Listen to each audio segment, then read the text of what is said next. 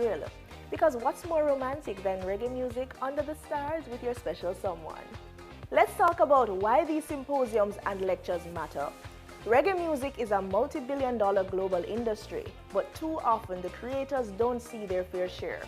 These educational sessions teach our artists about copyright, publishing rights, royalty collection, and digital distribution. If you're a young artist, producer, or manager, I'm urging you to attend these sessions. They're often free and very affordable, and the knowledge you gain could be worth millions down the road. Don't let your music be exploited because you don't understand the business side. Week 2 is where education meets celebration. Get out there, learn something new, and keep supporting reggae culture. Download the Reggae Jamaica mobile app for updates, and remember to follow JCDC Jamaica and PBC Jamaica across all social media platforms for updates. Thanks to our sponsor Chase Fund for keeping Jamaica's culture strong.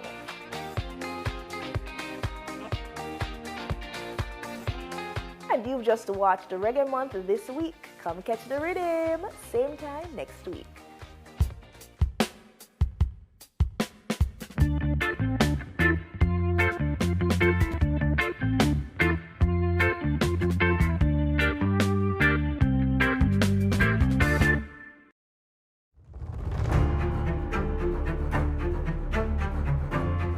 Jamaica is your homeland. You are not homeless or stateless. What we are trying to build here is a place where every Jamaican can feel proud and comfortable to come back home. That's what we want to build here, your homeland. And if you're finding it difficult where you are, come back here. Ackee and saltfish was always good. It's on the tree, you can get it. Don't stay there and suffer. Come back home. But as I said before, don't come back here to destroy your homeland and what we have been working very hard to create so that you wouldn't have had to leave in the first place. And as I said, we have been making strides in that regard. So expect to be dealt with a firm hand if your intent is criminal. Come back and let us build your homeland so that you can stand up with pride with the citizens of the world about your country. That you don't have to be economic refugees. That's what it is about. Disabuse yourself of this notion that you can only make it through crime and therefore you're going to join a gang and become a part of the problem. I appeal to all of you who have been exposed overseas and see what prosperity is like. Come back home and let us work together to build the prosperous nation that Jamaica is destined to be.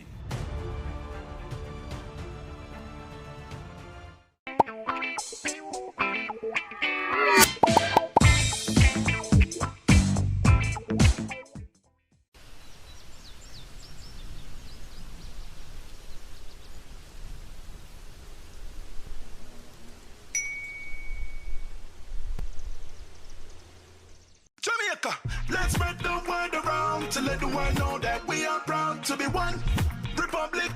We on the road to republic. Well then, let's propel we nation moving forward in a new direction.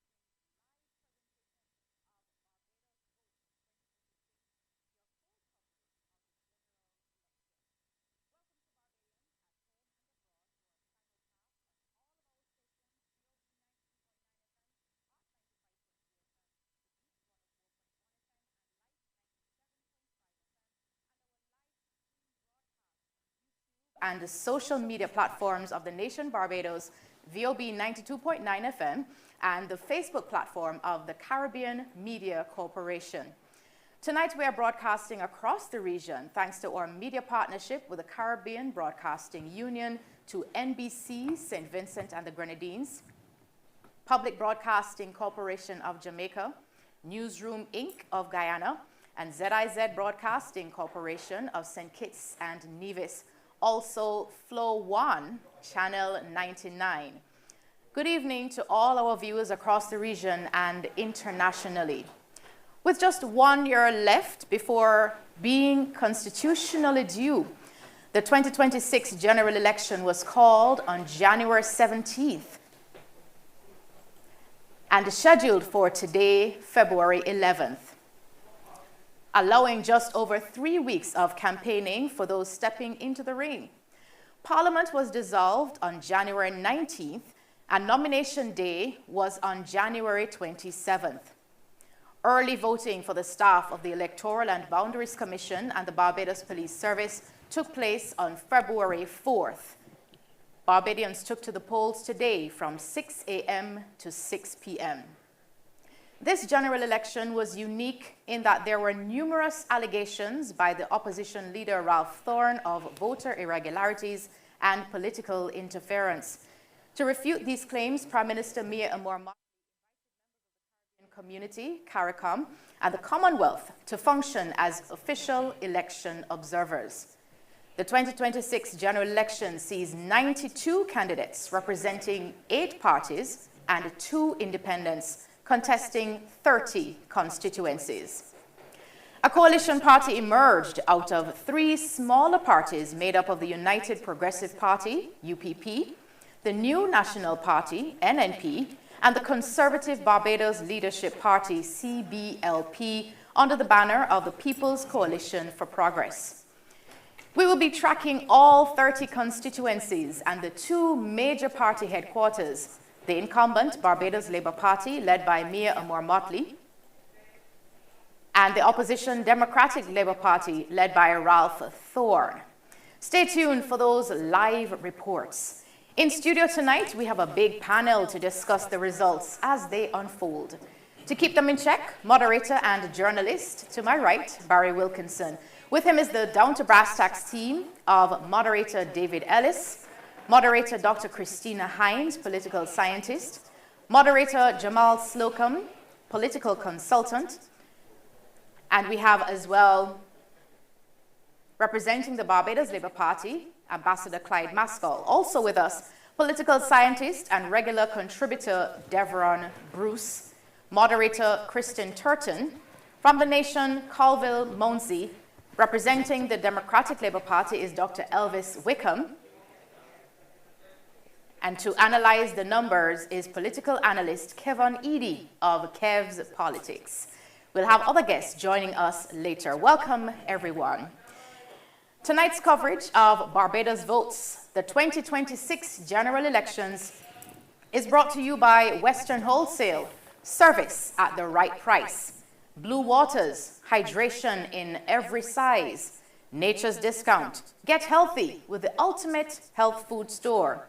Courtesy Garage, legendary service, legendary performance with GAC, where craft meets technology. Nissan, innovation that excites, and Hyundai. Let's go to the panel for the first thoughts. Barry, I hope you have your gavel to keep everyone in check this evening. Well, it's funny you say gavel because we're going to give you some breaking news as we talk about heading to the courts, and that's what happened earlier today. A very historic day in the general election landscape in Barbados.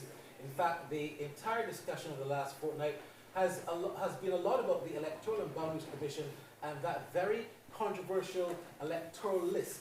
Today, as Starcom Network took to the streets, many people were saying that they did not get a chance to vote, not because they didn't make the time to get there, but because their name was not on the list as was promised by the EDC. We can confirm that the Democratic Labour Party, led by the Attorney at Law, Verla de Pisa, has indeed formed a court injunction seeking to extend the time of today's election. Polls were supposed to close at 6 p.m. In some constituencies, that was extended to 7 p.m. I can now confirm that in St. Philip North, for example, polls closed at 7 p.m. and also in St. James South. It is my understanding that that was one of the other constituencies that polls closed late. Now, this has been a developing kind of story for such a long time. And when we come back right here on Barbados Votes, we're going to discuss this first of all before we get into how the votes went today and how the persons that went to the polls indeed might have done. We'll be right back on Barbados Votes. Welcome to the Western Sale Centre, the home of quality products, excellent service, and of course, great prices. Come on, let's check it out. We've extended our product selection to offer a new and exciting range of products, from personal care items to household essentials, to meat and veg, and everything else in between. We are open Monday to Friday, 7:30 a.m. to 6 p.m., giving you plenty of time to browse and stock up. Come on down to the Western Sale Centre, the heartbeat of Western, where great quality, products, and excellent prices are in store.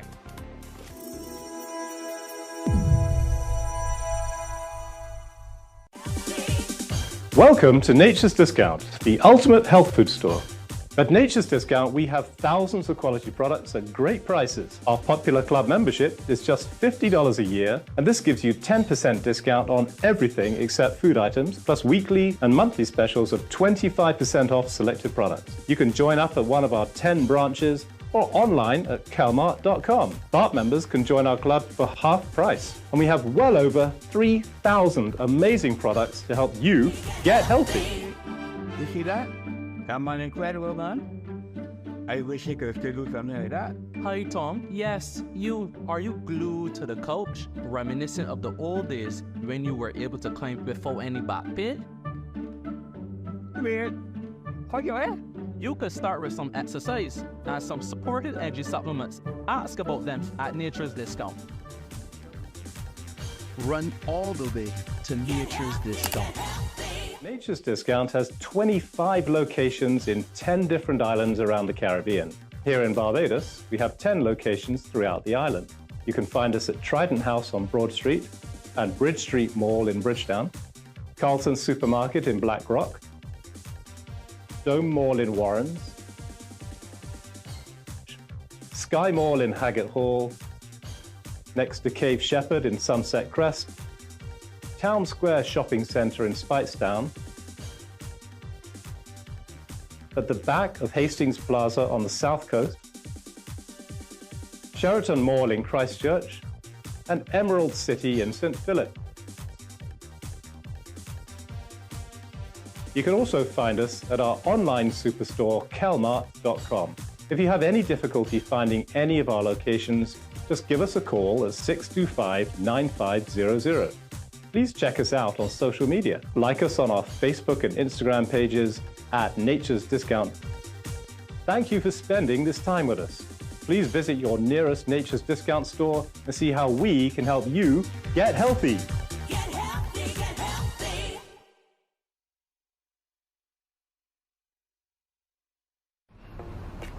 So this is what I've been trying to tell you about. So for $8.99 a month, you can get travel credit for 5,000 Barbados dollars with Going Places Travel, and we can go wherever we want. This car just feels like me. Practical, but not boring. Adventurous, but grounded. The kind of car that fits into my everyday life, whether I'm running errands, working out, or heading to dance class. This might just be the one.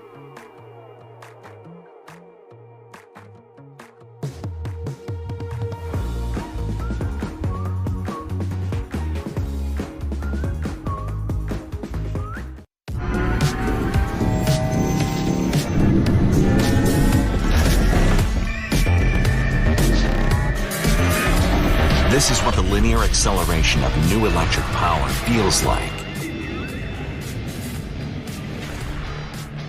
This is what a world feels like where technology keeps you safe. Emotion that transports you to other worlds. This is Nissan X-Trail e-Power, powered for every day.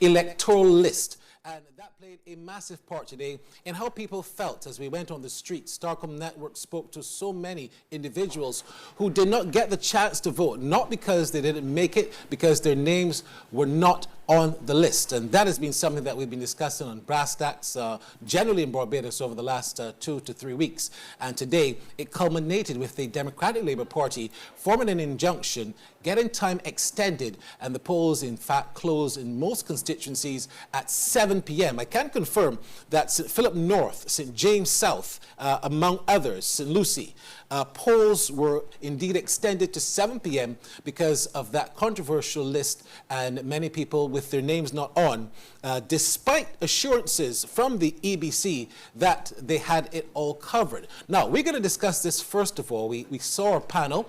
We're going to go to Dr. Wickham, Dr. Elvis Wickham, of course, who's representing the interests of the Democratic Labour Party. And we also hear from Ambassador Dr. Clyde Maskell from the BLP. Dr. Wickham, the DLP, they're the ones with Verla de Pisa, the attorney at law, who's formed this injunction. She's gone to court since, I think, 4 o'clock. We got a call from Andrew Campbell, the campaign manager of the DLP. He went live on Starcom Network at 4:30, made an announcement for persons who were having problems with getting to vote to come to George Street, and there were a flood of people who went there because they were having issues, and there was an attorney there seeing them through the process. Can you give us some up-to-date information as to what really happened? Well, Barry, as our comrade leader Thorne had been saying for quite some time, the list was not ready. It absolutely was not ready. I mean, we are told 271,000 plus eligible voters in a country of about 270 plus thousand individuals. So they weren't really eligible because some of them are deceased. So a deceased person certainly can't be eligible. Certainly. Either way, 270,000 with approximately 3,000 births per year times 17 years is about 50,000 or so. So at most, our eligible voters total should have been about 25,000. But we've known this. This is not the first time. We were being told for quite some time the list is not ready, it is not ready, it is not ready. Why rush the election? We had over 12 months before it was constitutionally due at the time that it was called. This is not the first time that we had an election with eligible persons not being entitled to vote in violation of the Representation of the People Act. We would remember that in 2022, there were at least 6,000 persons who were in COVID isolation or quarantine who were unable to vote. Not every available opportunity was created to allow them to vote, because as we know, COVID positivity was not a restriction for being eligible to vote. And this is of great concern because in a democracy, I see no right more sacred than the right to vote once you're determined eligible. And every opportunity should be made for persons to exercise that right. I personally was involved in a situation of trying to get a first-time voter on the list. 4 times we tried, including going to EBC headquarters, filling out online, going to the registration center, online again. And they were still did not get onto the list until a mysterious phone call late one night after online complaint, where they were asked to give their, then this was after registration had closed, where their person said, look, give me your ID number and I'll get you on the list. 9:30 that night, they were not on the list. And by 6 the next morning, they were on the list. And they had been trying from before the elections were announced to get on the list. Numerous problems with the list. And many, unfortunately, would have been disenfranchised. Well, I can give a first-hand account because my name was indeed off the list. In fact, it was stated that I was out of the island for more than 5 years, and I voted in 2022. So I don't know how that happened. In fact, 5 minutes to 7 o'clock on the day that you were supposed to get your names in, I was at the St. Lawrence Primary School filling out my name, my address, because my name was off the list to vote. So I can indeed give a first-hand account there. I want to say to Ambassador Maskell, there was some thought of a political motivation by Ralph Thorne for going public and saying to the Prime Minister that this election should have been postponed. Now, the EBC don't have the jurisdiction to stop an election in Barbados, but what the Prime Minister can do, or could have done, was to indeed extend the time for the election, as Mr. Thorne was indeed stating. Can I get your thoughts on this, Ambassador Maskell? Well, good evening. Well, Barry, I will not allow you to tell me what to say. And your question is not appropriate. Let me say this. A vote is a pure public good. This means that you are entitled to it once you qualify. Yeah. And you cannot be excluded from it. It is a pure public good. I'm hearing a lot of things here. I'm hearing many people. I am hearing a flood of people. And the issue that is important here is to be able to quantify. And what I'm hoping is that at each and every polling station, that individual who would have gone to vote this morning or afternoon, I'm hoping that those who were responsible took their names so that we can quantify how many people were denied. And why is that important?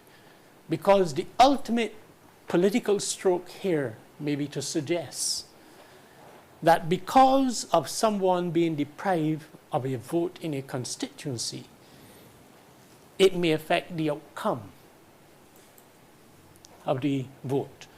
And that is why it's very important, and I'm admitting that we can't deny anyone the right to vote because it is a pure public good. A pure public good says that you cannot be excluded from that good. I query what you just said, because if you can tell me who qualifies for a vote, then you cannot use your argument that the voting list appears to be too big, because Barbadians living abroad are entitled to vote in Barbados. And therefore, by a pure addition of numbers over the years, a strange thing happens. Even though we consistently hear that our population is only 270,000 people, only persons 18 or over can be on the voters list. And when it is said that we have 261,000 people are capable of voting, it connotes to the average man that something is wrong. You know why? Because people under the age of 18 make up the population. And there are thousands of people under the age of 18. But I'm suggesting here that 271 cannot be wrong, because there's an entitlement of Barbadians living all across the globe. But the chief electoral officer quantified that 271 by saying that deceased people were on the list. No, but again, how many deceased people? You see, you have to be careful in trying to suggest over the last 5 years that something is not only the last 5 years. In fact, I led that. You see that thing there, 2003? Yeah. The chart. I was the DLP's leader. And the same thing, we had people who did not. It's just that it has now been elevated. And I'm not here to suggest that one person who has been denied the right to vote today, that one person should not get that right. Because I start by defining a vote. You cannot be excluded. But the notion that you're going to use numbers to suggest that something is wrong with the voters list in comparison to the population of Barbados is not the right way to do it. But the salient question should have the voter, the February 11th election, should that have been put back? But why? I'm asking you, your thoughts on that. Well, many people didn't get a chance to vote. No, you said many again. You said a flood before, and now you're saying many. I want to know first, to make this argument compelling, you need to be able to quantify the amount of people who did not get a right to vote. But and so my question to you is, how many people would satisfy you that it would have been too many? No, I told you at the start. I'm asking a question. No. I'm telling you what has to happen. I'm telling you that in order to demonstrate that the ability not to vote by Peter today has influenced the outcome of the election, we need to know how many Peter, Johns, Marys, and that were in fact denied in order to then make the implication that it has impacted on the election in such a way that the election should have been postponed or should not have occurred, and these other things. I am therefore saying that you have to be very careful in conveying the impression and then using data like 271,000 voters to suggest that something is wrong with the voters list, when in actual fact, I say to you that the population of Barbados is much smaller than the population of Barbadians. You heard what I just said? The population of Barbados is much smaller than the population of Barbadians. There are Barbadians living all across the globe who are still entitled to come home if they want to vote. And therefore you cannot suggest or use that figure to convey a false impression about the voters list. I want to ask Colvin Munzi, who's with the nation, he's been on the road a lot. How did this impact today? I mean, Dr. Maskell has said that there might be political motives behind the suggestion. Oh, Lord. But how much, you were on the road today, how much did this impact, Colvin? Well, I see I have a handheld mic. I don't know if that's a good thing or a bad thing. Basically, what we saw on the road today was consistent with what your report is suggesting, that number of persons complained that they were disenfranchised and were not allowed to vote. Whether or not there is an issue with the voters list, I will leave that up to the statistical experts. Yeah. However, questions must be asked as to how this will impact the election, though, in the sense that based on polls, we are seeing, we are expecting a low voter turnout. And the question must be asked, is this going to have some impact? Because there is no doubt that there are persons that were disenfranchised. I myself, like you, Barry, when I checked up to a few nights, up to Friday night, I was not on the list. I was added later on to the list. Yeah. So those questions have to be raised. I don't know if I am the person best qualified to answer it, but it is something that has to be delved into and looked into as we progress. All right, we're going to get ready soon to go to actually up St. John. Don't want to get you too excited in thinking that the box is ready to be announced. But we're going to go to a reporter shortly in St. John just to see and get a sense as to what's happening out there on the outside. I want to remind you of our guest and our panel. We do have quite a big panel. Let me start to my right. David Ellis, of course, who needs little introduction. Dr. Christina Hines, of course, from Brass Tacks. Jamal Slocum, political analyst, who would boast that he just came back from St. Vincent and the Grenadines and St. Lucia, where the parties that he worked with were successful in their bids. But guess what happened here? Mia forgot him. So that's why he's here with us tonight. To his right is Dr. Wickham, who we spoke with earlier.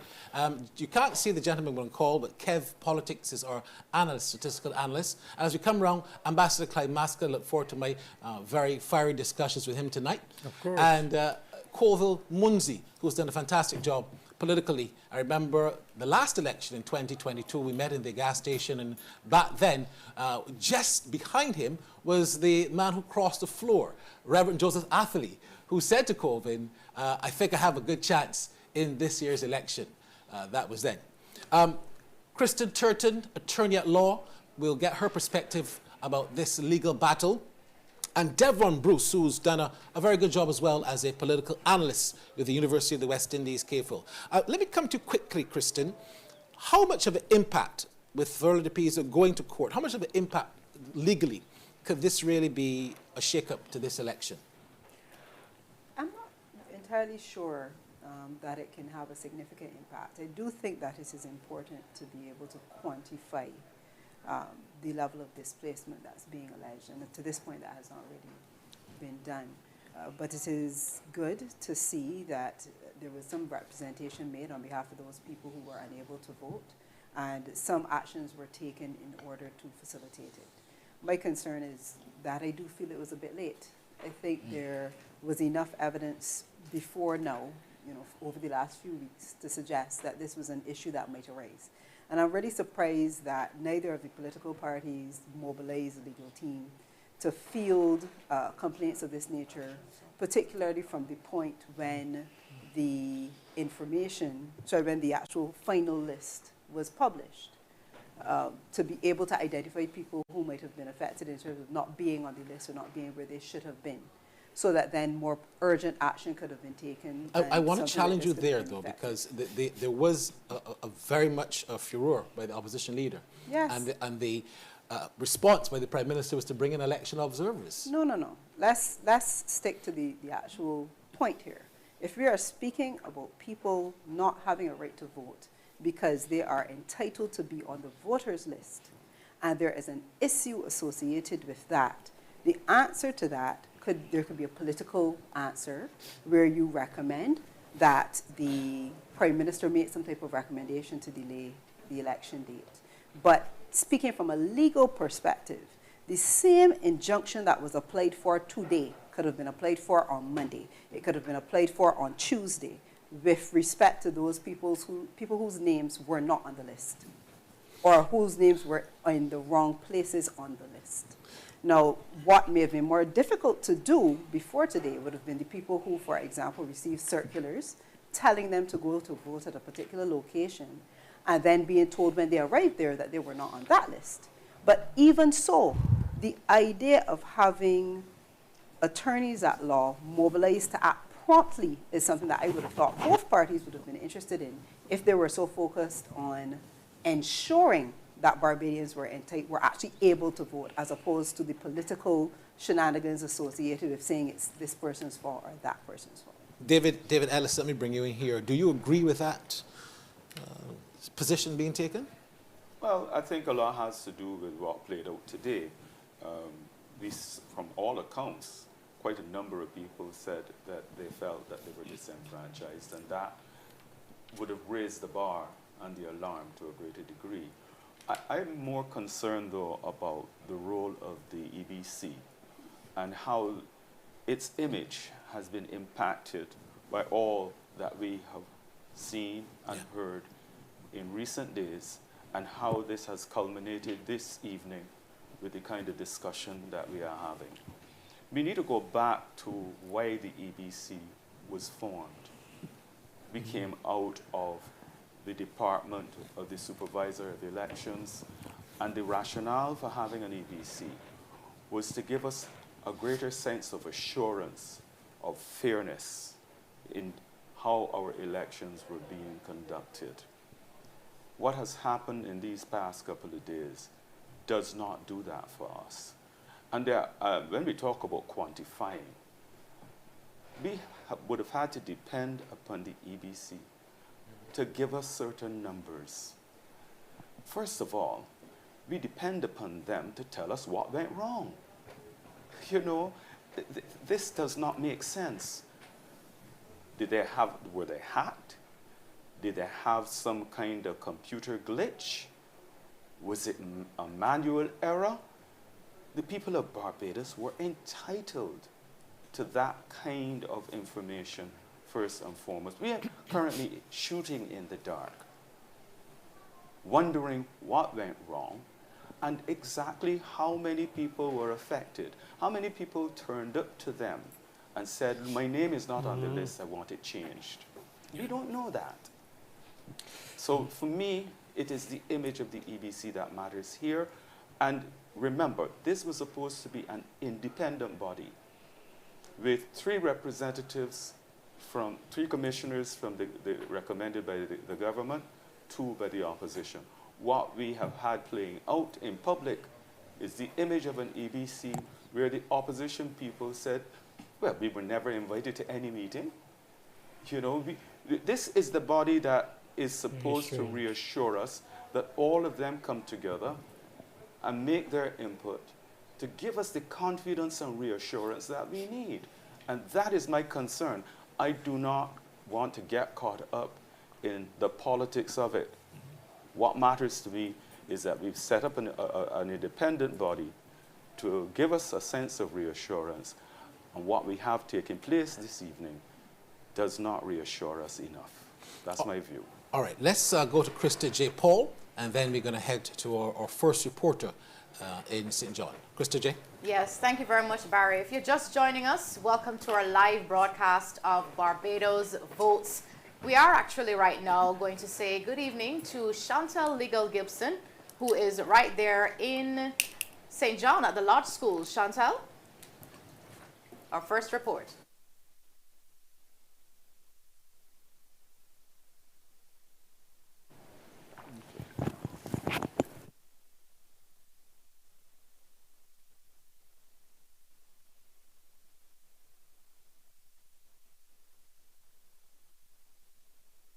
We want to say a very warm welcome to you if you are tuning in on YouTube and Facebook, wherever you are right here. All right, I understand Chantal is with us. Chantal? Hi, good evening. So I'm here now at the Law School where we have three candidates vying for this constituency of St. John. We have the incumbent, Charles Griffith, who is contesting the seat both in 2018 and 2022 under the Barbados Labour Party, winning on both occasions to become the Member of Parliament. Also in that race, we have Democratic Labour Party's political leader, Ralph Thorne, who crossed the floor in 2024, leaving the Barbados Labour Party to become the opposition leader and in turn the leader of that party. Mr. Thorne previously served as a Member of Parliament for Christchurch South, which was the seat he contested last election. Our third candidate is Kimar Stewart, who is no stranger to politics. He is the leader of the New National Party, which is a member of the People's Coalition for Progress. Mr. Stewart also left the Democratic Labour Party to form his own party after contesting for that party in both the 2018 and 2022 election. Currently, we're here at the Counting Centre. No boxes have arrived yet, but however, all the counters are in position. Everyone is anticipating the arrival of at least the first boxes. So far, we have one candidate here on site, which is Mr. Stewart, who is also anticipating tonight's vote. The atmosphere right now is quiet, as there are no people on the outside, and the feeling right now is one of anticipation as we await for the first set of boxes to arrive. All right, thank you so much, Chantal Legal Gibson. She's going to keep us up to date with what's happening there. The city, that's also going to be a very keen, interesting place. We know that the incumbent, of course, is the Barbados Labour Party holding the seat, but Corey Lane held that seat from 2022 until he vacated that seat about, 2 or 3 weeks before elections were called. And it meant that the Barbados Labour Party had another selection to make, and it was indeed Michael Lashley, King's Counsel Michael Lashley, who came over from the Democratic Labour Party. He was the first vice president, had resigned, came over, and he is now vying for that seat against Dale Rowe, of course, from the Democratic Labour Party. Let's go to Tanisha Rock-Yaw. She is indeed in the city of Bridgetown, and she has an update for us. Tanisha?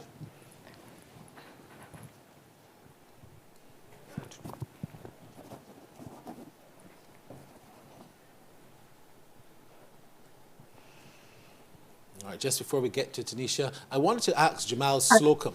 Jamal, you know, we've had a lot of discussion that's going on regarding the young vote. Many people are saying that the Barbados Labour Party has indeed been able to get the younger persons out voting. Last night in Bay Street was a classic example of seeing so many young people coming out. You represent the young people on this panel, Jamal. You're not even 30 yet. How are the young persons in Barbados feeling about voting? Because we know there has been some apathy. Well, certainly, Barry, I think we cannot make an assessment on that until we see the turnout today. And even when we see the turnout, it's not going to be an accurate assessment of that. I don't think there's a differentiation whether or not you had X amount of young people voted or those on the age of 35 or whatever in the election. If I'm to base it totally on sentiment, it is quite clear that the Barbados Labour Party has been able to attract much of a younger base. By the look of its campaign, it is more vibrant, it's more exciting. You know, the use of entertainment, whether you have a young brother who was on the stage days before the elections, the election day, whether you look at Lil Rick, Mole, the popular names and faces, Master T, even who is one of the hottest dancehall artists in Barbados today. And I'm not discounting the incident which was sustained by many Barbadians in St. Lucie in Chaka Hall. But I think the Democratic Labour Party this election more so held on to the party faithful. Yes. You saw a return of key individuals who would traditionally support the Democratic Labour Party back out and around the party. So if I'm to assess the situation, it is totally sentimental. It's based on the fact that the Barbados Labour Party has just crafted the image as more exciting, more youthful, if to use that word.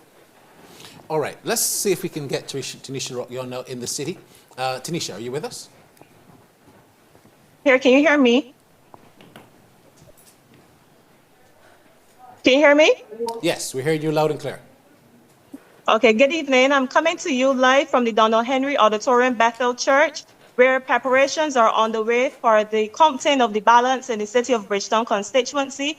What I could report now at this time is that the ballot boxes have not yet arrived here, and officials remain on standby for those boxes from the 11 polling stations. However, at this point, security is in place with about 10 police officers on location. Earlier this evening, Barbados Labour Party candidate Michael Lashley arrived here at about 6:30 p.m.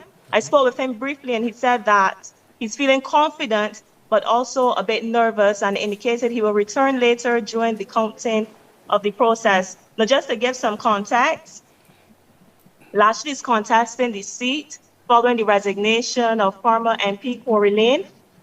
Also in the race are Democratic Labour Party first-time candidate Dale Rowe and Corey Beckles from the People's Coalition for Progress. Now, as we speak, the bus has just arrived with the boxes. I don't know if you can hear it.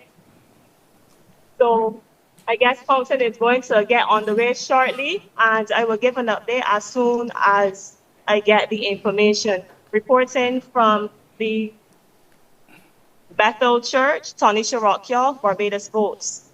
Thank you very much, Tanisha. I remember back in 2008, in fact, being at that very same auditorium covering this city, they were the first ones that you had results from in the city. So perhaps that could be very much consistent with how we look at the elections tonight. This is Barbados Votes. We'll be right back.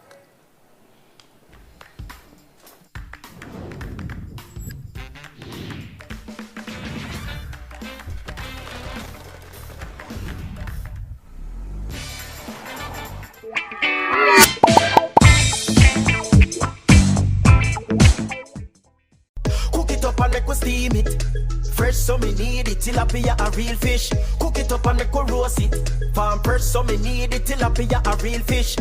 Grow smart at the best part. Food for thought so me have to eat smart. Easy catch, fully net. A tilapia so you don't know what's next. Cook it up and make we fry it. Fresh so me need it. Tilapia a real fish. Bring home the best in freshwater fish. High content of vitamin B3, protein and potassium. Tilapia, simple, healthy, delicious. My job is to ensure that every man, woman and child maintain good health at all times. Our primary function is to ensure that government services are delivered effectively and efficiently. We are building forward together.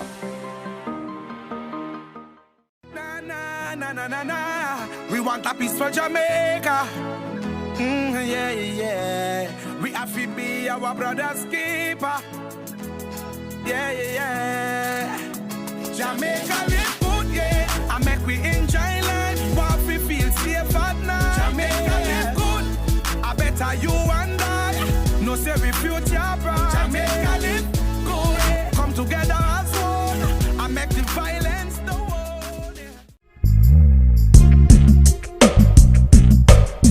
Reggae facts. Jamaica has had many reggae songs topping the UK singles chart. The first was Israelites by Desmond Dekker and the Aces in April 1969. The second reggae song to top the UK chart was Double Barrel by Dave and Ansel Collins in May 1971. Other Jamaican songs which held the top spot include Everything I Own by Ken Booth in 1974, Uptown Top Ranking by Althea and Donna in 1978, I Wanna Wake Up With You, Boris Gardner, 1986. Twist and Shout by Chakademus and Pliers featuring Jack Radix in 1994. Breathe by Blue Cantrell featuring Sean Paul in 2003. What About Us by The Saturdays featuring Sean Paul in 2013. Cheerleader by Omi in 2015, and Rockabye by Clean Bandit featuring Sean Paul and Anne Marie in 2016. Now, Shaggy has had the most #1 hits on the UK charts. Oh Carolina, 1993, Bombastic, 1995, It Wasn't Me featuring Rick Rock, 2001, and Angel featuring Rayvon in 2001.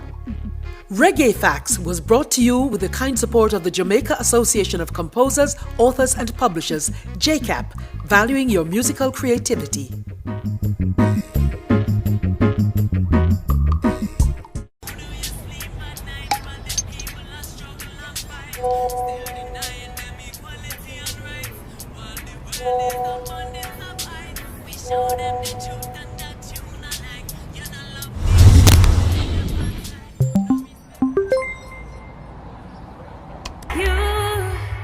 You never put up a fight, no. I'm so easy, cool and me calm.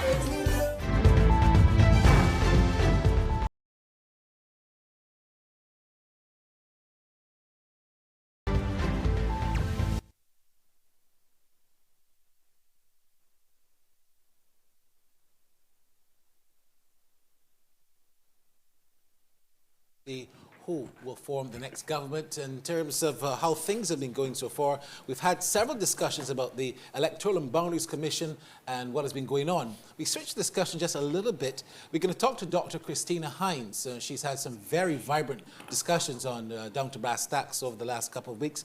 Dr. Hines, good to have you, good to see you.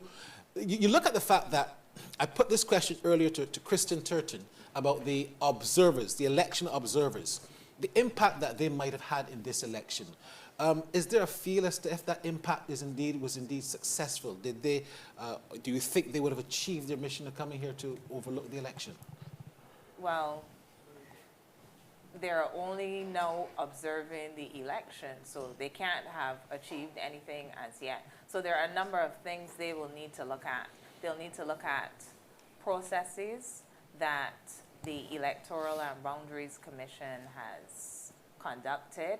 They have to look at the count. They need to look at what has been occurring during today. So we can't say that they have achieved their objective. There are a number of people who are asking questions about what this means for them. If their name is not on the list, if they're on the list for a different polling station than they expected to be on the list for, what do the observers mean for them? Not a whole lot.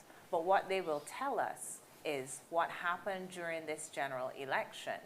And if there are areas that we need to improve, then we can work on those for the future. So we have to wait and see what they will find. And we won't know that until after the general election process has been completed.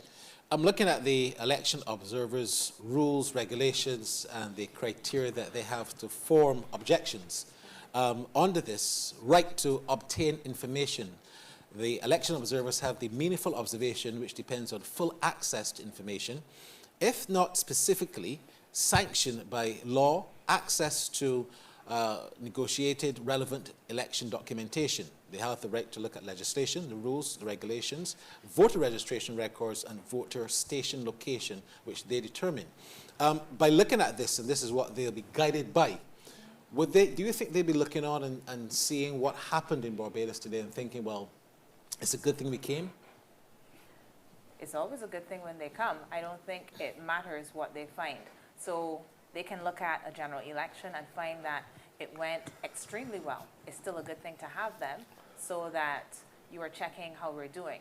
If the election did not go particularly well in some areas, it is also useful to have election observers. So the fact that Barbados has not had this process before is something that we need to ask some questions about. Why hasn't Barbados done this in the past? It's not because something is unusual that you need to have elections observed. This is something that really is best practice. It should happen as a matter of course, and it can help us to do better each and every time we have a general election, when we have a by-election as well. So whether or not things go smoothly, it is always useful to have these kinds of checks on how our electoral processes are working. Devron, you spoke first of all with David Ellis and Professor Dwayne Devonish on that very well-known Nation Starcom poll that was done pre-election, which stated that the Barbados Labour Party, the incumbents, indeed had a massive lead coming into the election. That, of course, was before all of the campaigning would have begun. Now the campaign is over. Now that you've seen the BLP, the DLP, the Friends of Democracy, who looked pretty organized, and also the PCP, I think that's the name of their party. Now you've seen the campaign, and the campaigns are all done and dusted. Did anyone shake that Starcom network poll? And I say shake it.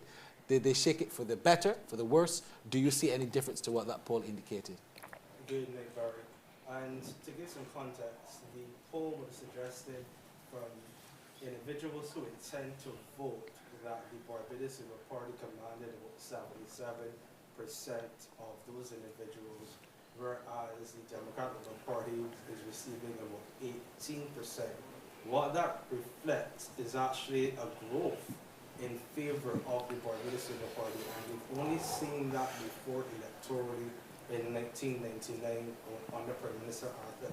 So it's showing to some extent that the Democratic Labour Party is seemingly losing support. There are many areas and reasons why that may be happening, like the existence of the third parties, as you made mention, for instance, but we will have to see how the night pans out. Now, specifically to the campaign, given the short period of the campaign period, I would say that the Democratic Labour Party has carried out, to my estimation, a relatively commendable campaign. I think expectations might have been a bit low given where the party has been over the last two electoral cycles and some of the difficulties it would have had internally, but to my mind, I think that they did a relatively good job. I can't think of any major strategic blunders or fall-ups, so to speak, from the Democratic Party. There are some, but to my mind, they did a relatively decent job. The Barbados Labour Party, the expectation is that they will do well. You have the Prime Minister Balina, who has led that party now for some time.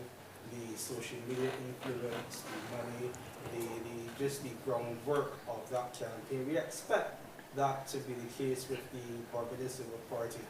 So I would say that the poll would not, to my mind, be shaken.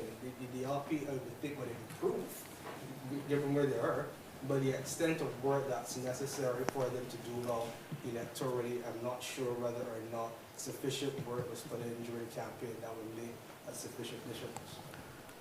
Just want to confirm that boxes have arrived at St. Michael Central and St. Joseph Primary.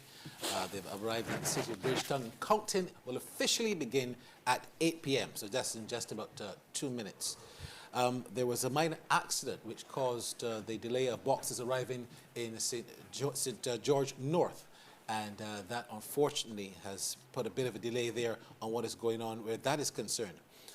Boxes have arrived at St. Christopher Primary School in Christchurch. That will be the Christchurch East seat. And I'm going to ask now David Ellis. David, you would have been covering elections way back from the days of when Sybil Leacock upset Owen Arthur, way back. Does this election have that kind of feel of, over the years, of a general election in Barbados? And also, I must ask you, we spoke to Devon about polls.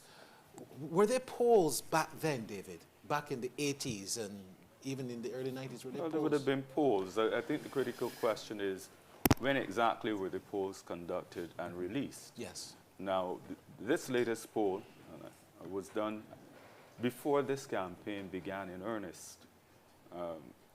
I believe the Democratic Labour Party's Oyster meeting was the first that really showed that there was a difference in the turnout at their meetings. And we can compare what we've seen this time around with what we saw in 2022 and 2018. There are many people who have been surprised that they have been able to mobilize as many people at their meetings as they have done. So I was always cautious about the poll and being emphatic that it represented what would happen in the end.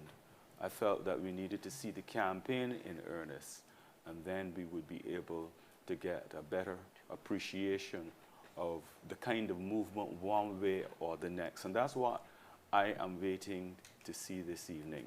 I have not been hearing in recent days the projection of another 30 Love.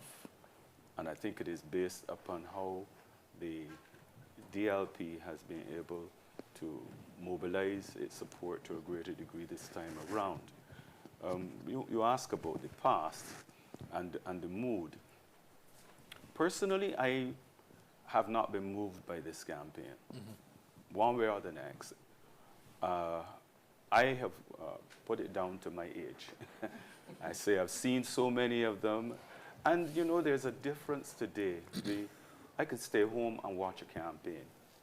I don't have to get up and go and then find myself struggling to get home at midnight or something like that. So I haven't been looking at the campaign in that kind of detail. Even the manifestos reached a point of not taking manifestos as seriously as other people, because these are mere promises made, but then I know they have to be implemented. And I'm aware that if Barbados has a real problem, it is with implementing things well. Yeah. I mean, I would say that if you look at what we have been discussing this evening with respect to all the complaints, that's an example of what our challenge seems to be. Just the latest example of it. So, I mean, whether you look at the BLP or the DLP, I think that is a matter that I was looking for in the manifestos to see what were the ideas that were being advanced that suggest to me that we are looking to tackle that problem. Because it's not just a BLP problem, it's whoever is seeking to lead must be able to say to us, look, these are the things we are going to do differently. I don't know whether other members of the panel have seen something that jumps out at them, but I haven't seen that. On the back of that, I want to ask Dr. Wickham. We know that the Barbados Labour Party, they, to their credit, have done a lot of research, and I know that they do a lot of polls during elections and even pre-elections. Does the Democratic Labour Party do any of that? Are they, like others in the constituencies, saying where there might be weaknesses? Can you shed some light on what the DLP has done where that is concerned? I will say individual candidates do internal polling in their particular constituencies. There is something that I did want to get back to from earlier, and on the same matter of the EBC, which is that the EBC had not met in January prior to the election being called. Had not met in January prior to the election being called, and that was stated by the deputy chairperson, Hal Gollop. And also of note, and we haven't mentioned this so far, is that we had a list that had over 10,000 persons under the age of 18 on that list. So it has to be emphasized again that there are more than enough concerns about the list. As was raised legitimately by our leader, that consideration could have been given to delay the poll by 30 days. But back to your point, Barry, your question, candidates do their own internal polling in their constituencies. You know, you look at the fact, Christian, that these days, David would have made the point, you don't necessarily need to go to a political party anymore. Zoom in 2020, when there was COVID, we had Zoom parties and people were enjoying themselves just at home. And this has been a constant trend. Now with election meetings, people are not going. They're actually just watching it and actually switching from one place to the next. This is going to be the trend going forward. Can we read into this as to perhaps some of the reasons for the apathy? Because people are not going out, but they're just deciding to tune in and out as they like. I don't think that in any way would cause apathy. But as I indicated today, even on our program, Down to Brass Tacks, we should ensure that there is really a poll in relation to people who did not vote, so that we can stop speculating about why people may not vote. The question is, for those people who on the day decided, I'm not doing this, who were not swayed or otherwise convinced to vote, what reasons did they give? I actually think the access to information in your home is more likely to encourage you to vote than to discourage you from voting. Because truth be told, you have to click on the link. You have to be sufficiently interested to click on the link and to see what's happening.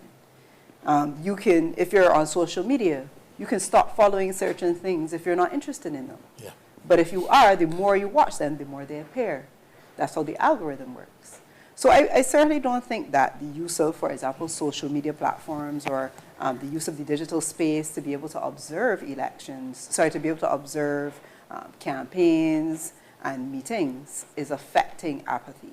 I think we have to be more concerned about the extent to which people feel like if their vote matters. Ambassador Maskell, we switch the attention now to looking at the Barbados Labour Party's record. 230 loves, an impressive one, 2018, 2022. What would you say has been the bright period, the bright spark for the Barbados Labour Party and government over the last 3.5, almost 4 years since the last election, between 2022 and now 2026? Where has the BLP shone? The Barbados Labour Party has restored pride to Barbados. Pride in not having downgrades, pride in increasing the economy, employing people, buying buses, buying sanitation trucks, improving the overall performance of the Barbados economy, which went through a very difficult period between 2008 and 2018. And I don't think that anybody can deny what has happened. We had no foreign reserves. We now have 30-something weeks of foreign reserves. We were paying 68 cents of the dollar for debt. We're now down to 30 cents. We had an environment in which the Democratic Labour Party betrayed Earl Barrow's fiscal golden rule, which is that you should always have a surplus on your current account to help you to finance your capital expenditure. It is a fiscal golden rule that has all administrations adhere to it. That had to be reversed, and it was reversed. Now, the thing is, though, that I want to speak to this thing of apathy, if you will allow me. Sure. I have a view on it. Politicians, I'm not seeing enough of them canvassing. And the EBC is not large enough to do the kind of work, when I say do, the scale that you want done in terms of checking the electoral lists. The beauty of canvassing is that you then discover that Tom is no longer at 4C, Division Drive. And you say, boy, let me go and check because I need that vote. So you then go into the EBC and you say, I've done some canvassing. And it's the beauty of, in fact, politicians use canvassing, checking the list, to tell people, I'm back here. Right? But what's happened in this, and I think this is Clyde's view, what's happened is that having not done enough canvassing across the board and getting your candidates to be known, because I look at a whole set of candidates here and I don't know them, right? And I think you should use opposition to become known. You see, you find something to talk about when you're in opposition. And how about Barry and David? And you don't have to be the greatest scholar in English nor math. You know what gets you by in life? Your scholarship should be your attitude. And that's what people like. So the problem here, and I think is emerging, is that there's this apparent now desire to use social media. That's correct. You with me? Yeah. And people want to see you. That's true. And then when you canvass, you get to find out that Tom has left Eden Lodge now and living somewhere in Christchurch. And therefore, it is in your interest to, years ago, to go and say, well, you know, Tom, you really belong to Eden Lodge. You only moved there just recently. Could you come back and vote for me? You ask those kind of questions. So what I think is happening, this is my view. And I like data, and I don't have enough data to be able to verify what I'm saying, but I suspect that I'm not wrong, right? When would-be politicians go and canvass, they then help the Electoral Boundaries Commission to clean the list. And we have a problem with scale in Barbados. We can cook very well for 2 people, but ask us now to cook for a Dutch party or a party, we in trouble. Yeah. Oh, we don't know how we're scaling up. And that has been a major problem across the board in this country as well, doing things on a large scale. We saw it here tonight, you know. I know this, I'm not here to pick at anybody, but I'm saying you just need to start catering to doing things in a bigger way, so that my friend should have had his little thing rather than using this. You with me? And again, I'm not picking at the entity. All I'm saying, we have to learn how to scale up in this country, how to do things on a big scale and do them effectively and well. All right? All right, I'm going to ask Dr. Wickham to respond to that in a minute, but let's go to some live images of some boxes arriving at some venues. Of course, we are on location with over 30 correspondents out in the field. This is St. Michael East, where boxes have just arrived. This is a live view. And it takes, just within 30 minutes or so when the boxes arrived for them to start counting. It could be a very long night, to tell the truth, if we've had that delay. And we've also had the situation where the polls will close at 7 o'clock. St. James South, what's happening there? This is a live shot at St. James South.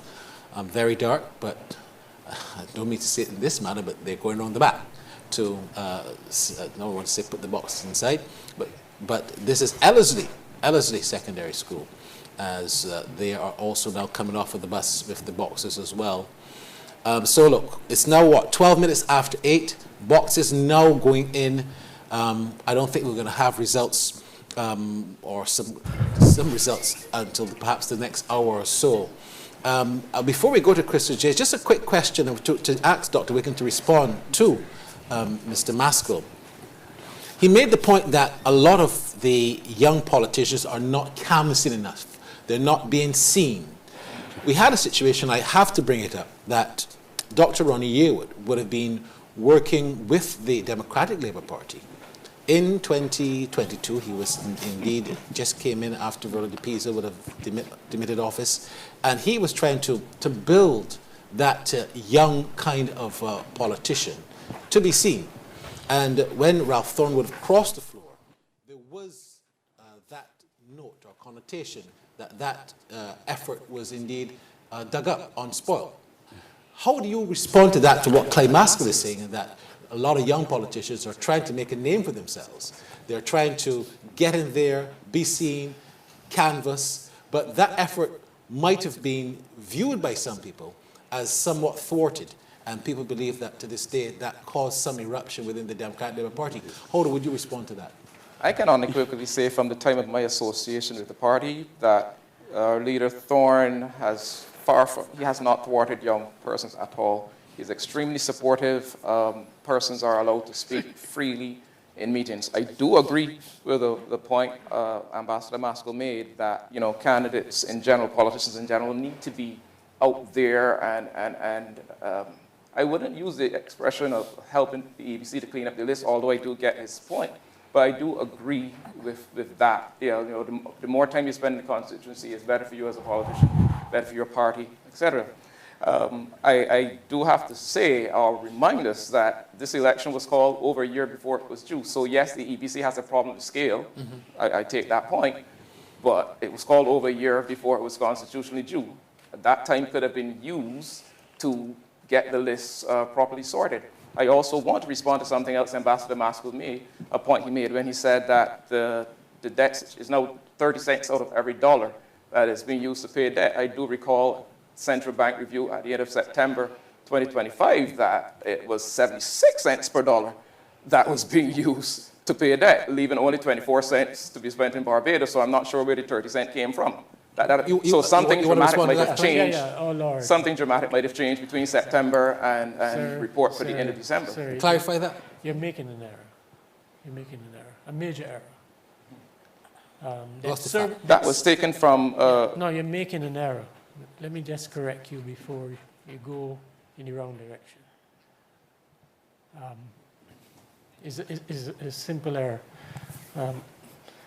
Debt servicing includes amortization plus interest payment.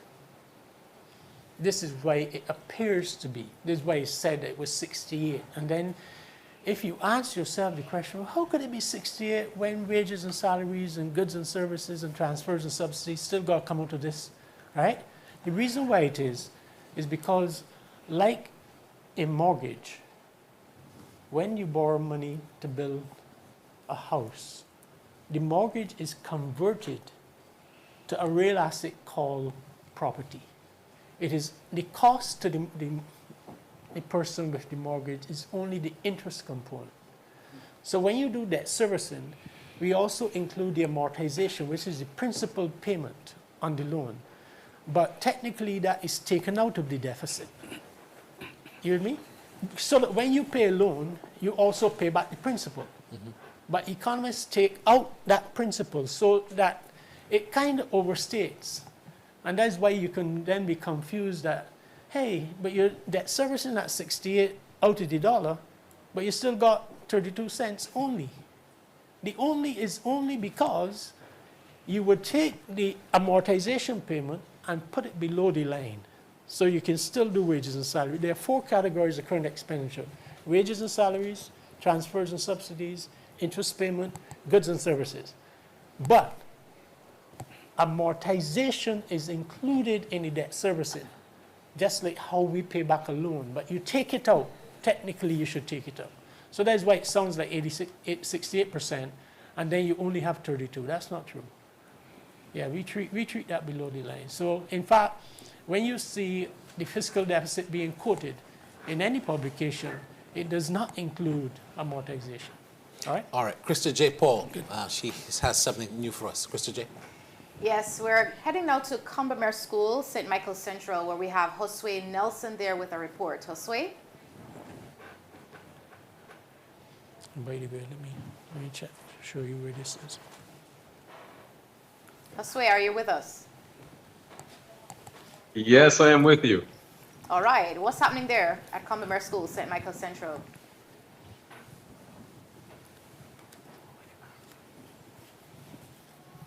All right. You are live with us. Right, so I'm here. All right. Hello, so I'm here at the Combermere School in Waterford, St. Michael, and from the corner of my eye would have seen the arrival of the 3rd bus bringing the boxes.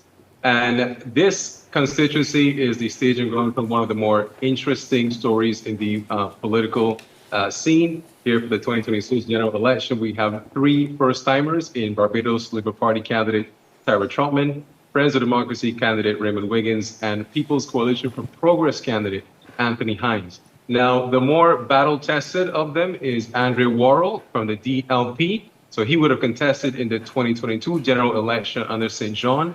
In that instance, he would have received 1,547 votes, eventually losing to Charles Griffith. This time around, he is running, and he was here earlier. He didn't say much, but he was asking for the arrival of the boxes.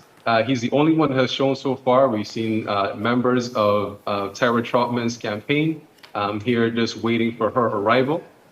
Just a bit about the candidates for Trotman. She adds a little bit of spice to the soup that is this campaign run. She was a former Democratic Labour Party member, former Young Democrat, before leaving the party and now wears the red colors. And Raymond Wiggins, he is a son of St. Michael Central soil. I was here on nomination day when he would have made his registration, and he said that he wished to support his people and represent them.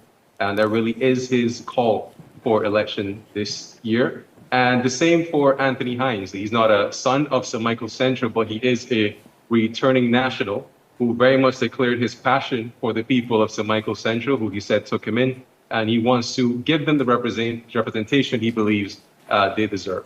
So far here, still waiting for results. The boxes have come in. And of course, as we get more, I will be reporting here from Commonwealth School. This is Jose Ramirez Nelson, Barbados Votes, and I'll be here with you live. Thank you so much, Jose, and please continue to keep us up to date. David Ellis is back with us, and David, I want to say to you that there's so many issues that have erupted from this entire campaign. You were just discussing off air another one. What I am curious about at this stage is the voter turnout. And I think we need to have the analysts look at that in comparison to what has happened previously.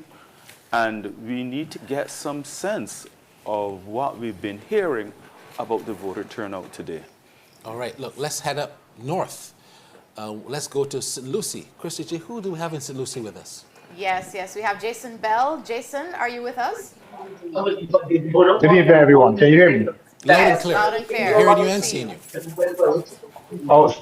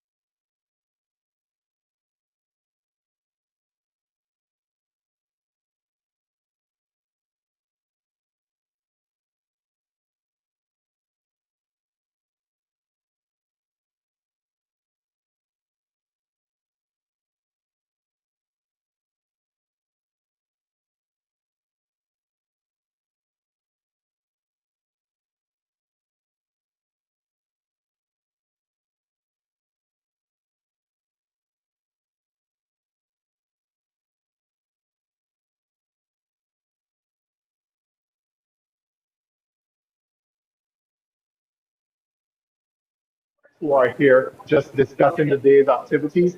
And of course, as I indicated to you, the voting counting process has begun. The first set of boxes arrived approximately half hour ago, and they got started immediately. I understand that the votes from the Checker Hall area, so that will be closer to the west and southern side of this northernmost parish, are yet to arrive. The boxes came here under heavy security by our Barbados Police Service, rather. Yeah, we're looking forward to a long night. I have my own water, given the water crisis here, so we're looking forward to a long night. And for a bit of context, about 48.5% of the eligible voters voted last time. The eligible voters are around 9,000, and we have about 4,500 votes in total.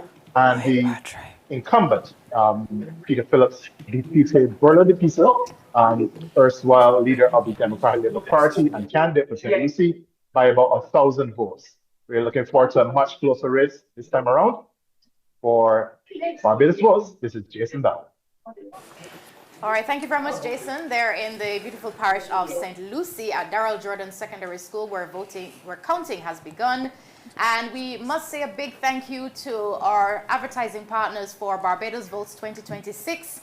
Western Wholesale Service at the right price. Blue Waters, you see we have our Blue Waters on the table here. Hydration in every size. Nature's Discount. Get healthy with the ultimate health food store. Courtesy Garage. Legendary service, legendary performance with GAC, where craft meets technology. Nissan, innovation that excites. And Hyundai. Barry? Yeah, thank you so much. The boxes continue to arrive. Counting underway in St. Lucie. St. Michael Southeast, I believe. Let's have a look and see what's happening down there. Boxes have also begun to arrive, arriving just a little bit late. It's understandable as to what we've had. St. Michael Northeast will be, of course, the Prime Minister of Barbados. St. Michael Southeast, correction. is where we're seeing. So Michael Northeast is the PM of Barbados, and Clarine Howard of the BSP, Jamal Sandiford of the DLP against Mia Motley. That's going to be a massive hill to climb. So we're in St. Michael Southeast. That's Santia Bradshaw, the Deputy Prime Minister of Barbados, Pedro Shepherd, and Roy Turney, ironically, in 2022. That's where we saw the first boxes coming back into the Starcom network when we were indeed doing the count here. I want to go back. We have some questions coming. I'm going to give you a number you can reach us at in terms of sending WhatsApp messages. This is just one that was sent to us. It says to Ambassador Maskell, this question says, can you please explain the 30 cents per out of the dollar that you were talking about, and explaining that to Mr. Wickham? Can you just redo that for us and explain it? Sometimes I feel so compromised as a professional economist and being perceived as a politician. That is hard. Well, you were both, to tell the truth. Yes, so I understand, but sometimes it can cloud person's judgment. All right. Actually, the best place to see this is in the annual reports of the central bank. All right. Let me explain. There are two categories of government expenditure. One is called capital expenditure, and one is called current expenditure. Current expenditure has four categories: wages and salaries, goods and services, interest payment on debt, and transfers and subsidies. Right? Those are the four economic categories. You would notice that only the interest payment is in the current expenditure of the government, because the principal or the amortization payment is treated below the line. And I explain again that when you borrow money to build a home, you have converted the mortgage into a real asset called a property. Therefore, only the interest payment on that mortgage is considered to be an expense to you. If I get technical, it means that the house now goes on the balance sheet and the interest payment stays on the income statement. All right? And that's why when economists calculate the fiscal deficit for Barbados or any other country, they put the repayment on debt below the line and they extract it from the fiscal deficit. But however, even as an individual with a mortgage, you still have to pay your principal plus the interest. So a government does the same thing. When a government calculates its interest payment on debt out of revenue, it still accounts for the amortization. But technically, it could be put below the line because you've already converted the debt into a road or a building or something useful, except when you were born to pay wages and salaries and things in the last administration.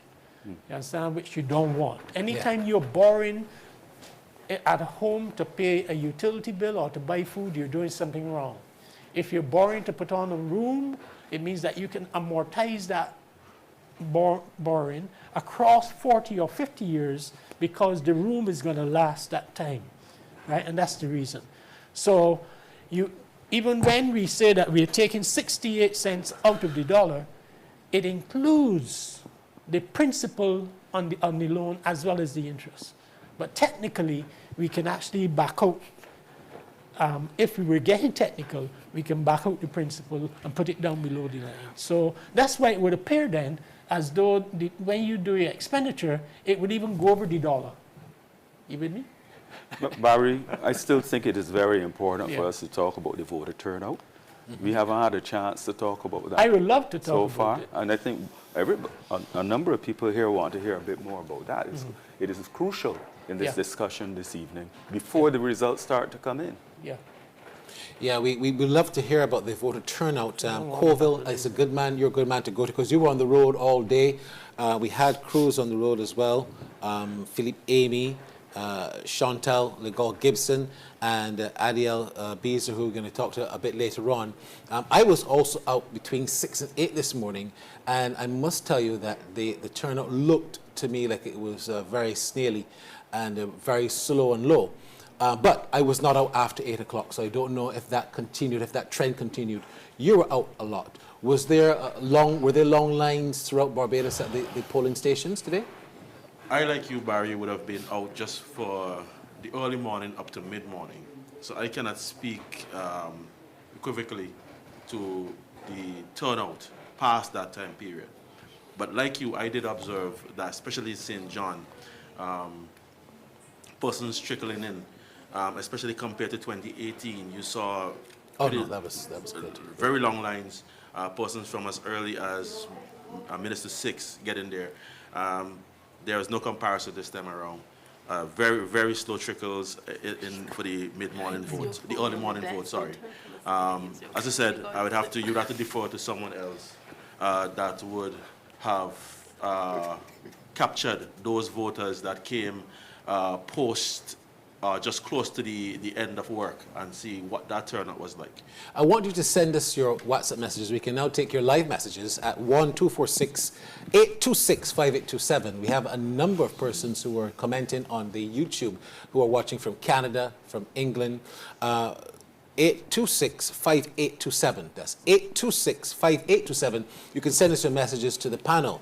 We have an open discussion as we look forward to the boxes continue to come in and the count to start very soon. It has started in some places. Jamal, you look at the fact that we speak a lot about the whole voter apathy, but I know you wanted to share something about that particular comment. I noted Dr. Maskell's comment earlier with regards to the actual consideration of people needing to canvass. I don't think that's the only factor that you have to take into consideration. The truth is, when you look at the two political parties in Barbados, one of the two political parties has been able to get out its base over a period of time. And I think the other aspect is that the other hasn't been able to attract people by way of turning out. So if you look at the St. James North by-election as an example, you would have seen that Chad Blackburn was able to get just under the amount of voters expected from the Barbados Labour Party. But if you look at Felicia Dujan's performance, she was unable to be on par with her opponent. The truth is, I think it comes down to another point as well. Barbadians recognize that there are 30 seats awarded to the Barbados Labour Party in the last election, in the last two elections. Can you get an opposition, or can you get a government formed out of the Democratic Labour Party? I don't think so. Most people don't think so. And therefore, they don't see it as a reason to go out and vote. You know, the Dems can't win.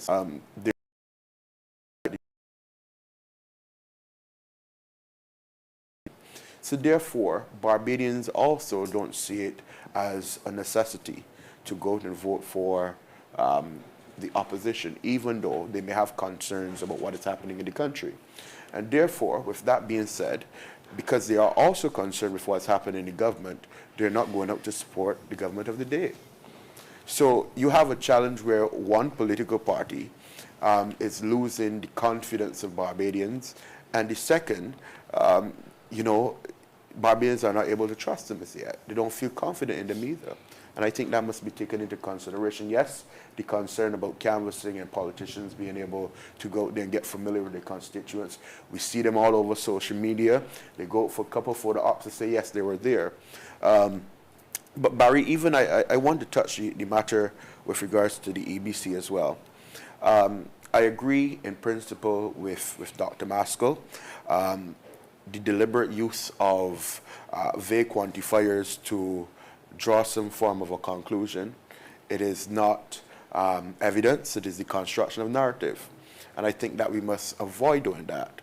But what I also want to lean towards is that I reject the notion on the end of Dr. Wickham that you had a whole year to call election. Look, the truth is, it is embedded in the Constitution from the time immemorial for the Prime Minister to have the right to call an election wherever he or she sees fit. It's happened all across the region. You look in St. Kitts and Nevis, Timothy Harris had a collapse within his government. He called that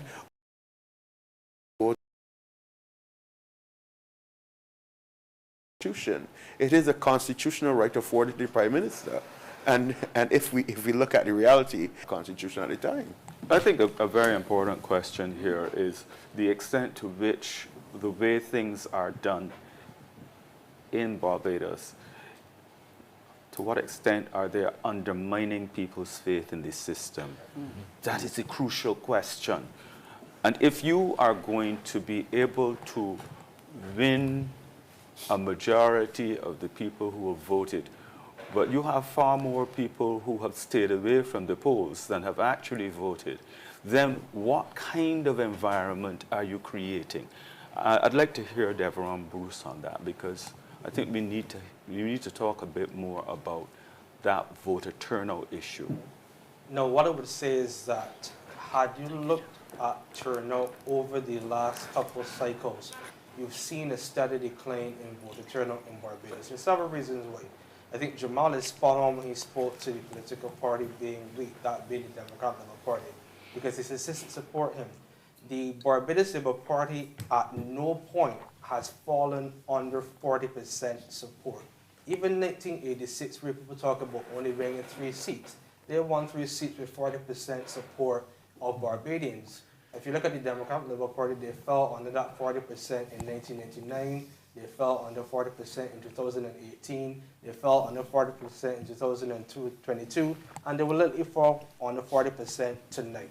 So what you have is a circumstance where you have a dominant political party in the Barbados Labour Party, and the Democratic Labour Party is simply not performing at the same levels, and therefore it not being to perform at the same levels means it's not pulling out many Barbadians to come to the polls. So I agree with Jamal on that. I want to ask you on the flip, Deveron, what did the levels of the Barbados Labour Party fall to in 2008?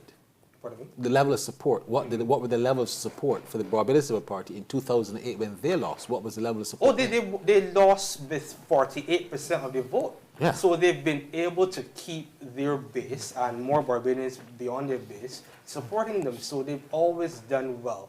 I think the real issue is the Democratic Labour Party not being able to pull its votes out and not being able to attract new voters to the process.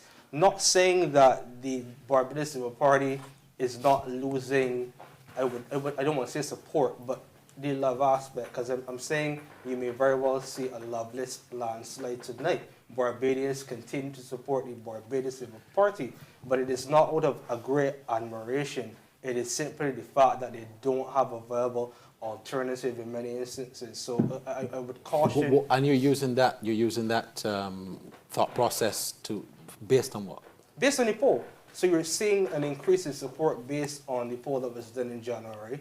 And if we look through electoral history, as I mentioned, the Barbados Labour Party has been able to maintain its support even in loss. So this is not, to my mind, a Barbados Labour Party issue. It's a Democratic Labour Party issue in many instances. Sorry, gentlemen, we do need to take a commercial break. So we'll take our commercial break right now and return with this robust discussion.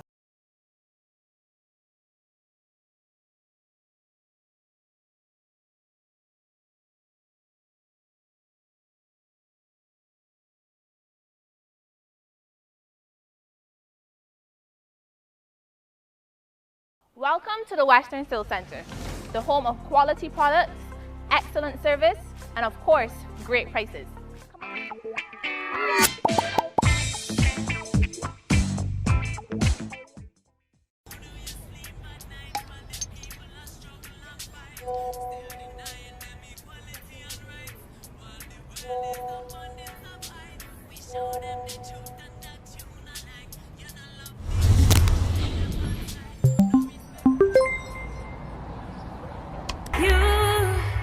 You never put up a fight, no. I'm easy, cool and me calm. Love you, girl. Let me keep you warm. When me look in your eyes, me see the possibilities. And me not gonna tell you lies and give you broken promises. You not love the youth, you shoot them pan side. No respect for the roots, you shoot them aside. Cause a long time we are Rocky Tina down. Me say a long time we are Skanky Tina down. Inna me blood, Martha Starby. Inna me blood, Bob Marley. Inna me blood. Struggle like a real soldier. Just like the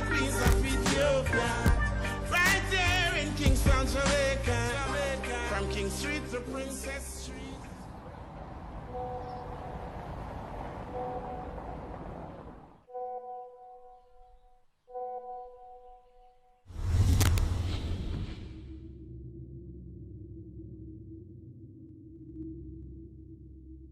Cook it up and make we steam it. Fresh so me need it, tilapia a real fish. Cook it up and make we roast it. Farm fresh so me need it, tilapia a real fish. Grow smart at the best part. Food for thought so me have to eat smart. Easy catch, fully net. A tilapia so you don't know what's next. Cook it up and make we fry it. Fresh so me need it, tilapia a real fish. Bring home the best in freshwater fish. High content of vitamin B3, protein and potassium. Tilapia, simple, healthy, delicious. Reggae facts. Jamaica has had many. Whenever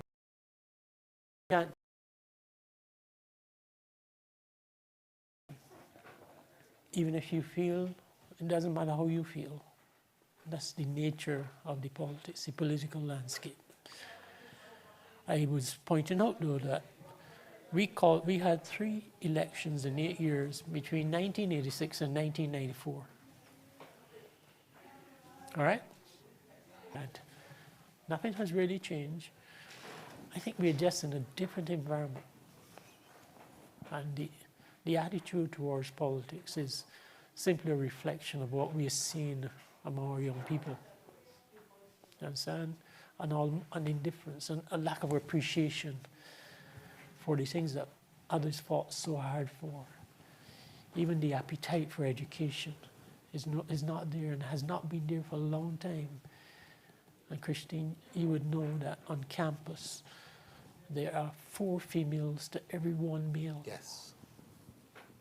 You heard I tell you? On campus. And this has been happening for quite a while. Females have taken over, and rightly so. It's not a problem.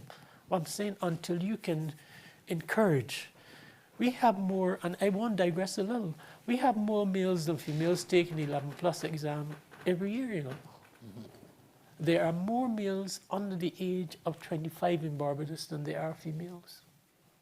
But yet still, right, and that flips as you get older, females take over in the higher cohorts. But yet still at university, there's a 4-to-1 ratio of female to male. And at tertiary level. So this lack of engagement that we're seeing from a major part of our population extends itself beyond education and coming into the political arena. And there's a serious other matter that we need to discuss. And Mr. Ellis has been hitting it over the years, right? Getting that participation and people feeling as though they come to this environment to make a difference, as opposed to coming to it in an entrepreneurial sense. The concept of voter entrepreneurship, which was buy and vote? I knew you talking about, which was raised far back. It was wonderfully said by I think Winston Cox years ago.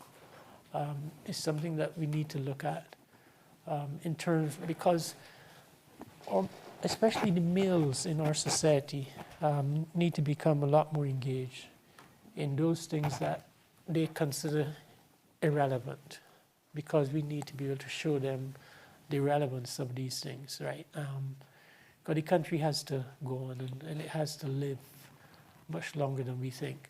And you cannot, in a small society, take one part away, the male part from the female part. Just as you can't, in a political party, take the youth out. And that's what happened. That is what recently happened. If you are a political party, you want each and every vote.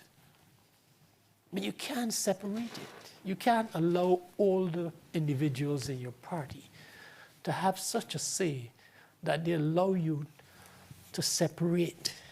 And I know what you're talking about. I don't have to be explicit. I know what I'm talking about. Politics is difficult. And therefore, when you go to canvas, even persons that you raise with for 20 years, and you and them socialize, and you come to and ask them for a vote, they tell you quite frankly, you know, I'm on the other side. Now, they're your friends, you know. I'm on the other side.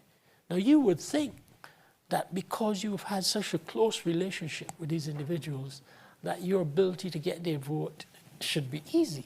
No, it doesn't work so in this political space.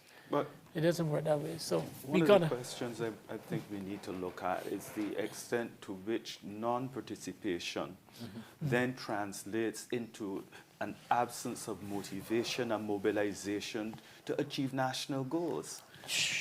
That's part of the reason why we need to understand that. Yes. What do you think? Yeah, that's it. So I want to jump in here. I think a lot of reflection was placed on voters and not a lot on government. And when I say government, I don't mean any political party. A lot of persons are not engaged because the political outcomes have not benefited them. You've had over many administrations making several promises about improving the livelihoods of people, and you look over generations, they're quite frankly in the same place. So it's not surprising that people then become transactionary when it comes to politics and only expect something on the election day or during the election period, because certainly during the governance period, to their mind, they don't get anything. So we have to speak to the fact that our governments have not been performing in a way that touches sufficient people that they would want to endorse the activity of government, that they would want to participate, that they would want to ensure the continuity of a good government, for instance. So we have to look at how we have been able to impact the lives of Barbadians over generations, and there are a whole host of our society that feel as though they've not been touched positively. Right. All right, well, before we continue, I just need to remind our viewers that you are watching Barbados Votes, the 2026 general elections, brought to you by Western Wholesale, service at the right price, Blue Waters, hydration in every size, Nature's Discount, get healthy with the ultimate health food store, Courtesy Garage, legendary service, legendary performance with GAC, where craft meets technology, Nissan, innovation that excites, and Hyundai. We now have a report from Carol Toppin. Carol Toppin, who is at the Democratic Labour Party headquarters. Carol, you are live. We can see you. Can we hear you? Yes, indeed. I can hear you. I hope you can hear me. Yes, we can. You can go ahead. And yes, live here from DLP headquarters on George Street. It is a beautiful windy night outside, but inside the actual auditorium, it gets a little bit hot. Here this evening we have, I would say, approximately 25 people milling around.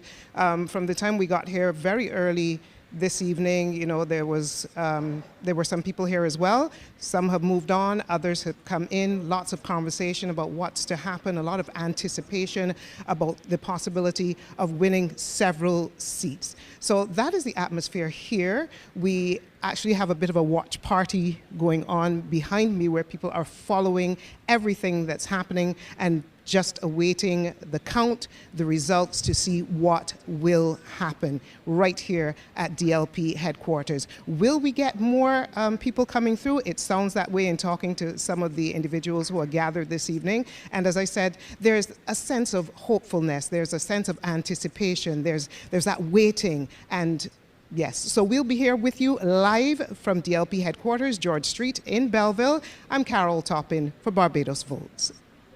All right, thank you so much, Carol Toppin. And from the Democratic Labour Party headquarters, we now head to the Barbados Labour Party headquarters with Gaynell Marshall. Good evening, Gaynell.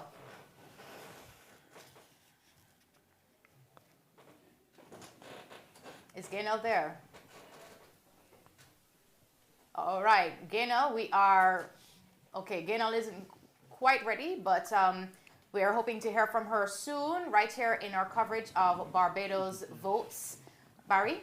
Yeah, Dr. Hines, I think that the discussion Devron was just having regarding looking at numbers, regarding looking at some current trends, you are on brass tacks quite often. What, over the last 2 to 3 weeks, outside of that EBC chat, have people in brass tacks have been discussing about this particular election and numbers coming in to going to vote and so on? People have been discussing a number of things. They've been discussing candidates, they've been discussing what they think the parties should do, what they shouldn't do, but I really have a difficulty with focusing on what people who call brass tacks are saying as well as what people in the WhatsApp are saying, because we could view this as selection bias. These are people that opt in, they want to call, they have grievances, they have things they want to complain about, they're for a political party or against. So I don't think this is what we should use to test whether there is truly an increase in voter apathy in Barbados, whether people are disaffected, they're not interested in politics. At this point, I'm waiting on evidence that there is an increase in voter apathy in Barbados. I don't see anything right now that supports this. And if we look at the same brass tacks discussions and some of what you were referring to today, people are so upset they're going to the polling station and the name is not on the list. If you were apathetic, you wouldn't care if your name is on a list. You don't care. You're not going to look to see if your name is on a list. You ain't going to check to see if you're listed as dead overseas. You are not doing any of these things if you are apathetic. And if we take out 2022 because it was a COVID year and the difficulties surrounding people voting in that year, we will see that there are not significant differences in the percentage of persons who actually show up to the polls to vote. It's around 40% of people who are registered who do not show up to vote consistently since around 1991. So if in this election, if at the end of this night, we see that there is a significant drop, then I will be convinced that something significant has changed. But just listening to brass tacks is not really accurate to me, because the people that call brass tacks, I love them, right? But they're not representative of Barbados. They're the people that call. And it's similar to those who, they have their friends that are saying, we ain't voting. But that's because that's who you're associated with. It's not because people in Barbados are in general not voting. All right, look, we have to, someone actually has written in to your comment. I'll read it after we go to Gaynell Marshall, because she's actually standing by the Barbados Labour Party headquarters in Roebuck Street. Gaynell, come in. Good night, Barry. Good night to the panel. And you could well imagine that Roebuck Street is an incredible hive of activity as we speak. The startup was very, very early today with the scaffolding and the stage being put up and the familiar stretched fabric of red and yellow of the party colors also coming into the picture, as you can see right behind me. So at the moment, the road still remains passable for anybody who's passing through Roebuck Street, but that's not going to last for very long. It's going to be a while before we see any of the candidates, I would imagine. Just following the coverage of the panel, we can tell that the boxes are now coming through in their respective constituencies. So it'll be some time before actual representatives make their way to party headquarters, but no doubt there's going to be a lot of action. There's going to be a number of questions, hopefully, that we can get answered tonight. I will paint the picture and bring you all the action the best way we possibly can here tonight as Barbados votes. It's always like if they're about to have a political meeting. All we're missing now is those familiar songs and those things in the background that you hear at these meetings these days. I want to read some messages that have come in based on what Dr. Hines said. This person, Maureen, says, can the voter apathy be due to voters expecting some sort of compensation for the X and not receiving anything in the end? And how do we as a society change this attitude toward voting and encourage appreciation, respect for the right and privilege to vote? Now, David, you alluded to that whole quote-unquote vote buy-in. Does that exist in Barbados, David? Do you think we have any evidence to suggest that that exists, or do you believe it does? Well, I think we've had scenarios here in Barbados that showed that things were happening that should not be happening, and this has been going on for a number of years. We turned a blind eye to it, but, we've had legislation put in place talking about how much money could be spent. And we see evidence that far more than that is spent, but people are not prepared to test it. So I would not bury my head in the sand on that particular question of whether there's vote buying or not. I think the more important issue here is how are we going to make people feel that they're so much a part of the makeup of Barbados, but even if they don't vote, they still have a desire to participate. You know, there are some areas in which I think my friend Jamal Slocum alluded to the number of entertainers and that sort of thing who have been able to kind of raise the bar among some young people. Barbadian youth are not only about those who are interested in entertainment. What happens to the rest of those people out there? What are we putting before them as two parties, or however many other parties we have, that seems to be sending them to a point where they recognize that national development requires more? For instance, I spoke with young people some time ago about, remember when we were pushing them to go online and make money abroad? And then I discovered, oh wait, they can't make the money because the way Google and YouTube set up, there was a big problem. That was as big an issue for them as the discussion there was about correspondent banking.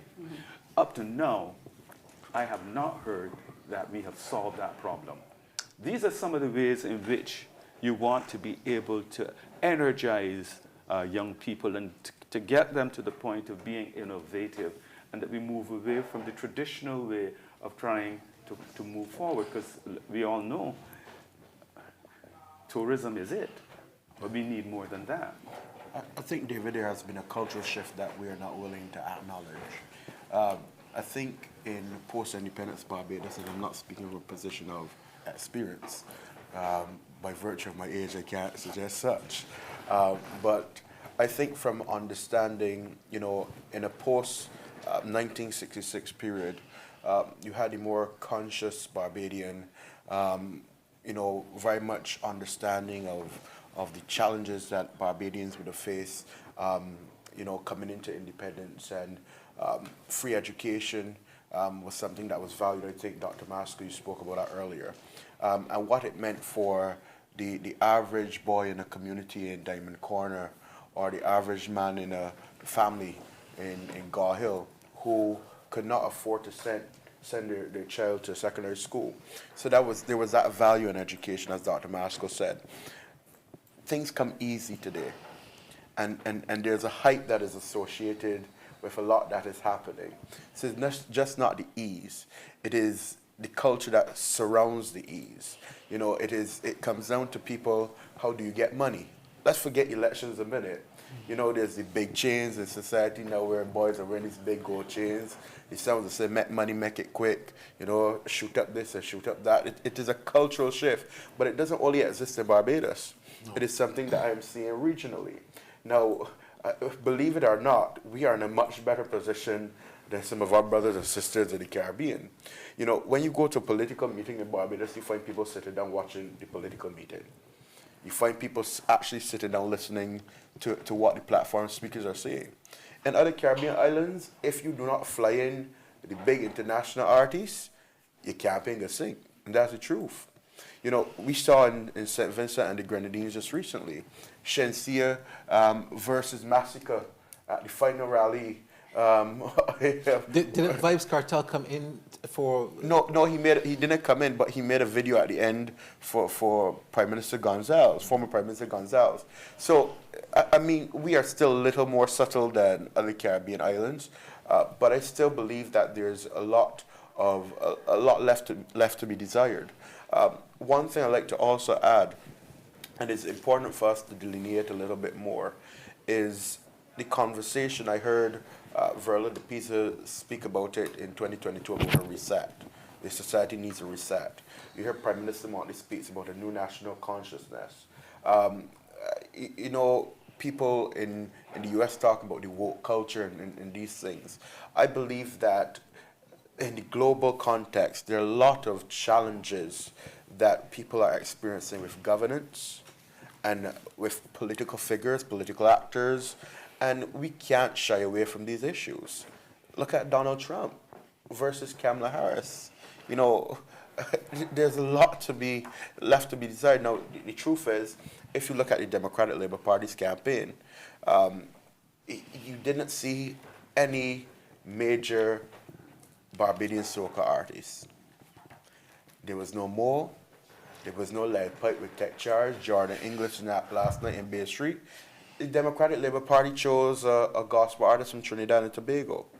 I mean, as much as I love his music, I can tell you no young person is going to Highgate Hall to hear no mass and gospel on a Tuesday night. I could tell you that. And half of the people not aware of what's going on. I think the philosophical underpinning of the Democratic Labour Party's campaign had significant value. What they were intending to package was a party that has moral standing. The righteous party. Do Barbadians agree with that? That's a whole different discussion. But what I believe the positioning was more aligned with where a small subset of the society believes we should go, but not the majority. Claire, is there value? Oh, sorry. You wanted to come in, Krista J. Oh, yes. I was just about to say, we can definitely hear from Mr. Maskell after this commercial break. Wonderful.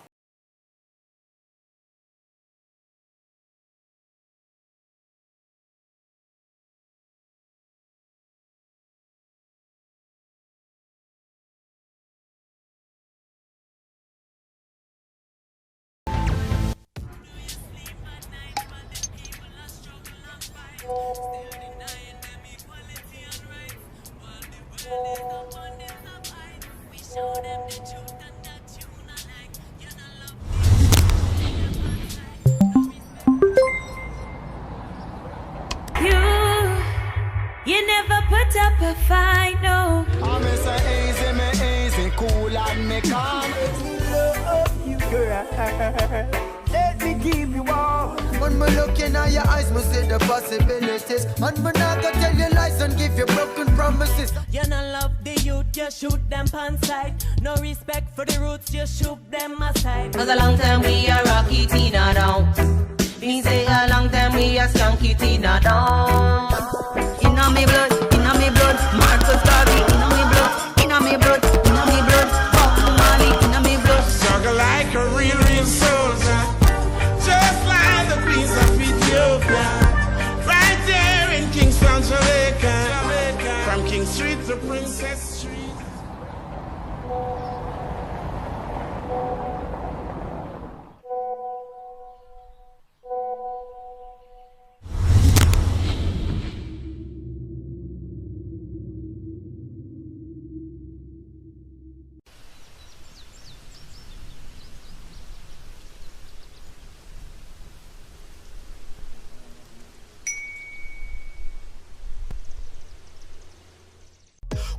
And make we steam it.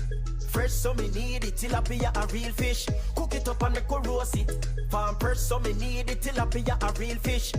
Grow smart at the best part. Food for thought so me have to eat smart. Easy catch, fully net. A tilapia so you don't know what's next. Cook it up and make we fry it. Fresh so me need it, tilapia a real fish. Bring home the best in freshwater fish. High content of vitamin B3, protein and potassium. Tilapia, simple, healthy, delicious. My job is to ensure that every man, woman and child maintain good health at all times. Our primary function is to ensure that government services are delivered effectively and efficiently. We are building forward together.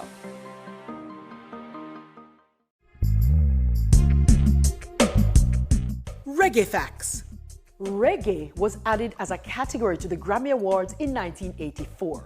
The nominees: Capture Life by Peter Tosh, Stepping Out by Steel Pulse, Reggae Nights by Jimmy Cliff, Anthem by Black Uhuru, and King Yellow Man by Yellow Man. Reggae's first Grammy Award was won by Black Uhuru, presented at the 27th staging of the awards in February 1985. Yellow Man was the first DJ nominated for a Grammy. Judy Mott, she was the first woman nominated for a Grammy in the reggae category for her album Working Wonders in 1986. In 1992, Shabba Ranks became the first DJ to win a Grammy Award with his album As Raw as Ever. The next year, he won again with his album Naked. The first female to win a Grammy in the reggae category was Coffee in 2020 for her EP Rapture, the first EP to win a Grammy Award. The first non-Jamaican reggae act to win a Grammy Award was Soulja in 2022 with their album Beauty in the Silence.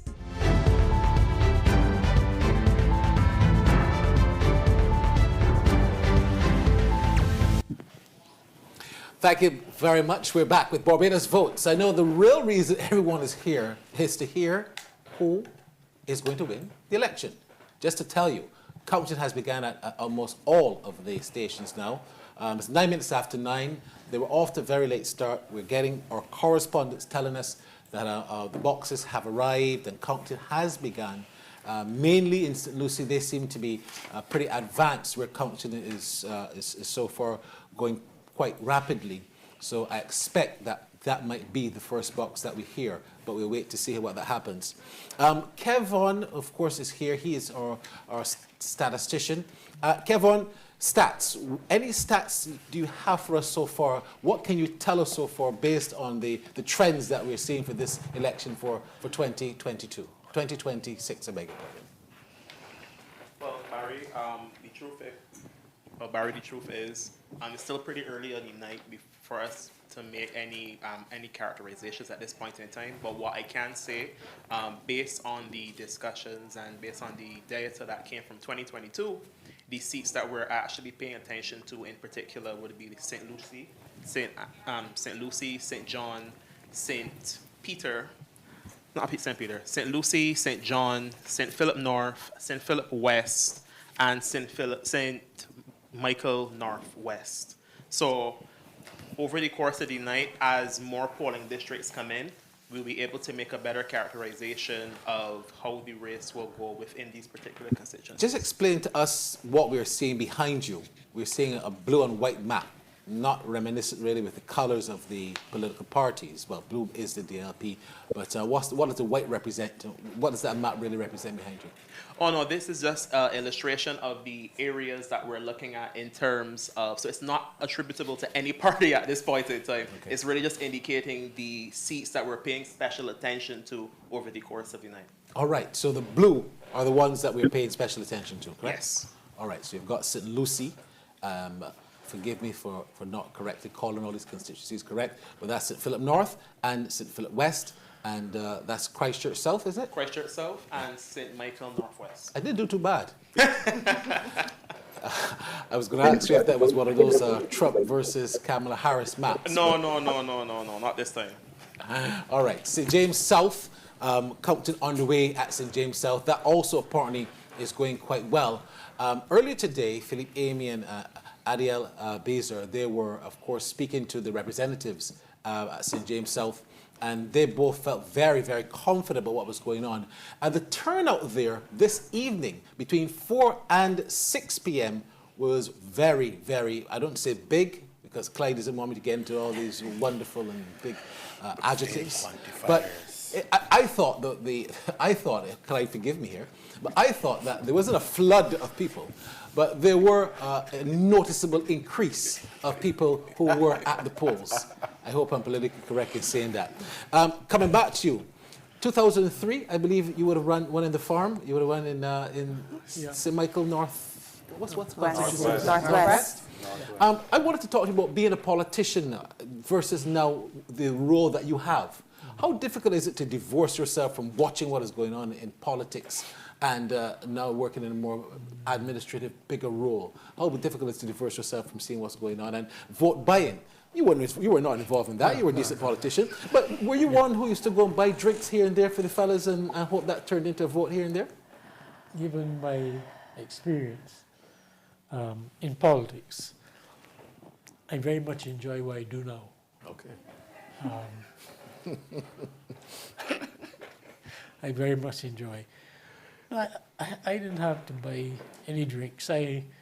I was from the area. I was very much into sports. Yeah. I played everything from wine to iodine, basketball, cricket, football, socialized quite a lot. So I never had to be so engaged. But in actual fact, at some point in time, you need to recognize what contribution you can make.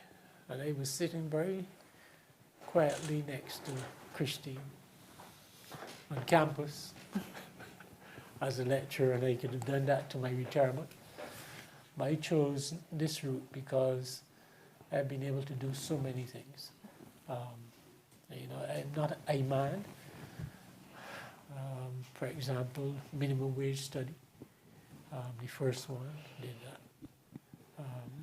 I'm responsible for the sugar industry reform, transport board reform, in terms of leadership of it, involved in income tax reform, corporate tax reform. I did the taxi tariff, lots of other things. So people want to know how you was so quiet, why you were so quiet. Yeah. Too busy to keep noise. Plus, too busy. Plus, there are other people now. There are younger people who we need to encourage to get involved and take the limelight. I said it earlier. If you're interested in politics, especially if you're in opposition, that's where you make a name for yourself. But the notion that you can stay away from becoming involved and going out there and being judged, and then all of a sudden you can assume a position of leadership and it is going to change you. That's not how it works. You understand? You have to be so engaged from early so that you sit in Parliament and there's so many things you can talk about, but you remain quiet. And you don't change that easily. You're either that way or not. I can tell you from you, if I had to live my political life or what I would have done, I would have tried to be far more impressive in terms of how you speak and that kind of thing, and image, right? And that sells better. I want to ask you, do we make too much of this whole party hopping? I mean, you were a Democratic Labour Party member. We now had Donovan Ennis, who was saying that it's ridiculous to have Chris Sinclair and Michael Lashley being part of now the BLP. But when you look at it, Kerry Simmons was starting the Dems, he's now a B. You were in the Dems, you are now quote-unquote a B. Do we make too much of it in a small society of this party hopping? Because, listen, anybody who, especially when we got involved was after the turmoil in the Democratic Labour Party. And a lot of young people went in there. And the truth is that if you're going to make that decision, then you have to have the freedom to do whatever you like. If I want to be a B, I will be one. If I want to be a Dem, I will be one. Nobody should question that. It is difficult in itself to participate in politics, regardless of which side you're on. So the notion that about this loyalty, people can change their minds. Philosophical? Party. The philosophy? The philosophy of a party. You think about it. Think about it for yourself. What does it suggest? No, I'm thinking, but you're thinking. I'm not a university lecturer. You're a university lecturer. So I you all over the region, region, Jamal. You all over the region dealing with different political parties and things. You understand? And the thing is that you need to be in a space where you feel as though you can offer your best. But does that when you give in the system? I mean, there is some merit in what Donville Ennis would have suggested. What's that? You know, here one day, look, Barbadians today left the Democratic Labour Party in 2018 because they were sick and fed up of how they felt under their administration. Right. You stood on the platform on multiple occasions. You said that the Democratic Labour Party led us to economic ruin. But here today, you have the Minister of Finance, who was the architect of the so-called lost decade. You know, now involved in the political campaigning of the Barbados Labour Party. And hold on, you also have Michael Lashley, who was deemed the worst Minister of Housing in the history of Barbados. Now, I'm not helping you, Dr. Wickham, with me. But what I am saying is that these are the little things that make a difference for us young people. Yes. And it leads for a more mature Barbadian. they may like, oh, it's good to see Michael left them in their confusion. But, you know, when I sit down and think about it, especially my contemporaries who are equally economists, lawyers, doctors, I don't want to call it the intelligent group. People don't want to feel as if you are playing games with them. And it almost feels as that is what's happening. Whether I'm not debating whether it's right for Michael to join the Barbados Labour Party, and I'm just saying that's how people feel. Yeah, there's a freedom he has, but you know that when you step back, you know all life is a set of relationships. That's all life is, you know, a set of relationships that start when you're young, and as you evolve, you then are able to evaluate, and you can change. You can change your mind. But the fact that you are going to tell a young man who made a decision to become involved in an endeavor for which there's no certainty. I don't want to talk about Clyde Maskell at all, but what I'm saying is that you take a chance to get involved in politics. You don't win, you're qualified for a job, you then apply for a job, but on the basis that you enter the political space, you cannot get the job. You with me? And therefore, it's just about relationships. And as you evolve and mature, you begin to recognize that, hey, you know, if things are not, because political parties or any organization, they're not as easy as you think. You understand? So I'm saying to you that you can't confine a fellow to a space. I just want to... Before you continue, we now do need to go to Princess Margaret Secondary School, where we have Archelaus Weeks. They're in St. Philip West. Archelaus? Hey, very good evening to you. Moderately easterly winds here at the Princess Margaret School, St. Philip West. And the first box came in at around 7:15, in fact, 7:48. And at 7:51, and then at 9 o'clock, and we're waiting for the results in just a bit. Now, St. Philip West, it's a hotly contested area. The spotlight tonight is on the high-stakes rematch between incumbent Kay McConney from the Barbados Labour Party, defending her seat, with the familiar challenger, Dr. David Eswick. Of course, there are other parties, Katrina Goodridge of the Friends of Democracy, and Lynette Eastman of the People's Coalition for Progress, also in the mix. And this may be one of the many competitive races on the cards tonight in Barbados. Candidates and supporters are waiting to see if the constituency remains a BLP stronghold or shifts back to the DLP, or we'll have an upset in the likes of Katrina Goodridge from the Friends of Democracy and Lynette Eastman of the People's Coalition for Progress. Just to give you some information here before we go back to you, the St. Philip West is a Central West constituency in the parish of St. Philip.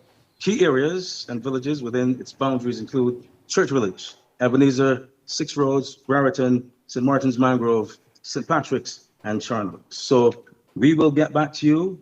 They're counting, and of course, we'll bring you all of that right here, live, Barbados elections coverage 2026. All right, thank you very much, Archelaus Weeks.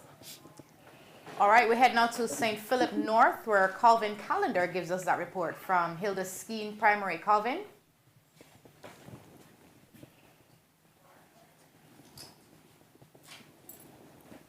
All right, okay, we'll go ahead with a commercial break. More when we return.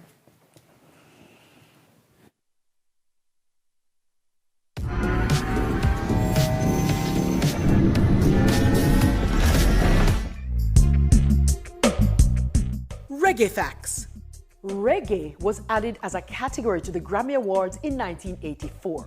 The nominees: Capture Life by Peter Tosh, Stepping Out by Steel Pulse, Reggae Nights by Jimmy Cliff, Anthem by Black Uhuru, and King Yellow Man by Yellow Man. Reggae's first Grammy Award was won by Black Uhuru, presented at the 27th staging of the awards in February 1985. Yellow Man was the first DJ nominated for a Grammy. Judy Mott, she was the first woman nominated for a Grammy in the reggae category for her album Working Wonders in 1986. In 1992, Shabba Ranks became the first DJ to win a Grammy Award with his album As Raw as Ever. The next year, he won again with his album Naked. The first female to win a Grammy in the reggae category was Coffee in 2020 for her EP Rapture, the first EP to win a Grammy Award. The first non-Jamaican reggae act to win a Grammy Award was Soulja in 2022 with their album Beauty in the Silence. Reggae Facts was brought to you with the kind support of the Jamaica Association of Composers, Authors and Publishers, JCAP, valuing your musical creativity.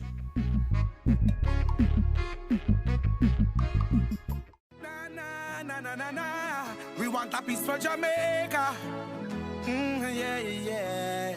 We have to be our brother's keeper. Yeah, yeah. Jamaica live good, yeah. I make we enjoy life. Want we feel safe at night. Jamaica live good. I better you and I. No say we future bright. Jamaica live good. Come together as one. I make the violence the world. Jamaica, I can help you protect our citizens. Jamaica Eye will play a part in increasing your public safety. Jamaica Eye is part of an island-wide network of camera surveillance systems designed to increase the safety of you, our citizens. If you have a camera system outside your home or office facing a public space, log on to jamaicaeye.gov.jm today. Jamaica Eye, we're all connected. The Ministry of National Security, creating a safer and prosperous Jamaica.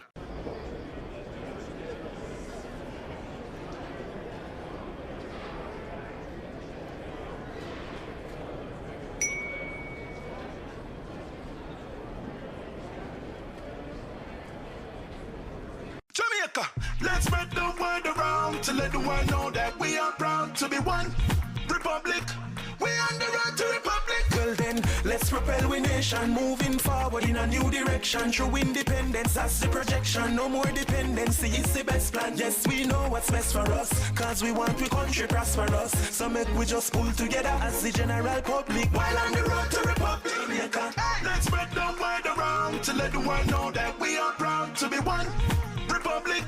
We on the road to republic. A message from the Ministry of Legal and Constitutional Affairs. We on the road to republic. We want a piece for Jamaica. Yo, what are you? Oh man, none of that. Yo, no, brother, no, man, mash it back. You see you ever play ref?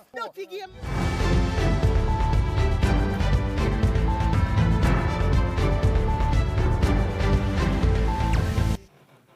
Well, you know, you have the after party. We're having the commercial party in here because so many interesting things are being said. It's a good thing that the mics were on. Some definition suits might be flying left, right, and center. But the situation and the discussion regarding political parties and party hopping is indeed one that is taking shape.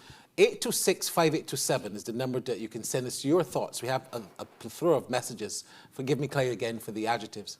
But we have quite a few messages coming in. And, and the messages are coming in. But Jamal and Clyde, you were making the point, and not Dr. Christina Hines, Kristen Turton was making the point that the Barbados Party did not have the amount of people deflecting into the Democratic Labour Party when they were in power between 2008 and 2018. And that has been the genesis of the discussion during the break. Jamal, you were making the point that there were some deflections, even if they were not quote-unquote high profile. Want to just speak a little bit about that? Look, I mean, I don't even want to go down the granular name calling. The truth is, we have to look at the broader picture. I was saying to Dr. Maskell in the break, the circumstances when he left the Democratic Labour Party were quite different. 2003, by 2008, the Barbados Labour Party was in opposition. Mm-hmm. Lest we forget. I mean, however, let's look at what we have today. We have an opposition who has been unable to win one single seat. 30 seats they have lost, 2 by elections, across 4 elections in the country. What does that mean? It means that you allow Bs to be Bs and you allow Dems to be Dems. Some may not hold that opinion that I share, but I mean, even when you had the Tyra Trotman crossing into the Barbados Labour Party, you had Dr. Lynette Holder, who was perceived by many Barbadians as a loyal servant of the Barbados Labour Party, almost sidelined after years of service to the institution. And it leads down to the point that I was making earlier. We must be careful that we are not flying in the face of the Barbadian public. And it leads to a further conclusion that when we are speaking about the broader issues of apathy, and when we're speaking about the broader issues of how Barbadians treat to politics and the system of government, that they don't treat to it as a joke, because it seems as if politicians are taking it as a joke. And I say this final thing with it. You know, there's a concept that all politicians sit down in the lunchroom at Parliament, they eat up and drink 2 whiskeys and a beer, or they're going to hide out and go by Brady's bar, or they're going to go to Thirsty Lizard together, and they're going to have a good time. I'm not advertising, by the way. But some of your pay was just docked. On that point, though, Jamal, someone has just mentioned that please tell Jamal that Dr. Ronnie Yearwood deflected from the Barbados Labour Party and then became president within 2 years of the Democratic Labour Party. That is true. But he didn't fly straight into at the top of the party. But he did. No, that's not correct. Dr. Ronnie Yearwood ran in an election under the leadership of Verla de Pisa. It was, and that same year became president? No, hold on. Dr. Ronnie Yearwood was not seen immediately as the next in line. There were other people who vied for the party's leadership in that same cycle. Lest you forget, George Pilgrim ran against Verla de Pisa. Then you had the Reverend Guy Hewitt ran against Verla de Pisa. You had a case where Richard Seeley was said to be in the wings waiting to take over. David Eswick was in the wings waiting. Ryan Walters, lest you forget, was one of the most popular Democratic Labour Party candidates. You know what happened? Dr. Ronnie Yearwood was seen as the second coming of Clyde Maskell. The room is silent. That is the truth. Many Barbadians saw Dr. Ronnie Yearwood as the second coming of Clyde Maskell. And I would say this, I'm going to predict this tonight, the first prediction. If the Democratic Labour Party is unable to make any headways, Corey Greenidge will be on the consideration blocks for the leadership of the Democratic Labour Party. And I say this because the Democratic Labour Party has a certain a way of characterizing the type of profiling, the type of candidates that they're looking for. It is not working, however, because here you have a demigod, almost like strong political figure in that of Prime Minister Motley, that all Barbadians love. It's almost like a celebrity figure. And there you have the Democratic Labour Party with a more philosophical, academic, crunchy numbers sort of guy. And the truth is, at the time when the Barbados Labour Party had Owen Affer and the Democratic Labour Party had Dr. Clyde Maskell, you had 2 economists head-to-head. But then you had David Thompson, who came in with the whole liming on the blocks and making people feel good about themselves. That's the reality we have to face. David, I think you wanted to respond to that? Well, all I can tell you is that when I watch the movement of the politicians over the years, I'm among those who would state here that it comes across as though they're all the same. Yeah. Yes. And there's no real distinction between them. And we talk a lot about the buying of votes, but it looks to me as though a lot of money is spent in trying to attract people from one to the next.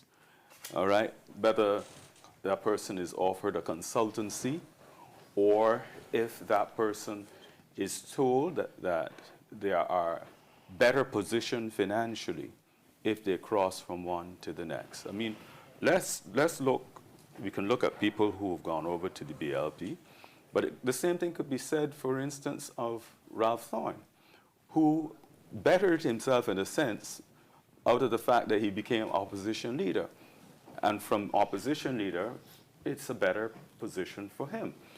But I'm curious, I'm very curious because we have not heard anything from you, Dr. Wickham, for quite a while. And I mean, the balance dictates that we should hear. Opposition Leader Thorne, our leader Ralph Thorne, made it very clear when he crossed, why he crossed. Now, as it stands right now, persons can switch parties for whatever reasons. There's nothing against that. But he made it clear why he crossed, when he crossed. I think the crossing, as has happened in some cases, has contributed to the cynicism and the apathy. Going back to what you were saying, Jamal, you know, you have the two persons who could be accused of being the chief architects of the 2008 to 2018 period crossing over, not say for philosophical reasons. And in fact, one of the individuals back in 2013, then opposition leader, said criminal charges should be pressed. No mention or discussion of that. So the public looking on, be like, okay, so they're all the same. That was just telling us what we want to hear at a time to get a vote, but you didn't really take it seriously. You didn't mean what you said. All politicians are the same.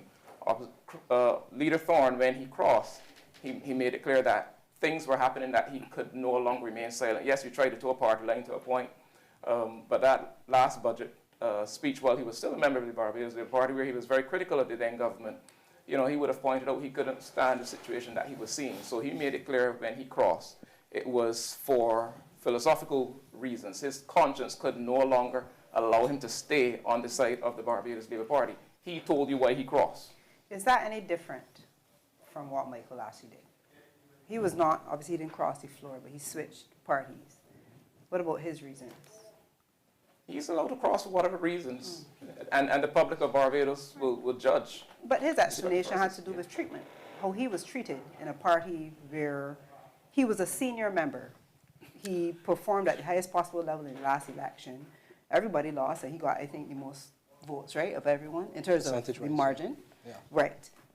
And the way he was treated, or he says the way he was treated, is what caused him to leave the Democratic Labour Party. Yeah, but I would be very cautious. I'd be very cautious about listening to only one version of that. Precisely. And No. What I'm saying is not necessarily accepting what he said or anything. I'm saying we're being told Ralph Thorne said his philosophical reason for leaving. We can't say that and accept that and then ignore that one of the people who's being criticized now is saying he left because he was mistreated.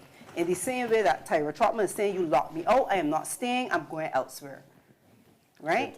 The point is, I think we have to treat those differently from how someone might perceive what happened with Christopher Sinclair. But what about the persons that left the BLP? Why did Dr. Yearwood leave? Did he ever say? No one knows, but what was his position? Like, did people know who he was? When he was with the Barbados Labour Party, right? Was he a significant figure? I don't know that he really was. I don't think he was a major player at the time. No. I think what we He are... was barely chairman at Alexander School Board. Right, so people leave.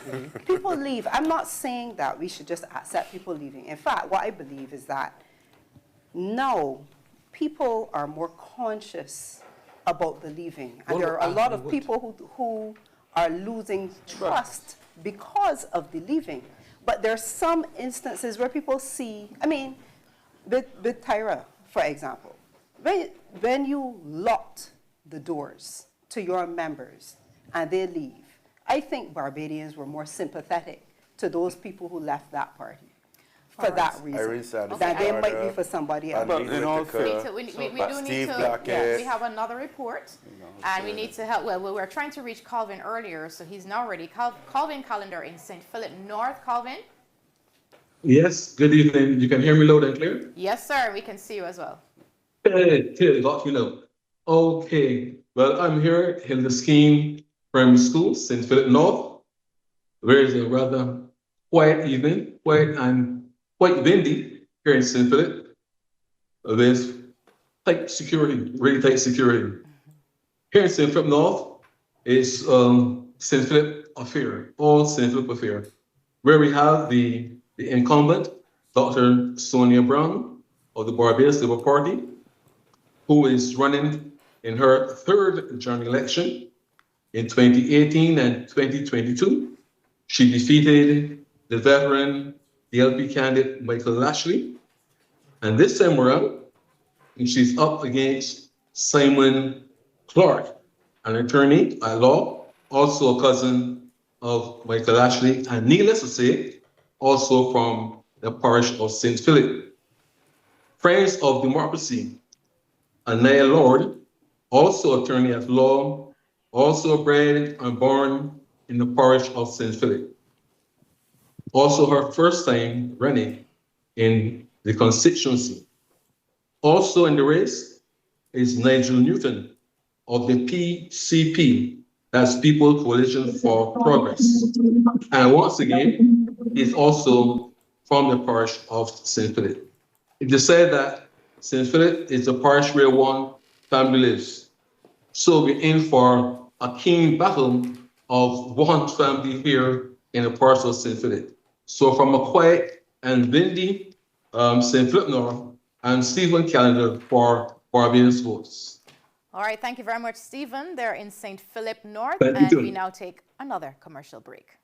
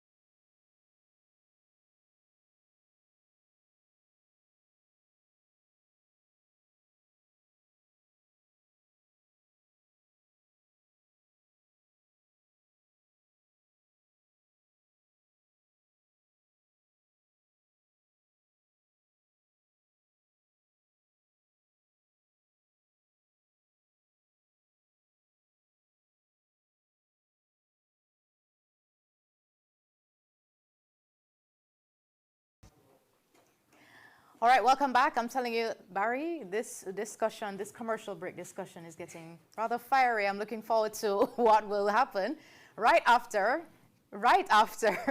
we have Stokely Murray, who is in Christchurch South. Stokely? Hey, good night, everyone. Good night, Barbados, and those in the studio. Hope everyone's doing well. I'm reporting from the Cuthbert Pilgrim Memorial Hall in Christchurch South. And right up now, the counting of votes started. And I'm looking across to my right, and they're counting in earnest after a long delay. Now, officials told me that voting throughout the day was relatively slow, and they also reported that turnout was much lower than the last election, their observation in 2022. But the execution of the voting went relatively smoothly.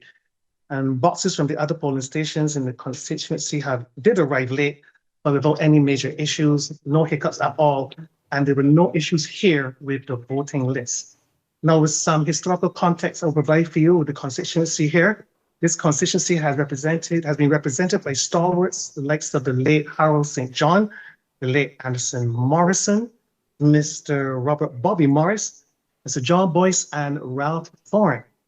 Now, the returning officer, Tristan Hillis, will no doubt be the one giving us all the updates throughout the night in the late start, but counting is in earnest, as I told you before, and he'll be the one giving us the results, and you'll be hearing right here on Barbados Votes. Just a reminder of the candidates in this constituency: Chantal Monroe Knight of the Barbados Labour Party, Corey Greenwich of the Democratic Labour Party, Christopher Aline of the People's Coalition for Progress, and Robert Toussaint of Solutions Barbados. So in a matter of minutes, I believe we should be getting some numbers now, but until then, Stokely Murray here in Christchurch South as Barbados Votes. Back to you. Stokely, before you go, has any reason been given for the delay?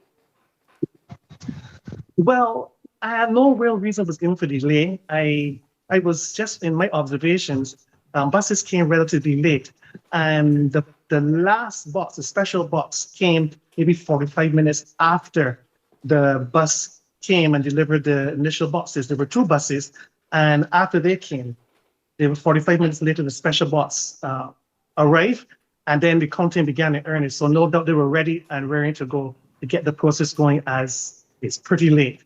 But no real reason was given, I just think, at all. But for what I observed, it's a matter of just getting the process going, and they were more focused on that than anything else. All right, thank you very much. Barry? Yeah, thank you so No much. problem. I was See you tempted to soon. ask you, as you said, that you were hearing the names of the counting and which name you were hearing more, but I won't put you under that pressure. Don't forget Dr. Jerome Walcott, who is the campaign manager of the BLP. He would have also represented Christchurch South as well. Just I wanted to mention him.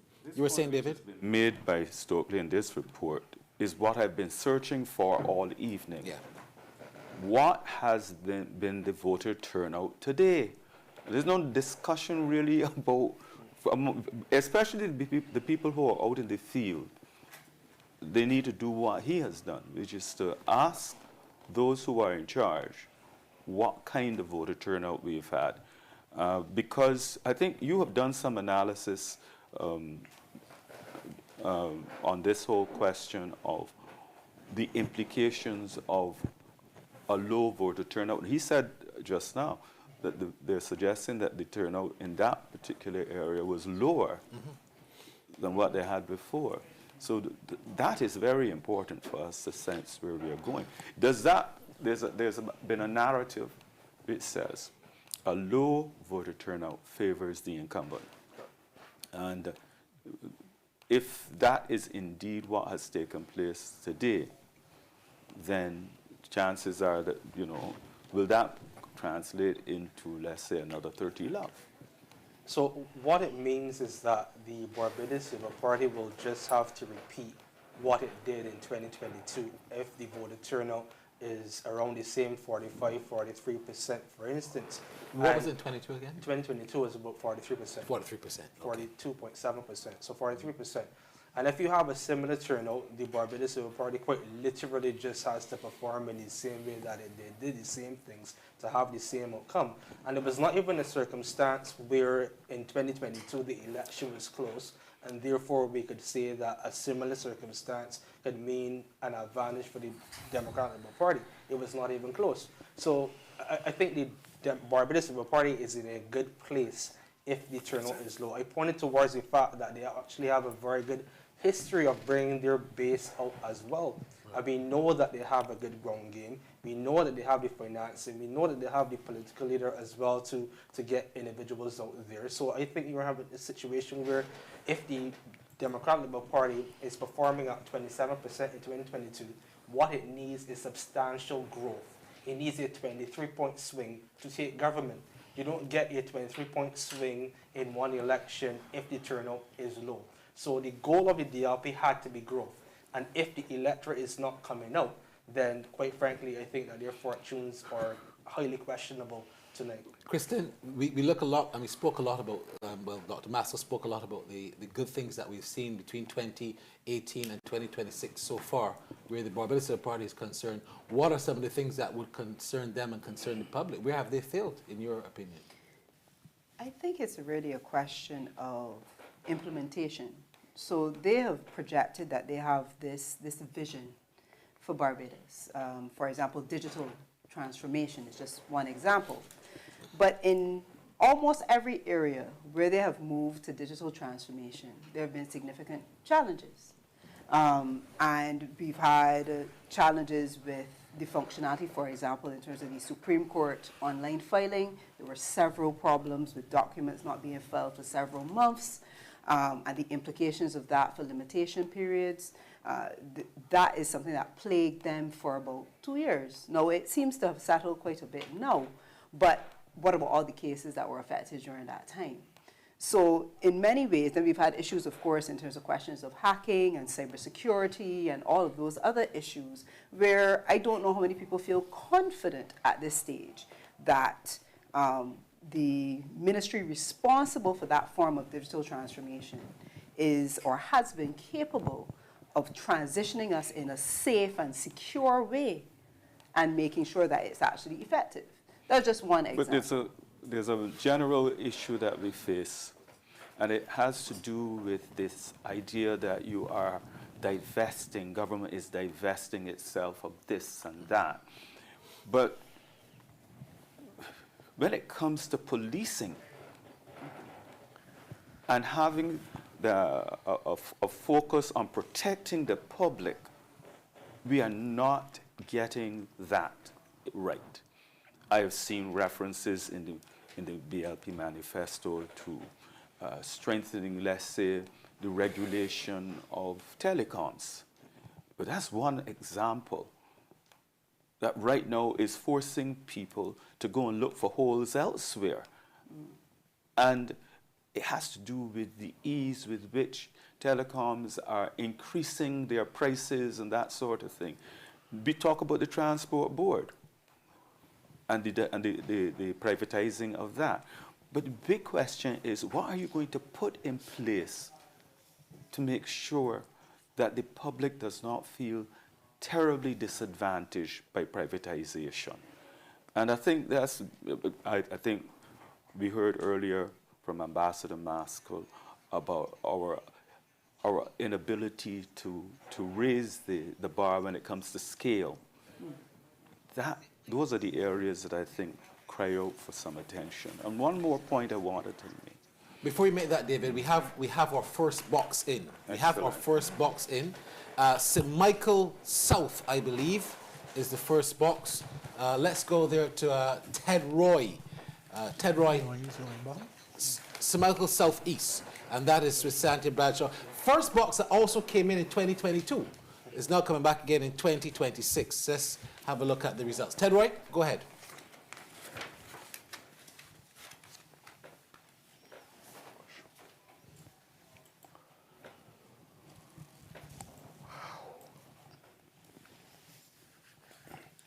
Is Ted Roy Clark there? Okay, no, he's just having some problems there connecting. The internet might be giving a bit of a problem. Yeah, so David, go back to your salient point before we get back to him and make sure that he's The other point I wanted to make, I think I'm hearing talk about the Democratic Labour Party being dead. Now, I did not pick that up in the campaigning that has taken place this time around. I thought that there was a resurgence of interest, and they were able to generate good attendance at their Yes. meetings. So I'm curious to see the results tonight, because I think the DLP needs, more than anything else, to get a presence in Parliament. How do you measure good interests? Pardon me? How are you measuring good By interests? both the number of people who are visible there and those who watch online. All right? That's how I measure it. The numbers of people who viewed online are no different than 2022. That's not what I understand. That is accurate. If you go online right now on YouTube and look at the numbers of viewers from the 2022 manifesto launch and compare Well, that even it's if the you same want thing. to dispute that, Yeah. I'm pretty sure that what you actually saw on the ground, Yeah. you had more people, More people this coming time up because around. there's no COVID. Pardon me? More people coming up because there's no COVID. But you say that though, but I have, what my observation has been is that as the campaign has gone on, they, to me, have been able to build and attract Momentum. more Yes. crowds. Yes, I So there agree. has been some element of momentum. And my question is not so much whether Yeah. they've, found new voters. I don't know that they did. In my limited view, I think that the people who are their supporters did not vote in 2018 and they did not vote in 2022 because they simply were not satisfied. And I think that as this campaign has gone on, they have felt more comfortable coming out and supporting. Look. Now, what that will mean for them winning a seat or It'll have two to be seen. is what we will see tonight. I don't agree. But that's Let the me- most that let me tell you I why. can surmise from it. I believe the segment of swing voters in this country is way larger than what we presume. The Democratic Labour Party in 2018 received 33,000 votes. In 2022, they received 30,000 votes. In 2018, the Barbados Labour Party received over 118,000 votes. By 2022, they dropped just about 78,000 votes. What I'm saying is this: the swing voter cluster is way larger than what we are suggesting. And therefore, the Democratic Labour Party's base actually voted for them in 2 consecutive elections. People, So just to be the clear, are you statisticians might tell me suggesting then different. that their base is 30,000? About 30,000, yeah. Right, and that the 20%. people who are their supporters voted, but swing voters did not vote for them? I don't think swing voters voted for them, and I think that in 2022, you saw an actual reduction in persons who came out to vote in entirety. So, But I just wonder whether that's really true. I mean, when you analyze, and this is, I can't analyze them, but Yeah. if there could be some analysis in terms of where their real strongholds are, is that reflected I in think St. John? the point I wanted to make tonight is that we are dependent upon this outcome here tonight to determine the future of the Democratic Labour Party. That's the only point I really wanted to make. And to look at what has happened in the campaign from what I've seen and what I've heard, and to see if that can translate into a situation where they can get a presence in Parliament again. For them, it is not just winning or seeking to win. They can lose and still emerge with more than they had before. And that's the point that I wanted to make. So I would like to say something here. One is I'm not particularly impressed by crowds because crowds don't tell me what is happening constituency by constituency. Crowds just tell me the number of people we can see in one place. And we can get crowds in a number of ways. If you're watching online, there are also ways that you can make your crowd appear look one way. So it can't be crowds. And also, crowds can be there for a number of reasons. Having a crowd does not guarantee that you have voters. Curiosity, people that get a free shirt, they go to a concert, they're in the area. There are so many things that can tell us about crowds. I also want to talk about this issue about low voter turnout favoring the incumbent. There's no evidence that this is the case. There's no evidence in Barbados that this occurs. So we can see, for instance, in 1994, on a point of lower order, voter turnout and a there, change Dr. in Hines, government. I have two results that have just come in. The first results for the night. This is St. Michael Southeast, box NA1. Santia Bradshaw, 198 votes. Pedro Shepherd, 25. Box NA1, Santia, 175. Pedro, 44. And that was the first one I gave you was A to H, and the second part was F to L. Then we have N to Z, Santia Bradshaw, 213 votes, Pedro Shepherd, 49.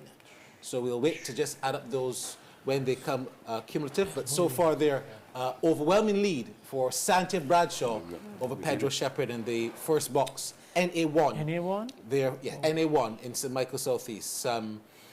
Devron, as you start to analyze that, that looks actually more compelling than it did in 2022, but it seems to be less votes in terms of turnout. Turnout seems to be less. I'll certainly take a look, but it's looking that way for now, but we have to check the other boxes to see whether or not that's the case or the continuation of the count. Now, I want to make a couple points. So regarding the base of the Democratic Labour Party, just as Roy Turney, 5 votes. He, of course, was the BSP. So regarding the base of the Democratic Labour Party, the way that I look at the strength of a base is how you perform at your worst. Because if you are performing at your worst, the individuals that came out and support you, that is likely your base. So when you look at the base of the Democratic Labour Party, the 3 worst performances, 1999, 33%, 2018, 22%, 2022, 27%. The average about that is about 27. I would say the base of the Democratic Labour Party, voting-wise, population-wise, is about 27, and they have to move from there. Second point I would make as well, too, you mentioned the swing voter. I would approximate the swing voter in Barbados to be about 20% of the voting population, or those who come out to vote. The reason I say that, you've had about 15 elections, general elections in Barbados history. On majority of those instances, it was a circumstance where both political parties received at least 40%. There were only 3 instances where they don't. So it's safe to say that in a competitive election, the Barbados Labour Party gets 40%, the Democratic Labour Party gets 40%, and they fight for the 20 in between. That is a way to gauge, to my estimation, where the swing vote is as well, too. So those are the 2 introductions that I would make. Let's look at the graphic. I believe we should have that first graphic coming in for St. Michael Southeast, and then I have some more results, this time from St. Michael West, where Chris Gibbs is concerned. A look at the live results so far. So Santia Bradshaw out front by a mile, a country mile, 1,049 so far to Pedro Shepherd's 206. That is indeed a very impressive start so far for her. Let's have a quick look in the same time at St. Michael West. St. Michael West, of course, that is Chris Gibbs. Chris Gibbs against Damien Fannis and Patsy Nurse of the PCP. This is FA2, L to Z. Chris Gibbs, 116. Damien Fannis, 31. Total of 147 votes. So the trend there seems, of course, so far, and that's just the L to Z. FA2, L to Z. Chris Gibbs, 116, and Damien Fannis, 31. I'm not seeing votes here for Patsy Nurse as yet. 116 to 31 so far. So the trend in those boxes that I guess people might have predicted would have going to the Barbados Labour Party, so far overwhelmingly so. Kev is going to give us some stats on that, and Devron, Kristen, your thoughts early on. So it's clear that the Barbados Labour Party is maintaining its support. I've not looked at the percentages as yet, but based on the raw numbers, it's looking as though not only is it maintaining its support in St. Michael Southeast, it looks as improving on its performance, which ironically was said in the Star Combination poll. So we would have to see whether or not that's panning out, because if you have a situation where Cynthia Branch is receiving 1,000 votes and Pedro Shepherd is receiving 200. You're looking at a quite similar performance as last time and possibly an improvement. An improvement for the Barbados Labour Party. I don't think that we should jump to a conclusion that this reflects what's going to happen nationally, however. But while not jumping to a conclusion, I pointed out from the very beginning that that seat in Michael South East was the first seat to come in 2022. And I remember the pollster that was with us then, when that came in, his actual response was the same that Devron just had, and it was consistent throughout the night. I'm not saying that's the case, but it's something to gauge if you have to look at Right. So it comes back to the point I was making earlier, that the real test of the night is where is the Democratic Labour Party going to end up? Will it get a seat at all? What will its future be? I think that's the critical question for the night. Does it, let's say they do win a seat. In your view, David, does it make a difference who occupies that seat, as in which seat it is? It would make a difference who is occupying it, if it comes down to one seat. But if we go through another experience where there are no seats at all, then, I mean, I would agree with those who would make the argument that the Democratic Labour Party would virtually be finished. I don't see how it would be easy to come back. Mind you, they have a lot of young people today. I think we have here Dr. Wickham, and he really can give his own perspective on the results so far. But it would be very difficult. The results so far obviously are far more favorable for the Barbados Labour Party in two constituencies that you would expect them to do. Certainly St. Michael South East to do relatively well. The Democratic Labour Party, is far from finished. Are there things that we could do differently? Of course, you should always be introspective and look, learn from those inside as well as from those on the outside, as opposed to being in an echo chamber. We have certainly, seen more of our base come back out in this campaign, both at mass meetings as well as interacting with persons on the ground. And we're able to I find, to reach persons at the point that concerns them most. So many persons on the campaign trail express their frustrations with where things are in Barbados. They also express, concern about, does it make a difference which way you vote? Nothing is going to change. Thinking that, the government might still retain power and that sense of stay home. At the same time, there are many who also said that we're going to come out to vote. We're going to come to vote because, and the common refrain was, things are so hard in Barbados. Things are so hard in Barbados, we have to come out and vote. Unfortunately, a number of those persons that I've personally interacted with had challenges, going back to our early discussion with the voting list. But persons, right, things are so hard in Barbados, it has not really been working well for us. Barbados Labour Party seems interested in looking after those at the top, thinking that trickle-down economics will work, which it practically never does. And I spent all of my life more or less in a rural setting, and things are extremely difficult for persons. And the Democratic Labour Party has pushed a message that tends to appeal, to persons having those difficulties. I would like to say of St. Michael South East. One of the things that we saw in this locking out was the locking out of Undine Whitaker.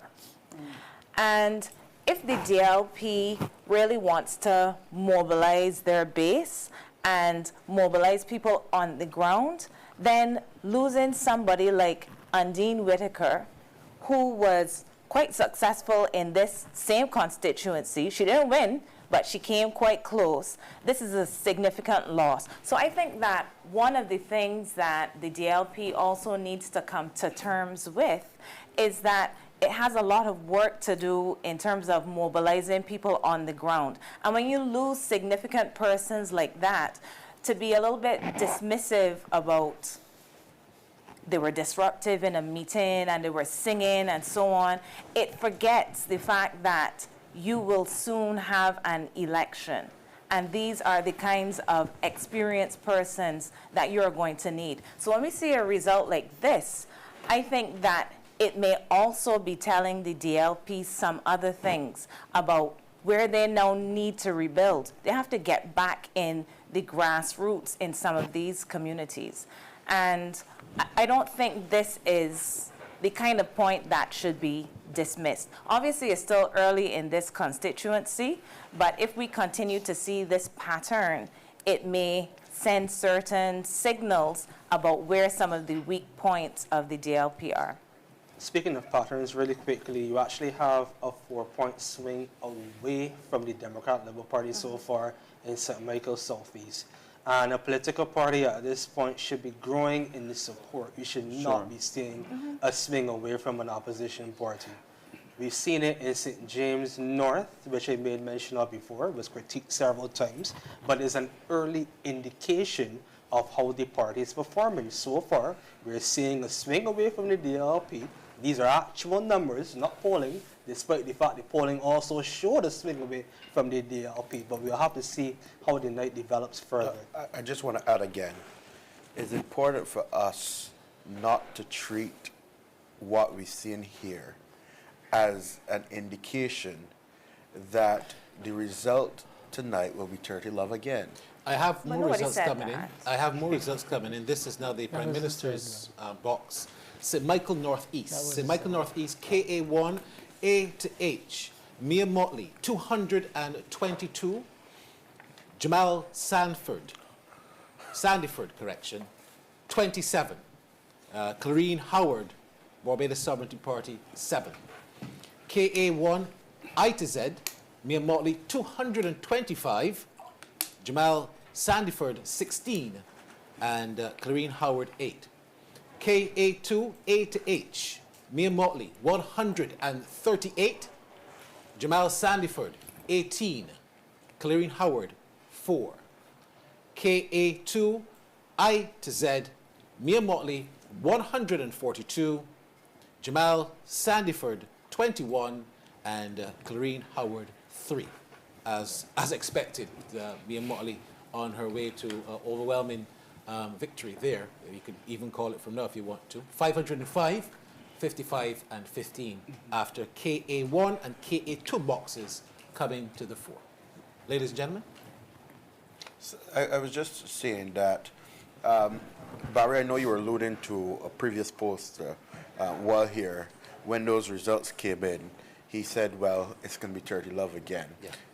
And we are seeing a better performance from Santia Bradshaw than what she did in 2022. The truth is, I'm looking particularly at those key swing seats to see what the outcome will be. I believe that the parochial issues will play a significant impact on the end result. I'm looking at St. John, where the Democratic Labour Party's political leader had a presence there. I'm looking at St. Lucie, where there were issues with water and road infrastructure. I'm also cautious of what is happening in St. Michael Northwest. I'm not saying that the result at the end of the night will not be 30-love. I'm just saying it's too early to make any prediction or any projection. We're going to be going shortly. Actually, we are ready now to go to Graham Vaughan. Results coming in from Christchurch West, Dr. William Duguid from the Barbados Labour Party and Andrew Kay from the Democratic Labour Party. Can we get those results? 1, A to F. Mr. Kay scored 42. Against Mr. Duguid, 129. In ZB1, G to M, Mr. Kay scored 32. Mr. Duguid scored 155. And there were 3 spoiled ballots. In ZB1, N to Z, Mr. Kay scored 47 votes. Mr. Duguid, 159 votes. And there were 2 spoiled votes. Totals for ZB1, Mr. Andrew Kay scored 121 votes. Mr. William Duguid, 443 votes.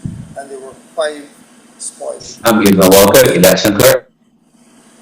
Polling district ZC1 A to Z.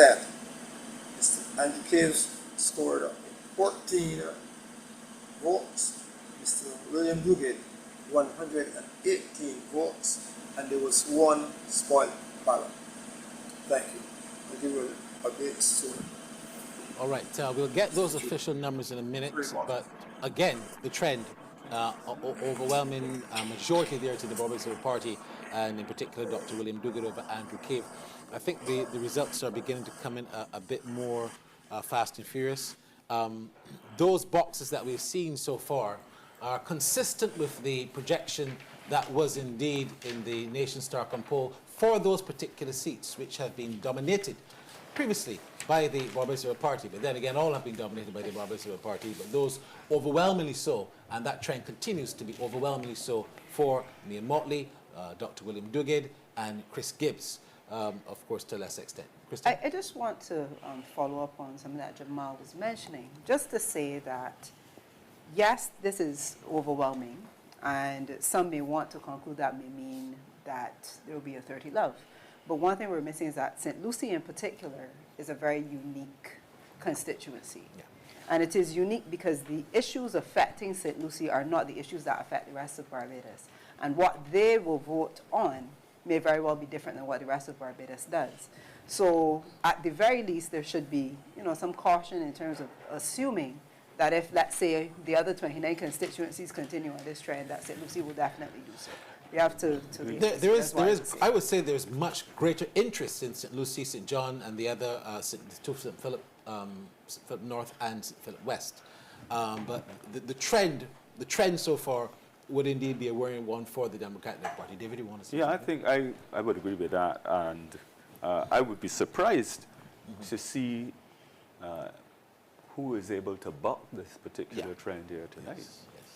Well, I would say you can't really look at Christchurch West. No. Christchurch West, the DLP is not going to win Christchurch West. They never did. So even when we're saying that these are worrying signals, which they are, I think that, as Kristen was alluding to, I think there are other seats we're going to need to look at. I want to see what's happening in St. Philip. All right, look, we have results coming in from St. Michael North. Let's go. That's Davison Ishmael and Dr. Domri Armstrong, along with Ricardo Harrison, the Friends of Democracy. Let's go to St. Michael North. Are the results ready there?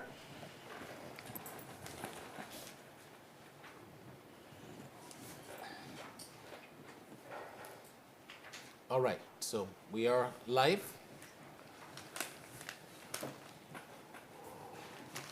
I guess he's not too interested in giving us results at the moment.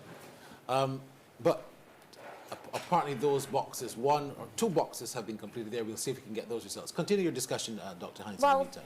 That was basically it. I would like to see what's going to happen in St. Philip. These are the constituencies that I think the DLP probably has the best chances in addition to St. Lucie being quite interesting.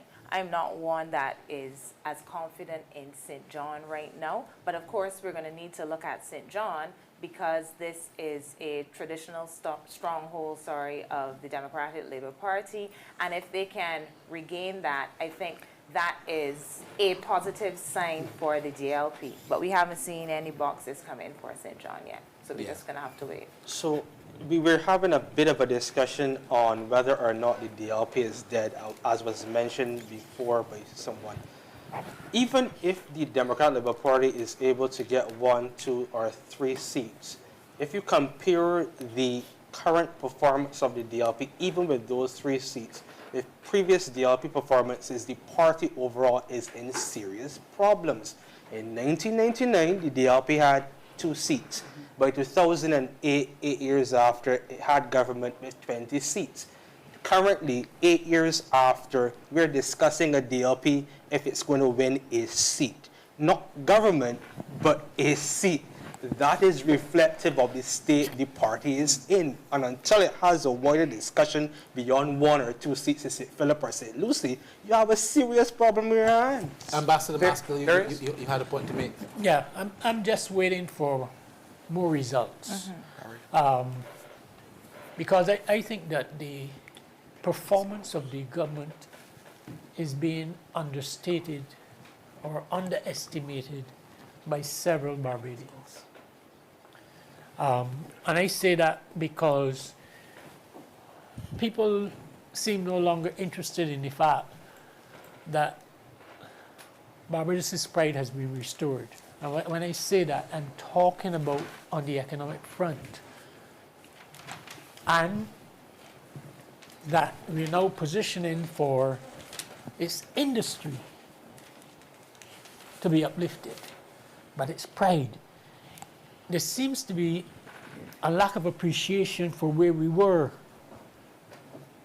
We denied all of the fiscal, what I call golden rules, managing the Barbados economy, right? And they were restored so quickly because decisions were taken. This is an important seat. Yeah. This is an important box that's just come in. This is St. Lucie. Ding dong battle. LA1, A to G. Peter Phillips, 99. Ian Griffith, 98. Ding dong. Sherlin Davis 1, Wayne Griffith 6. Right. H to Z. Peter Phillips, 86. Ian Griffith, 86. Davis 2, Wayne Griffith 8, 2 spoil. That is a lead of 1 vote at the moment for Peter Phillips. LA1, A to G. I'll say it again. Maybe Peter more than Phillips, that. 99. It may be more than that, Ian Griffith, 98. even where it is. Wayne Griffith, 6. Sherlin Davis, 1. H to Z. Ian Griffith, and Peter Phillips both having 86 each, with Davis 2, Wayne Griffith 8, and 2 spot votes. So that's right now with just 1 box. That's a 1 vote lead for the incumbent Peter So Phillips. interestingly enough, But a in swing. LA1 That's in a swing. St. Lucie, the Barbados Labour Party carried that seat by 60% in 2022. So if So the in Dems have turned LA1 it back there. you have a situation where the Democratic Labour Party is behind by 1 vote, and it's traditionally a stronger seat for the Barbados Labour Party, Yeah. that is an early indication of what could possibly happen in St. Lucie. So, and that is my very point. You cannot come here and conclude that because St. Michael, Southeast, Visante, and Bradshaw is tripling the numbers of our opponents, that you're going to see the same result in these seats, especially when the issues are so unique. Yeah. And I add to that, if you further dissect the numbers that have been presented to us so far, LA1 and LA2 are on the western side of the constituency. It is the area in the constituency that the Barbados Labour Party has always won. Even when Dennis Kelburn was the Member of Parliament, Checker Hall has been the stronghold of the Barbados Labour Party. It is where Roy Brathwaite won the seat for the Barbados Labour Party in that first instance, because he got out of that seat with big margins in that area. So when you go onto the eastern side of the constituency, which is LE1, LE2, LE3, you know, it is traditionally where the Democratic Labour Party performs better. Now, I'm not saying that it's all over for Peter Phillips at this stage. The reality that you must confront is that Ian Griffith is also very familiar with that western side. I understand that we have results coming in from St. John. I believe Chantal Legore Gibson has indicated her readiness. Can we go to St. John? Chantal Legore Gibson is saying that St. John's first box is ready. If we don't have her there yet, I think indeed we will get those digitally. We'll get that very shortly for you, because that also will be a very keen and contested box. You were saying, Jamal. So yeah, with that early indication, the Democratic Labour Party, there's a swing away from the Barbados Labour Party in that seat. One that should be troubling. All right, St. Michael North. Let's go to St. Michael North. We have results for St. Michael North. Let's go there. Are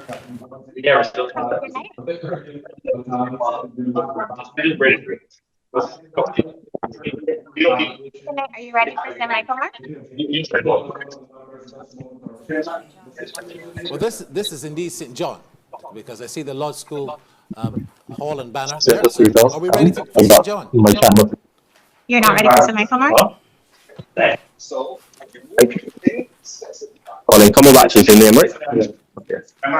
Testing 1, 2, 3, 4, 5, 6, 7, 8, 9, 10, 11. Michael Central just received the vote for Can we just start now? Are they here? Yes.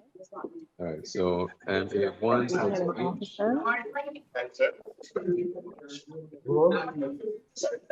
Just bear with us as they're trying to get the broadcast You ready? technically ready, but I see the returning officer. I see she's ready to go with the first box of St. John. Can we get the returning officer to proceed? In polling box LA1A to G is as follows.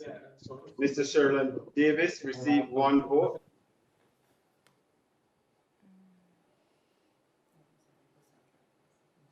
Received 6 votes. And Mr. Peter Phillips received 99 votes. The total number of votes polled for all candidates in polling box LA1A to G was 204 votes. There were no spoiled votes.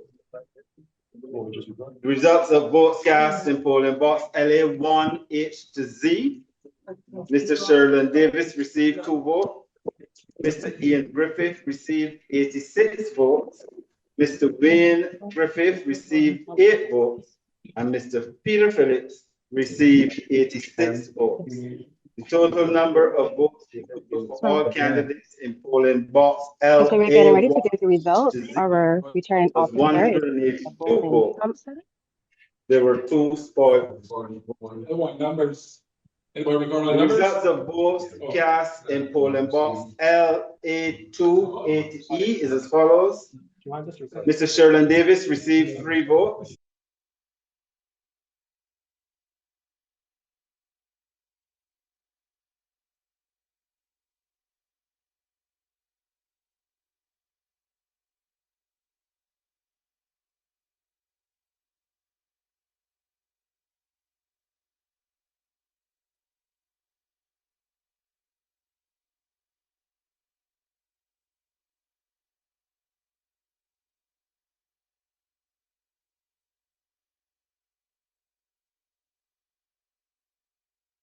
Sherlin Davis received 2 votes. Mr. Ian Griffith received 7. Griffith 125, Stewart 12, Thorne 107, giving us a total of 244. JA2 I to Z, Griffith 113, Stewart 16, Thorne 79, 112, total 209. And the final one for now is box JA3 A to Z, Griffith 74, Stewart 9, Thorne 63. At the Darrell Jordan Secondary School here in the battle for the constituency of St. Lucie. Mr. Colin Cumberbatch just updating the media.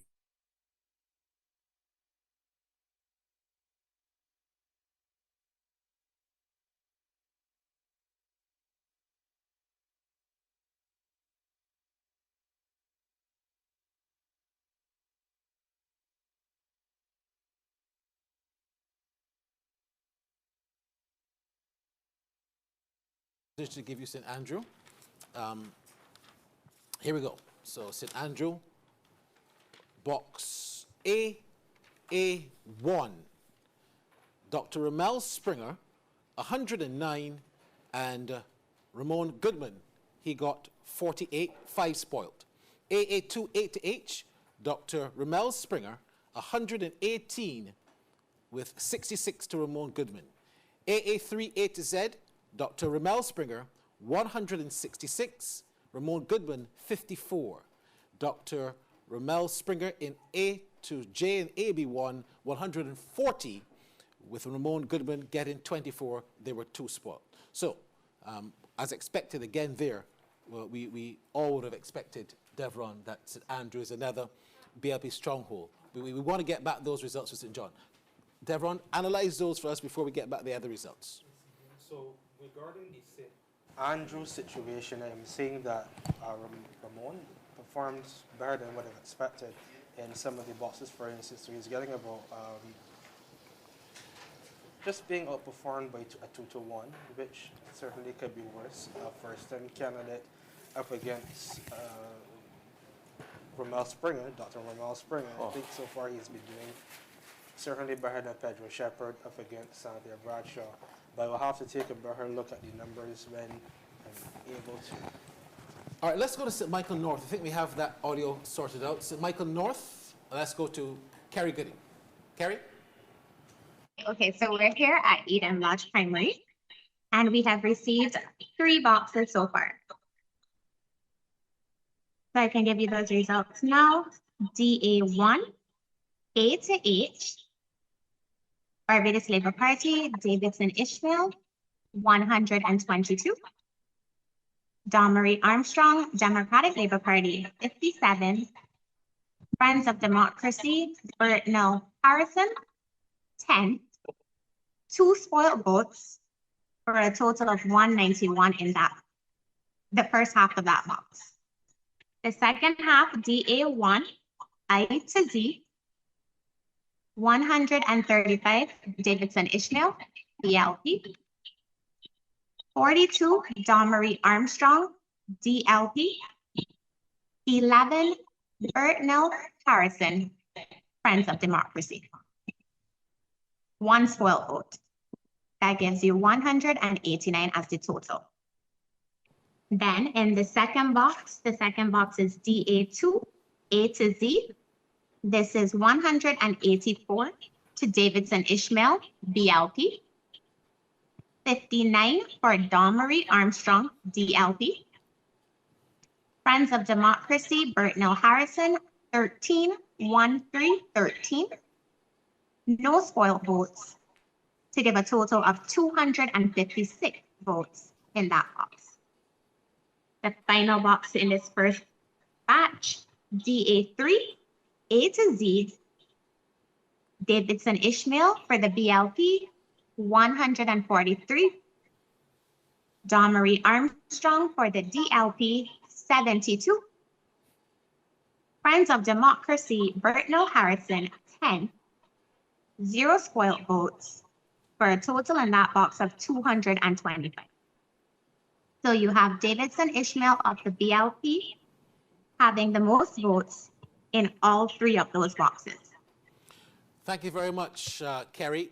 Davidson Ishmael on his way to what I would reckon will be another overwhelming victory. But the question for you, Devron, is, and Kev, after Jason Bell in St. Lucie, is if we're seeing a voter decline. Jason Bell is in St. Lucie. Let's go back to him. Jason?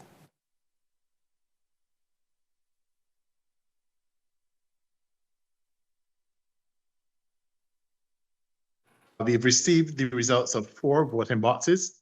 I'll give you them by the box. So for box LA1, A to G, LA1, A to G, Barbados Labour Party candidate, 99 votes. Democratic Labour Party, 98 votes. Friends of Democracy, 1 vote. PCP, 6 votes. No spot votes for a total of 204. LA1, H to Z, we have a dead tie between the 2 leading candidates. BLP and DLP each have 86 votes. There's 2 votes for the FOD, 8 votes for the PCP, 2 spot votes for a total of 182. LA2, A to E, BLP candidate, 151.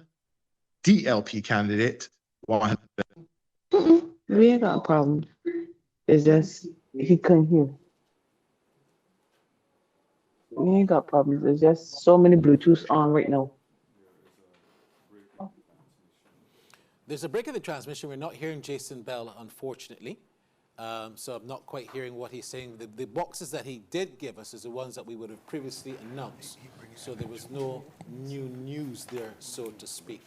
I understand that in St. John is at the moment leading with the incumbent in Charles Griffith, but I'm going to get those numbers for you.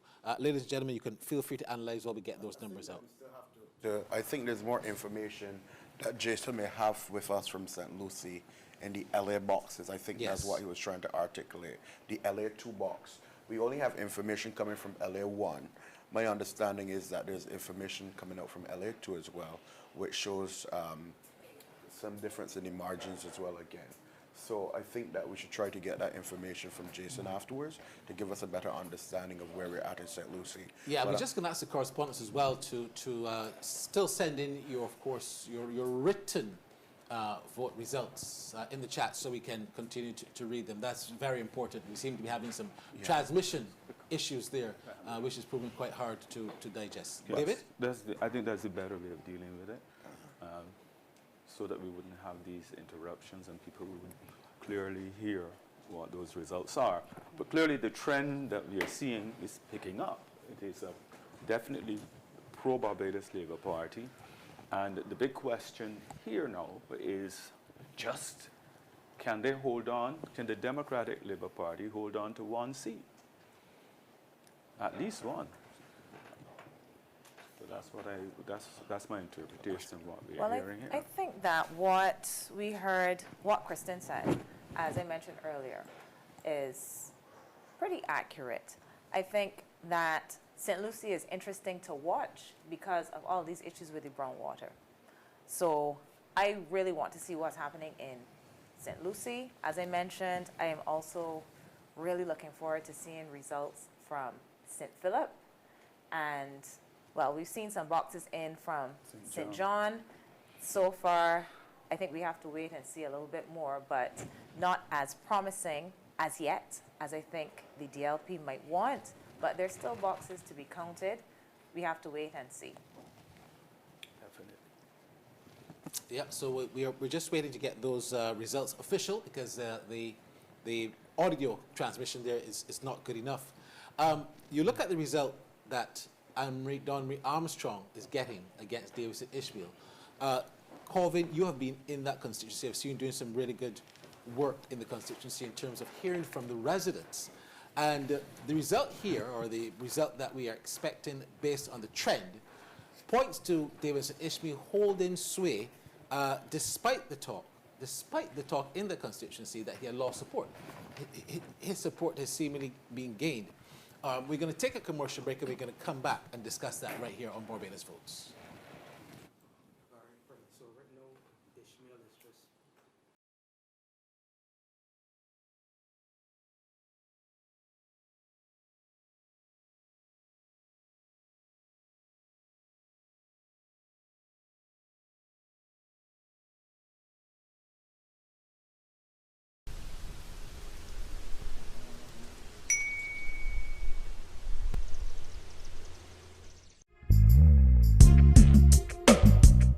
Reggae Facts. Reggae was added as a category to the Grammy Awards in 1984. The nominees: Capture Life by Peter Tosh, Stepping Out by Steel Pulse, Reggae Nights by Jimmy Cliff, Anthem by Black Uhuru, and King Yellow Man by Yellow Man. Reggae's first Grammy Award was won by Black Uhuru, presented at the 27th staging of the awards in February 1985. Yellow Man was the first DJ nominated for a Grammy. Judy Mott, she was the first woman nominated for a Grammy in the reggae category for her album Working Wonders in 1986. In 1992, Shabba Ranks became the first DJ to win a Grammy Award with his album As Raw as Ever. The next year, he won again with his album Naked. The first female to win a Grammy in the reggae category was Coffee in 2020 for her EP Rapture, the first EP to win a Grammy Award. The first non-Jamaican reggae act to win a Grammy Award was Soulja in 2022 with their album Beauty in the Silence. Reggae Facts was brought to you with the kind support of the Jamaica Association of Composers, Authors and Publishers, JCAP, valuing your musical creativity. Remember, gambling is just a game. Choose to gamble responsibly. Set a budget, avoid chasing losses, and stop gambling when you reach your money limit. For gambling help, call RISE 888-991-4146. A message from the Betting, Gaming and Lotteries Commission.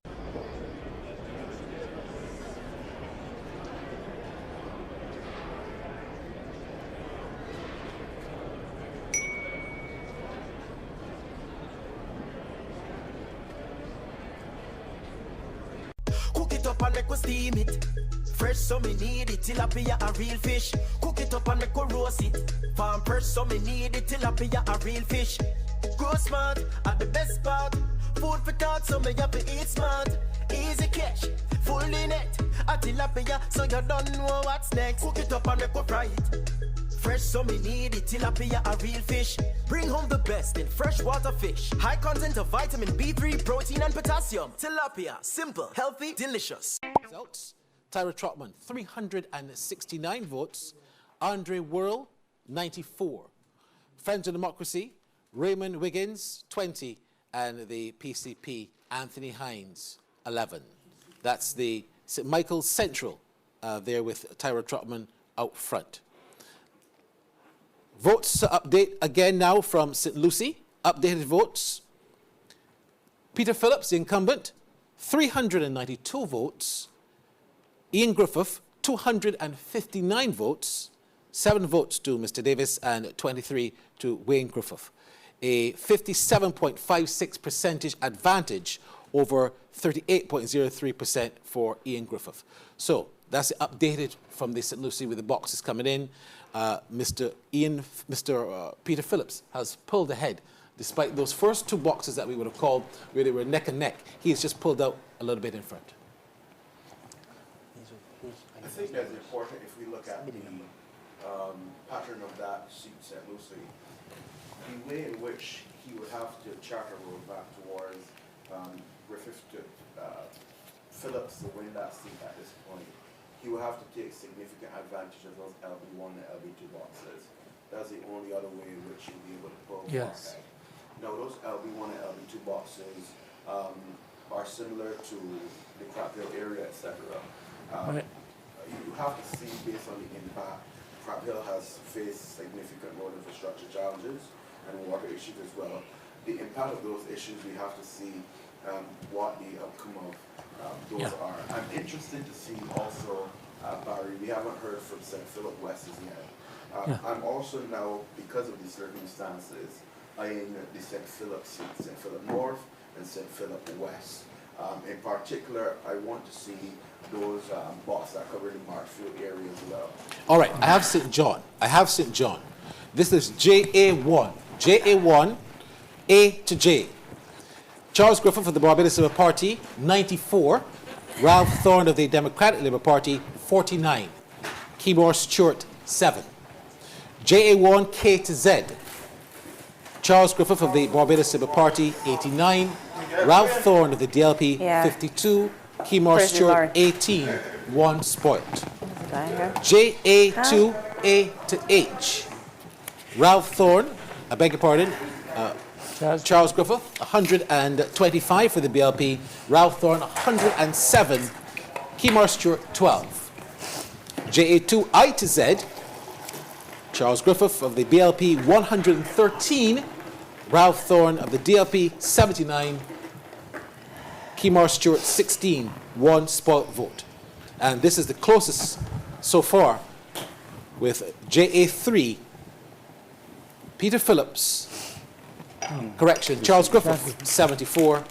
Ralph Thorne, 73. And Keymore Stewart, 9.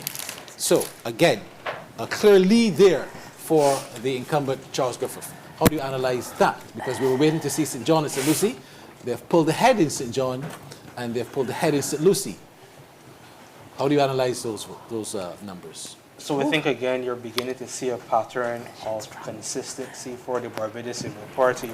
And if this holds, particularly in the seats that we're looking at that are supposed to be the more favorable ones for the DLP's toss, it means that you're likely going to have a repeat of what currently exists when it comes to the feeling that you're going to eat something, so. That is what I'm saying so far. That can certainly change. They're back from commercial break. St. Philip seats that we were looking at, which would be St. Philip West and St. Philip North in particular, but so far it's looking as though, as you said, the Barbados Labour Party is pulling ahead he told me in about the seats that the DLP should really be pulling back at this stage. Dr. Wickham, I want to get your thoughts here as representative of the Democratic Labour Party. The results not encouraging so far. Agreed. You would expect to, to have done better to this point in St. Lucie and in St. John. We look to see how further results come in.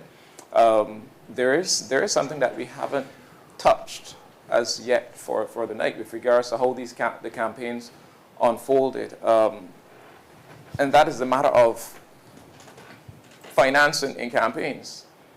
It is obvious to all Barbadians, I don't have a problem with saying this, that the Barbados Labour Party had significant amounts to spend. Democratic Labour Party did not. That's stating the obvious. I often say that you would know where the money came from by decisions that are taken.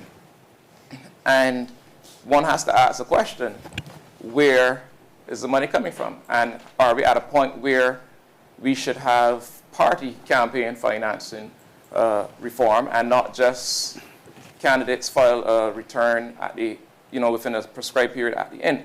Because what we have seen is what must be millions of dollars being spent, and somewhat of an attempt to take advantage of the desperation that many feel by virtue of the difficulties they're facing in the economy as far as the amount of money that is, bandied in front of their faces.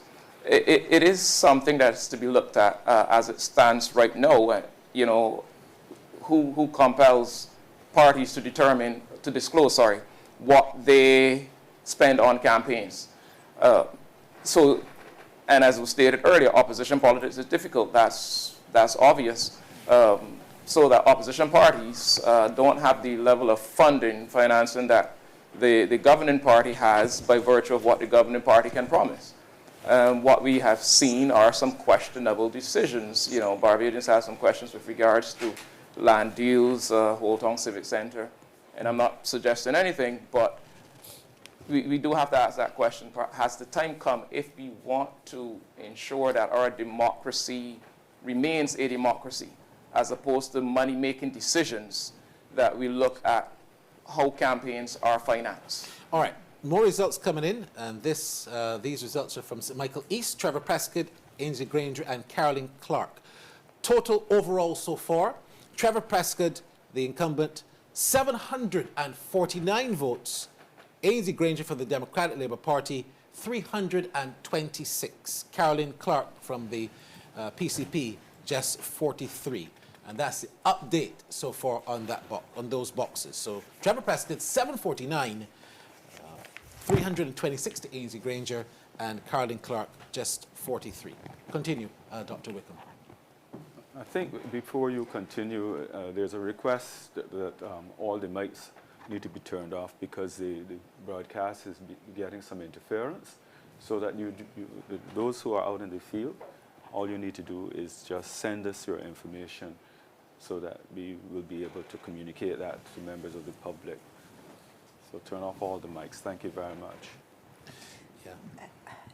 So, Dr. Wickham, you were making the point in terms of campaign financing and whether or not that's something that we should look at. Just today, a caller raised that issue and suggested that we really need to recognize political parties legally so that then that type of thing can be regulated. Do you have any views on how we might do that, how that might look overall? My personal views consider that once political parties reach a particular threshold, whether that be by virtue of the number of candidates they're able to field in an election, that we should consider state funding of the elections, as opposed to parties being able to spend undisclosed millions, which clearly can swing and sway an election.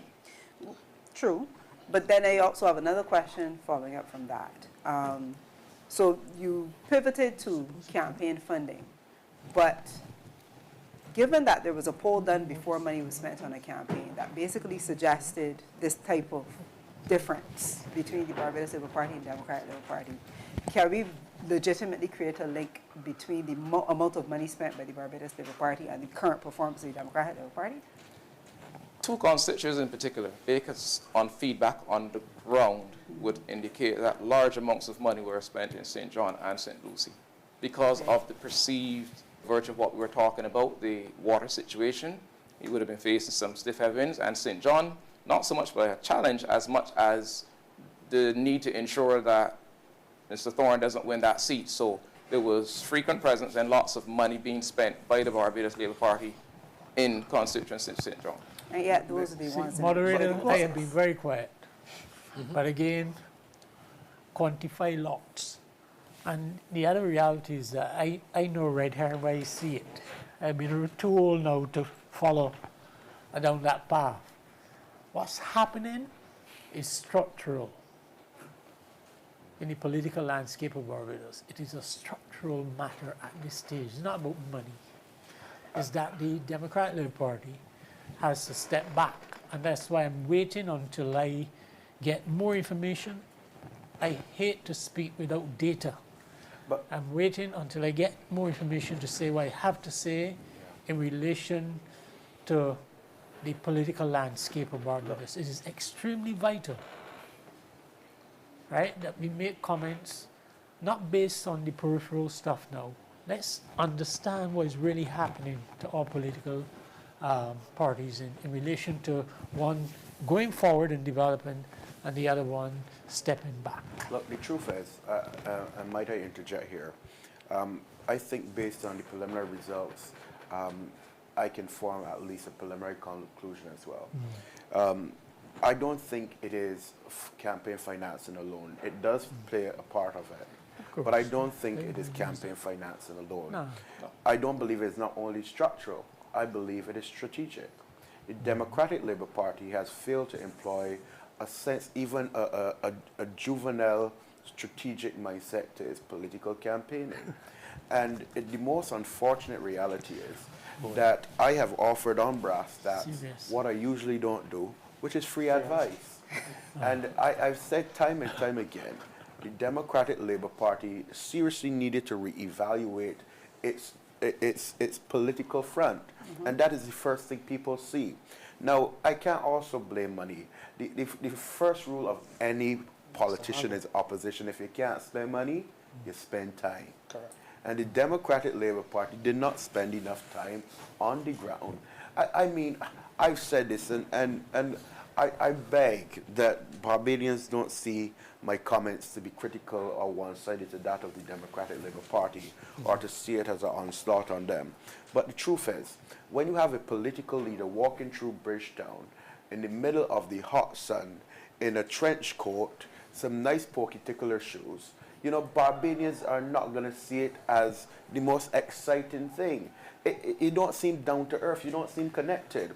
Now, there are some very interesting political actors that we've seen in the Democratic Labour Party who quite favorably, I think, have an interesting future.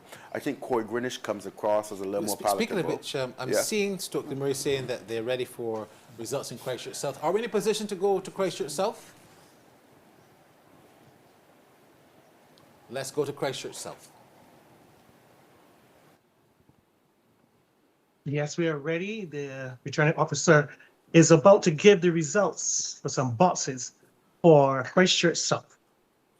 Okay. BA1, Aline, 2, Greenwich, 55, Monroe Knight, 174, Tucson, 1, VA2, Aline, 6, Greenwich, 62, Monroe Knight, 136, Tucson, 4, VA3, Aline, 10, Greenwich, 69, Monroe Knight, 307, Tucson, 0. There you go. All right, so that is indeed a huge lead so far for Dr. Chantal Monroe Knight, already a minister or a previous minister in the last administration. And we were hearing there, of course, that Corey Greenwich, you were just talking about Corey Greenwich and him having an exciting future. But at the moment, the present is not looking very good in terms of getting the chance to perhaps go into Parliament. Look, let's not draw conclusions based I'm basing on results so far, as I said. But this is his performance in his seat alone. Look, we've seen political figures change seats and had greater success. But I think Corey Greenwich is suffering from the failures of Ralph Thorne in this seat. You cannot abandon a constituency. Wake up one morning, go to the president of this country and sign the oath and say, hey, I am now the opposition leader. All right. Etienne Fraser is ready at St. Michael South Central. That's Marcia Caddo, Richard Seeley, and David Gill. Etienne, can you come in? Panel, we are here at the St. Michael School for the constituency of St. Michael South Central, and I have here with me Returning Officer Leanne Butcher. Box RA1 A to Z, Carol 175, Gill 6, Seeley 71, total of 252. Box RA2 A to G, Carol 73, Gill 7, Seeley 29, total of 109. Box RA2 H to Z, Carol 74, Gill 7, Seeley 45. One spot vote, total of 127. All right, there you have it, panel. All right, so again, another trend in the upward trajectory in terms of Marcia Caddo. She would have won quite overwhelmingly in 2022. But so far with those three boxes coming in, she is again indeed out front in a major way. I want to bring in Kev, who has, of course, been doing any analytics. Anything you have to offer us so far, Kev?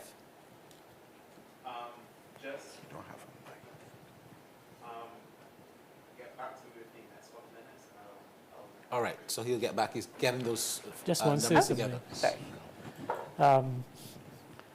That young lady is an outstanding representative of her constituency. You're speaking of Dr. Marcia Caddo. Oh, Marcia Caddo.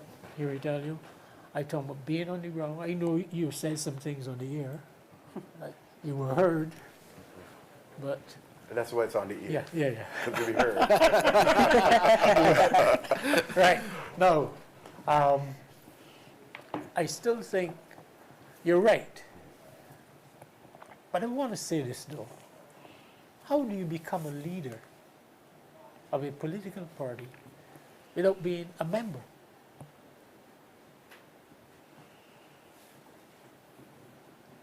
How do you become... How do you become a leader of a political party without being a member? All right, guys. St. Philip West. St. Philip West. First box that has come in. Kay McConney, the incumbent, 324 votes. Dr. David Eswick, 220. Karina Goodrich, 47. Lynette Eastman, 23. Again, let me call those first set of boxes coming in there. This is a collation. This is a collection of all of the votes so far from this box. Kay McConney, 324. Dr. David Eswick, 220. Karina Goodrich, 47. And Lynette Eastman, 23. So we were looking for St. Philip West. We were all saying that would have been a keenly contested event. Early days yet still. What box? But I'll get that box confirmed. That was just the overall coalition of the box. I'll get the box confirmed in just a second. But again, Devron, some domination here for the incumbent and for Kay McConney of the Barbados Labour Party. Before you go to Devon, I just wanted to add in these permutations. The independent, not the independent, the third parties, especially Kimon Stewart and Karina Goodrich in St. Philip West, what impact are they having as it relates to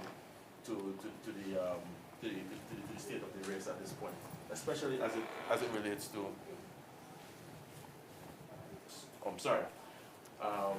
who they might be siphoning votes from, especially hitting the Democratic Labour Party. Democratic Labour Party. So if you're looking at the numbers in St. Philip West right now, the Barbados Labour Party has about 52% of the vote, which is actually an improvement from last time. Last time they got 50.1 or something like that.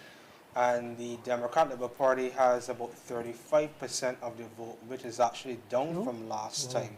So last time they received 41%. So combining third parties are eating into the Democrat Labour Party's vote. And I spoke to that before, because had you had, for instance, 10 apples, as I put it, and the Barbados Labour Party is going for it, the Democrat Labour Party is going for them as well. The Democrat Labour Party receives 3, Barbados Labour Party receives 7. When you interject the third parties, since 2018, you've seen the Barbados Labour Party maintaining the 7, but then the Democrat Labour Party having to split the 3.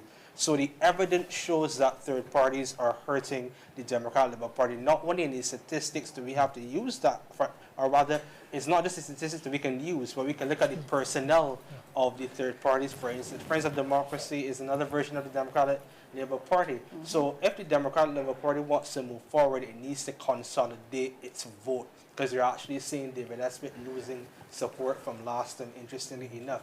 In the constituency of St. Michael South Central, Marshall Cattle, she's actually also maintaining the vote. So it's about 70% of the vote she has. Seeley has about 30 as well. So that's maintaining from the 2022 election. Yeah, I'm Barry in St. Philip West as well. St. Michael North. We have to go St. Michael North. Let's go to Kerry with St. Michael North. More from St. Michael North. Kerry, go ahead. Hi, good night. Okay, so we just got a few more boxes here at St. Michael North, and I will start with DA4. DA4, A to G, 116 votes for David Ishmael, DLP. 46 for Dawn Marie Armstrong, DLP. 7 for Friends of Democracy, Burtnell Harrison. 0 spoiled votes, 169 total in that half of the box. DA4, H to Z, 139 votes for the DLP, Davidson Ishmael. 30 for Dawn Marie Armstrong, DLP. 9 for Burtnell Harrison, Friends of Democracy. 1 spoiled vote, 178 total. There was a change in locations in this constituency, and so they're no longer using the Ebenezer Revival Center. Christ the King added a box this year, and that is DA5, A to Z, the Christ the King Church in Rockdundo.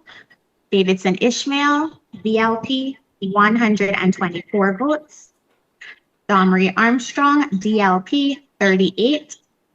Burtnell Harrison, Friends of Democracy, 15, 1 spoiled vote, total 177.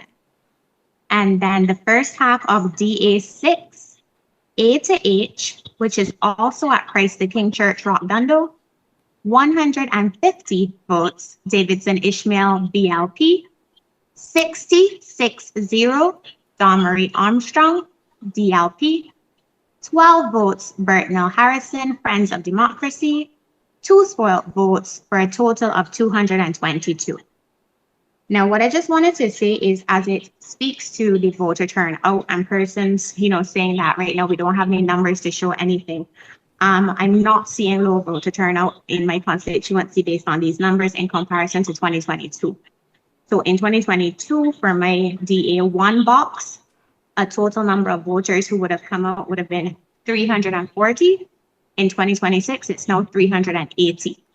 DA2 was 244 in 2022. It's now 256 in 2026. DA3 was 242 in 2022, 225 in 2026. That's a slight decrease in that one only so far. Then DA4, 380 in 2022. There was a slight dip in that one as well to 347, 2026. And then DA5 was 184 in 2022, and that has slightly come down to 177. So it's not a picture of massive voter turnout decline, but that's a picture that I can paint here for you right now in St. Michael North. All right, thank you very much, Kerry. Again, Dr. Christina Hines, how do you analyze that? Well, hold on. Christchurch West. Graham Vaughan is now ready for us. Let's go to Graham. Graham? not at all. Graham Good evening in Vaughan. public. And I am Graham Vaughan. I'm here at Christchurch West, where we've just received another two boxes, sorry. ZC2, A through J, the Bonnets Resource Center in Bonnets, Britton Hill. Andrew Cave, 44. William Duguid, 149, with 2 spoiled votes. ZC2, K to Z. Andrew Cave, 37 votes. William Duguid, 150 votes. And the total for ZC2, Andrew Cave, 81 votes, and William Duguid, 299 votes. Box ZC3, El Bethel Apostolic Church of Barbados, Upper Fords Road. A to F, Andrew Cave, 66 votes. William Duguid, 139 votes, with 1 spoiled. ZC3G through M, Andrew Cave, 64 votes. William Duguid, 160 votes, with 2 spoiled votes. And ZC3N through Z, Andrew Cave, 37 votes, and William Duguid, 137 votes, with 2 spoiled votes. And the totals there, Andrew Cave, 167 votes, and William Duguid, 436 votes, with 5 spoiled votes, and that is box ZC3 in Christchurch West. I'm Graham Vaughan, reporting for Barbados Votes. All right. Again, pretty much predictable what's happening there. No surprises, Devron? Not at all. And I was making reference to a couple boxes we looked at. Christchurch South, one of the interesting boxes given the candidates.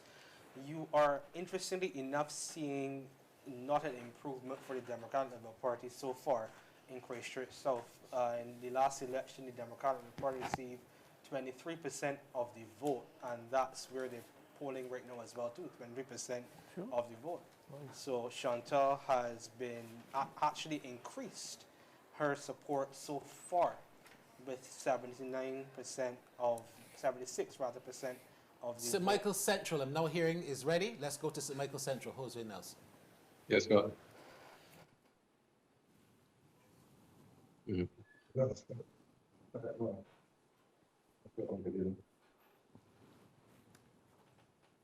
Yeah.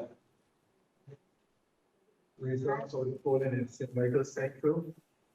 Box MA3, A to H. Anthony Hines polls 6 votes. Tyra Trotman, 143. Raymond Biggins, 14. Andrea Worrell, 29. Total of 192 valid votes. 1 vote was rejected. MA3, I to Z. Anthony Hines polls 7 votes. Tyra Trotman, 132. Raymond Biggins, 5. Andrea Worrell, 29. A total of 173 valid votes. 1 vote was rejected. 1 ballot was rejected. MB1 A to H. Anthony Hines, 2 votes. Tyra Trotman, 93. Raymond Biggins, 27. Andrea Worrell, 26. 148 valid votes. 2 ballots were rejected. Overall total of 1. MB1 I to Z.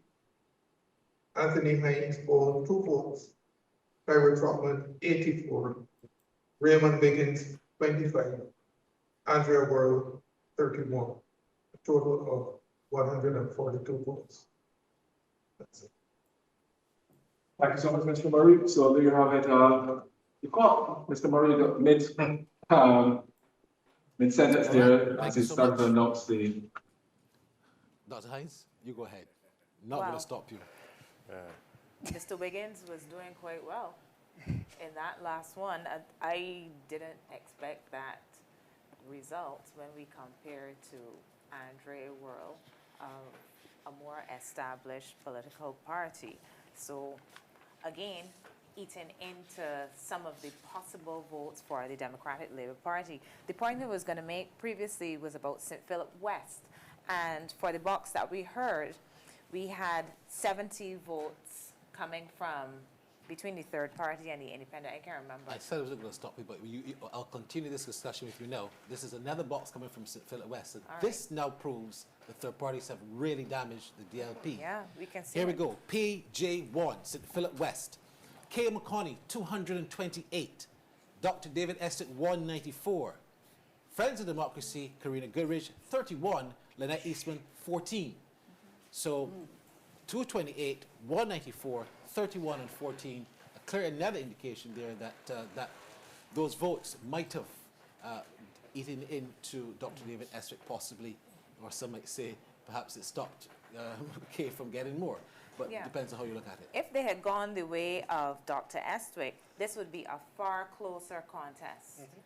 So when people ask about the future of these parties, what I say is that they're generally spoilers. They spoil the futures of others.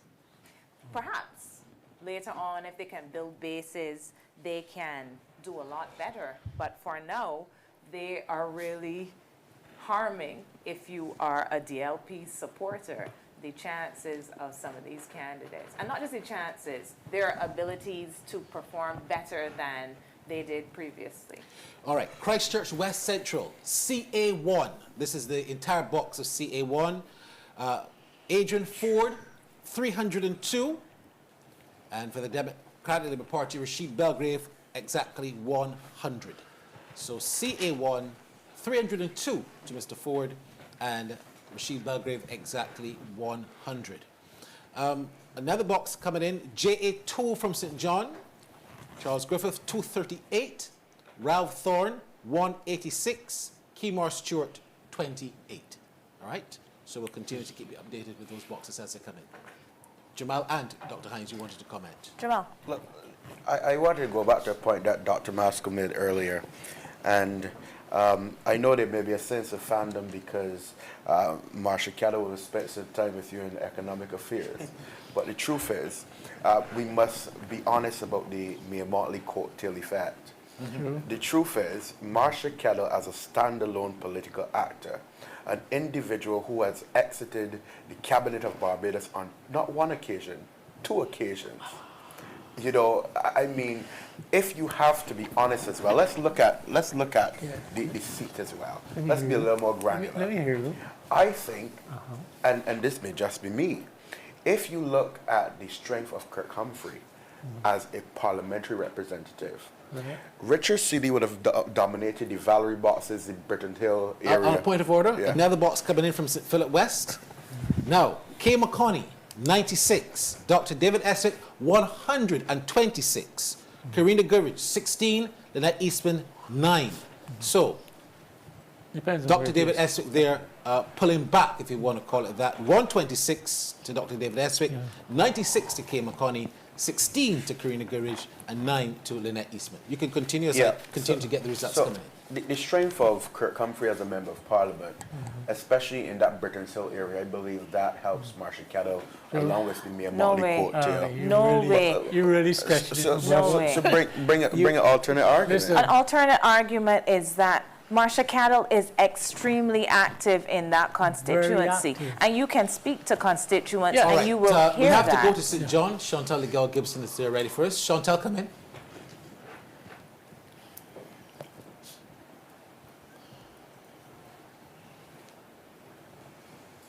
Is she ready?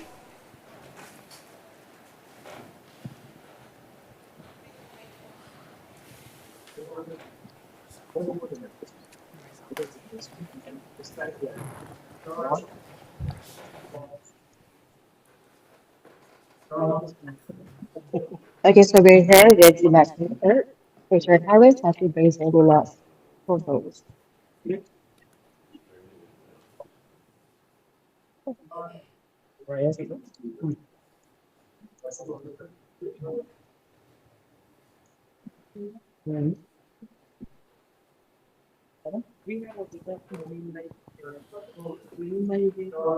Alive. Yeah, alive. Well, we waited on the returning officer. I was told that she was ready there with the results, but the returning officer doesn't seem to be ready. Can we continue to analyze until he is ready? Well, I would like to interject and to come in on that point, because the Returning assumption that Marsha Cattle is doing well. He's ready now. 11th day of February 2026, JB2 88. Mr. Griffith 131. Mr. Stewart 12. Mr. Thorne 50.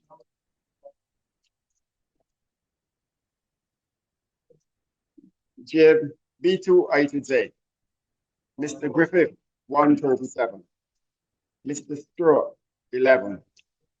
Mr. Thorne 48.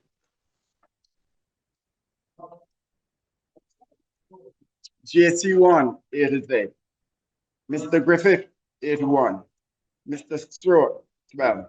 Mr. Thorne 83.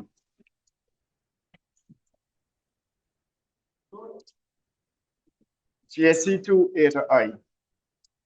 Mr. Griffith 64. Mr. Stewart 6.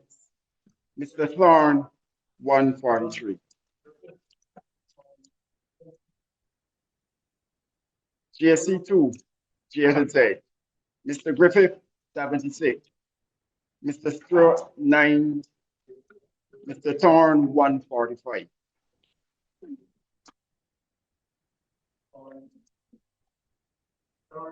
Right. Thank you. Next time you Ralph Thorne has clawed back, even though in two of the boxes he was overwhelmingly defeated. I would like to see where those boxes, perhaps, I don't know if Kev is ready for us, or Devron, but I'd like to see where those boxes essentially emanate from in St. John. Was somebody in the position to tell me that those boxes he won and those boxes he lost? Was somebody in a position to tell us that? Yes, JC2. That box in particular is the Gall Hill box, and the Gall Hill box traditionally performs well for the Democratic Labour Party. So that particular JC2 box where Mr. Thorne would have gotten 143 and 145, he would have cumulatively overperformed Andrea Worrell from the previous year, who would have only had 219 versus 167. Right, versus 167 from Griffith from the Labour Party. So Mr. Thorne has almost double the figures from the Democratic Labour Party in the previous election. More results coming from St. Lucie. LB1 A to G. Peter Phillips 113. Ian Griffith 98. Davis 5. Wayne Griffith 2. LC1 A to G. Peter Phillips 80. Ian Griffith 79. Davis no votes. Wayne 3. Still remains very close, but Peter Phillips, the incumbent, still out front. There was a point I was making, and just to respond to Dr. Hines. You can't respond to me because I ain't finished yet. I haven't finished. Correct. Because what I was saying to you is that this is the kind of assumption that I cannot understand. No. Because in a constituency, you are doing your work. As a minister, that is different work. Kirk Humphrey does well in his constituency. He does a lot of work there. And she does well in her constituency. How the two things are connected beyond sexism is beyond me. She's doing well in her constituency. He is doing well in her constituency. Her constituents like her. And they vote for her. I don't know that that is complicated. I think that we must not trespass on the turf of calling a science a spade. Or a matter of strategy into sexism. A spade. That's ridiculous. No, let's be real. I am being totally real with credibility you. would look at Marsha Cattle And that seat, in particular, if you look at the statistics from the last election, that is one of the worst performing seats in the entire country. We're dealing with St. now. Michael South Central is one of the worst performing seats in the entire country. But your point does not make sense. I am saying, no, it is that doesn't. people are not super inclined to come out and support neither of the two candidates. Isn't Isn't that a fair assessment? No, it isn't. It's a very Richard unfair Sidney could not even assessment. scratch 1,000 votes. It is a very Richard unfair Sidney could not assessment. scratch 1,000 votes in the last Come on, election. give me a break. Marsha It assumes Cannon that barely got she over cannot 2,000 do votes work in and comparison get to the other votes. candidates. Nonsense. Well, the truth of the matter is, Nonsense. when we look across the board, come on. okay, come on. almost every seat that I have seen campaign for has relied heavily upon Prime Minister Motley. Yes. The Well, coattails of the Prime Minister stand out in all of this. Everybody had coattails, you know. We have some Right, good so coattails. I mean, it is difficult. But it wasn't relegated to sexism, though. It wasn't relegated to sexism. No. Correct. The point you're All right, making let's go to is Jason a Bell in St. ridiculous Lucie. one. Is Jason Bell ready for us in St. Lucie?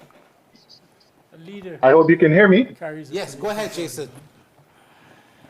I hope you can hear me. Yes. Oh, okay, so we have the results of 3 more boxes here. LB1 A to G, LB1 H to Z, and LC1 A to G.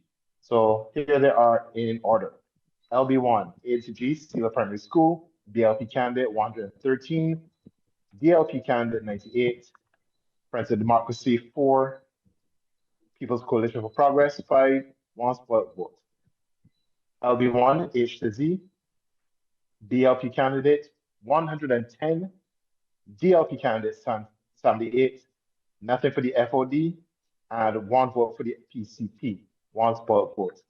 And LC1 A to G, this is Miracle Pentecostal Faith Center in Hope Road, St. Lucie. DLP has edged out the DLP candidate by 1 vote, 80 to 79. So that's 80 votes for the DLP candidate, 79 votes for the DLP candidate, Ian Griffith, 0 votes for the Friends of Democracy, and 3 votes for the PCP candidate. No split votes, 162. Jason Bell, Barbados votes. Interesting to get a sense of to what extent is the Barbados Labour Party candidate doing well in traditional DLP areas in St. Lucie. For the record, I have St. Michael South for the first time tonight. This is UA1. Kirk Humphrey, 213 votes.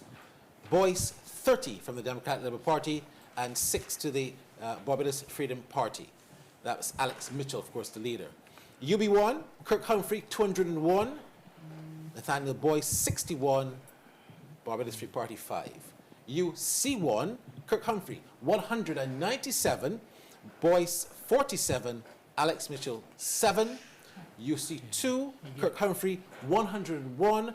Boyce, 21. Mitchell, no votes. UC3, Kirk Humphrey, 246 votes. Boyce, 58. Mitchell, 11. Updated results there from St. Michael South. David, sorry, you were just making the point in terms of the coattails of the Prime Minister being extremely long. That's your observation. Yeah. But I was wondering about a constituency, like, for example, Kirk Humphrey. Yeah, Do you that's think- interesting. Yes, I get the impression that the amount of work that he does in his constituency, he is capable of standing on his own. I have that view as well. Correct. I share that view. But the question is, how many others can you say that of? Exactly. Borders have Marsha Cattle impact. is No, one. borders have impact. Let me tell you why. Marsha Cattle is one. Let's discuss it. We know that. If you look at St. Lucie box, Colin Jordan or Owen Afford never performs well in Daytree Hill. And that is a fact. If you look at Peter Phillips, and let's go back to Richard Arthur or any other candidate, they never perform well in Daytree Hill. You know why? Because the area is traditionally Democratic Labour Party supporters. The fact remains that even in the time of Richie Haynes, that Britain's Hill area, always supported the Democratic Labour Party. Since Kirk Humphrey became member of Parliament. Sergeant Bell. City of Bridgetown, very important. Tanisha Rockyall, are you with us? Yes, I'm here. I'm ready. Okay, go ahead. So the returning officer, Gloria Medford, just announced the first 3 boxes here in the city of Bridgetown. BA1 A to Z, Michael Ashley, 160, Dale Rowe, 10, Corey Beckles, 2, and 2 spot votes. The total 174. BA2 A to H, Lashley, 82, Dale Rowe, 27 votes, Corey Beckles, 4, and there were no spot votes. 113 is the total. BA2 I to Z, Michael Ashley, 93, Dale Rowe, 16, Corey Beckles, 6, and 1 spot vote. The total is 116. So that's it for the first 3 boxes here at the city of Bridgetown. All right, thank you very much, Tanisha. We will now take a commercial break. We'll be right back.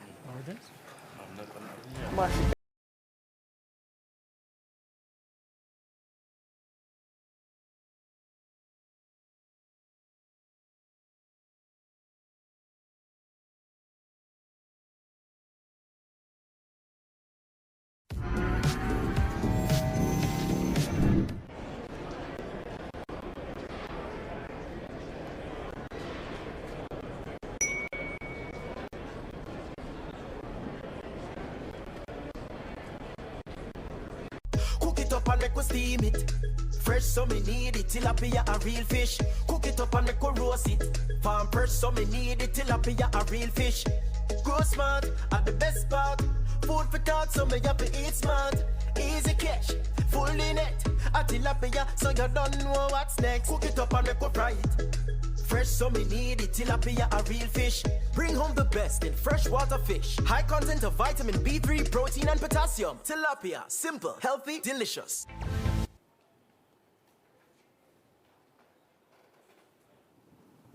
All right, the results are coming in fast and furious. We're going to report this as soon as we can. So you stay tuned, all right? Barry? Yeah, St. Thomas, first time you're hearing from St. Thomas for the night. Box TA2. Gregory Nichols, exactly 700. Dr. Rorik Hines, 168. And Mervyn Whitaker, he is, of course, is from the BFP. He had 15 votes. So that's the only box so far from St. Thomas. All right, Gravely Bannister is in St. George South. Let's go to the former magistrate. Good night to you, Gravely Bannister. Good night, Barry. The returning officer, Roger Podmore, is about to give the result, which I record. In this constituency, there are 13 polling areas, and we're about to have the result. All right.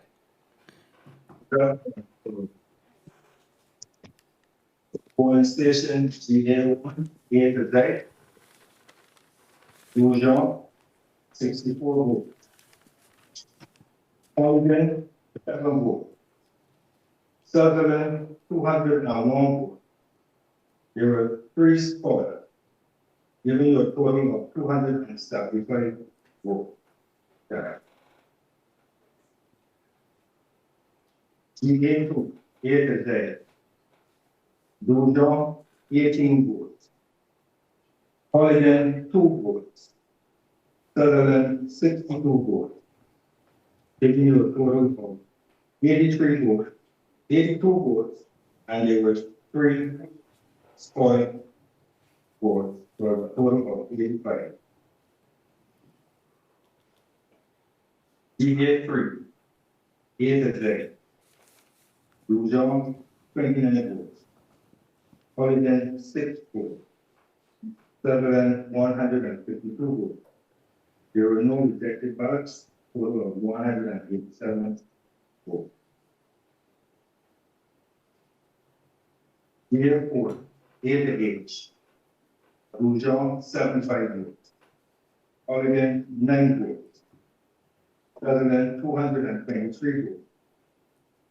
There were 2 rejected, giving a total of 309 votes.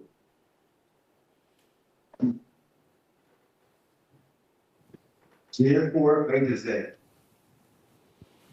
Rougeon, 73 votes. Mulligan, 8 votes. Sutherland, 204 votes. There were 20 rejected ballots, giving a total of 290 votes.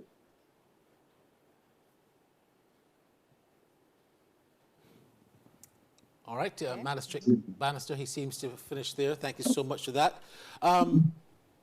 We could repeat those, but the thesis statement there is that the man by the name of Dwight Sutherland continues to hold strong, as he has for a number of elections there against Felicia Dujon.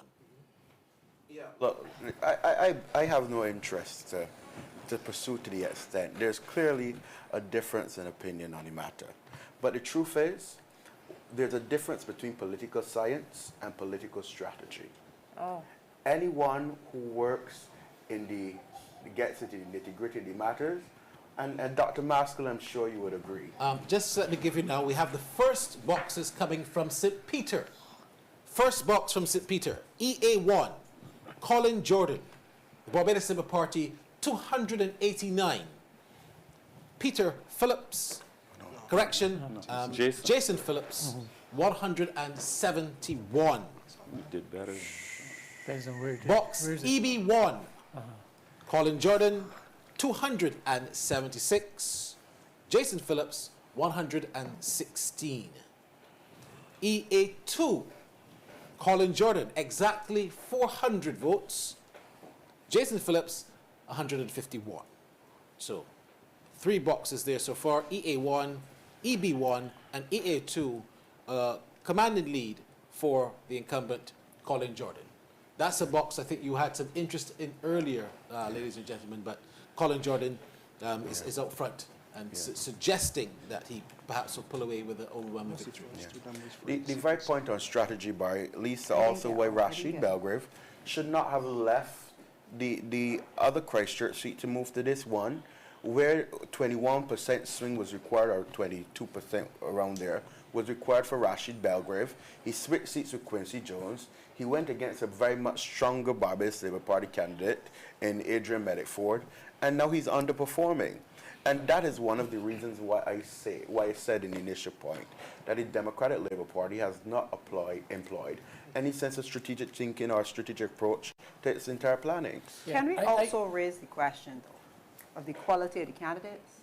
Do you think that played a role? That's part of it, and also when they were chosen, the time that they had to be in the field and that sort of thing. And then add to that the comment which has been made earlier by Ambassador Maskell about the extent to which they were actually visible on the ground. Because I've heard people talk about laziness, that they expected people who came late to be out there. But you know, the same thing that has happened to other people in the society, heavily relying on the internet and Zoom and social media, that same impact has been felt among some of the politicians. Do not forget that along the way in this period, we have also heard people complaining about the visibility of BLP candidates. And what makes the fundamental difference between the two parties in this regard is the presence of the Prime Minister. Yes. So what I will say, I agree with you that there are several weak Barbados Labour Party candidates who, or rather they don't perform well in their constituencies, but they benefit from, as you would have termed it, the coattails of the Prime Minister. But what I will say here is that look at this performance in the city. It's abysmal. 10 votes for a Democratic Labour Party candidate who was selected way before the Barbados Labour Party candidate. Or let's go to Christchurch South. Stokely Murray apparently has another box for us. Stokely, go ahead. Yes, good. Hello, everyone. Once again, as Barbados votes, we are giving you the information now for VA3, K, actually VA4, sorry, A to H. VA4, A to H. Barbados Labour Party, 138. Democratic Labour Party 73. Solutions Barbados 3. PCP 4. Once again, VA4A to H. The BLP 138. Democratic Labour Party 73. Solutions Barbados 3. And the People's Coalition for Progress 4. Now we go to VA4I to Z. VA4I to Z. Barbados Labour Party 111. Democratic Labour Party 52. Solutions Barbados 1. And the PCP 5. Once again, VA4I to Z. Barbados Labour Party 111. The Democratic Labour Party 52. Solutions Barbados 1 and PCP 5. We stand by for more information as the results are coming in really, really quickly. Back to everyone in the studio as Barbados votes. Thank you so much. Thank you, Stokely. Ted Roy. Please. All right. You guys can continue discussion until he's actually. Could I join here quickly? Sure. I want to settle this argument. You can? Doesn't he settling? No, I can't. He's ready. I'll stick a pin. Let's go to Ted Roy. But he did. Ted Roy, Hi, go good ahead. evening, Barbados. Barry, I have the final result here from St. Michael Southeast, where Santia Brashaw was announced as the winner with 3,050 votes, Pedro Shepherd 734 votes, Roy Turner 50 votes. The total votes were 3,850 votes. All right. So thank you very much, Ted Roy. So the first final declaration, bringing back, of course, Santia Bradshaw, 3,050 votes, Pedro Shepherd, 734, Roy Turner, 50. This is really going true to form with how 2022 went. Santia was the first that was declared. Santia now the first declared here again, and an overwhelming victory for Santia Bradshaw. We wait to see how those numbers stack up in terms of the overwhelming percentage that she's gained over Pedro Shepherd, and also the voter turnout for that particular constituency. We'd love to hear from Kev on that, and yourself, Devron. So far for Santia, we're seeing a situation where she's maintained support. So she has about 80% this time around, and she also had 80% in 2022. The Democratic Labour Party, again, performing at the same amount, about 20%. As far as the turnout, you have an increase about 300 votes or so. You had last time you had 3,485, and this time around you have 3,800, and I missed that last one, but you have about a 300 increase. So this idea that there was such a low voter turnout. It still is, because last time you had a 45% turnout just about in this constituency, less than that, 42. And that pushes us up not by quite a bit. So you probably maybe have a 50%, but I'll get you the exact number. Updated box, St. Michael South Central, a box that Jamal and Dr. Christina Hayes have been fighting over. Marcia Cattle, RA1. 175 Marcia Cattle for the Barbados Labour Party. Richard Seeley for the Democratic Labour Party, 71, and David Gill for the PCP, 6. And I believe we would have given you RA2 earlier, but for the record there, Marcia Cattle, 147, for the DLP, Richard Seeley, 74, and David Gill, 14. Let's go to the Democratic Labour Party headquarters, and I believe that Pedro Shepherd there might be about to give his concession. He's with Carol Toppin. Let's go to the headquarters. And yes, good evening from the Democratic Labour Party headquarters for Barbados Votes. And I have with me Mr. Pedro Shepherd. And we would have just heard the final results. So give me your thoughts and what you have to say at this time. Well, first of all, let me congratulate Ms. Bradshaw on another outstanding defeat. Well, another outstanding performance which led to my defeat. I am not daunted in any way. I was in the constituency. I understand the sentiments of the people in the constituency. I was able to observe how the Barbados Labour Party operated and how Cynthia Bradshaw operated in the constituency. The constituency is the type of constituency that depends heavily upon the, let me say, the members of parliament or any person who is interested in contesting the seat. And of course, the incumbent had access to all the resources. I did not have access to those resources.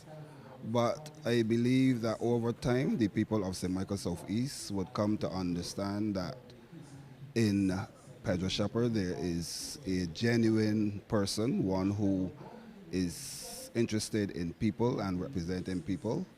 And they will give me an opportunity maybe the next time around. So are you saying that you will be back? I will be back. I am a teacher in the constituency. I've been in there for 38 years. I still have a few years left as a teacher. Hopefully they will not transfer me from the constituency. And I will continue to do the work. As I wrapped up my canvassing yesterday, persons were saying that they needed to see a lot more of me in the constituency and doing a lot of activities in the constituency. And if I have access to some resources, I surely will do some activities in the constituency and build my profile some more. Well, thank you very much, Pedro Shepherd. Conceding defeat this evening, he has been here from very early, getting things together, and determined that he will continue with the Democratic Labour Party. So right here, live at Democratic Labour Party headquarters, this is Barbados Votes. Thank you very much, Carol, and thank you very much there to Pedro Shepherd, the first candidate to have his concession speech. And we look forward to going to the BLP perhaps soon and hearing from Cynthia Bradshaw. Now, updated figures, and this is from St. Peter. These are the updated figures. Peter Phillips, let's go to St. Lucie first before we go to St. Peter. Let's go to St. Lucie. Updated figures for St. Lucie. Peter Phillips, 1,689 votes. 1,689. Ian Griffith, 1,222. Davis, 23, and Wayne Griffith, 93. There were 10 spoiled ballots. So total votes cast so far, 3,037. Peter Phillips, the incumbent, now leads by 467 votes in St. Lucie. Again, let's give you updated. Peter Phillips in St. Lucie, updated, 1,689. Ian Griffith, 1,222. I think, Barry, we still have to wait for those LE boxes Yeah. to be able to, when we get those LE boxes, we have a better understanding of where Peter Phillips' fate lies at the end of the day.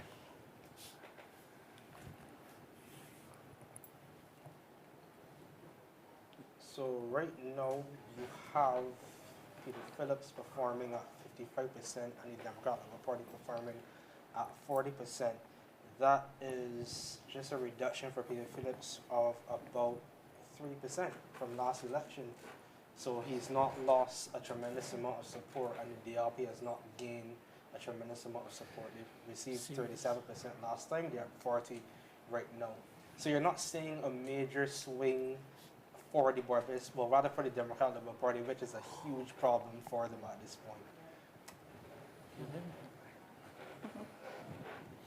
I have another box. Let's take a comment from him. Oh, no. Yes, go ahead. Gravely Bannister. So we have to go back to Gravely Bannister. Yeah, we have to go back to St. Gravely George Bannister and St. George South.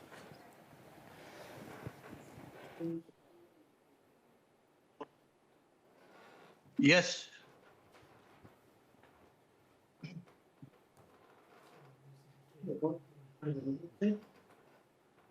We're about to get the next set of results.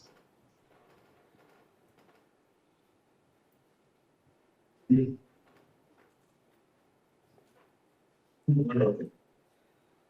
results are as follows.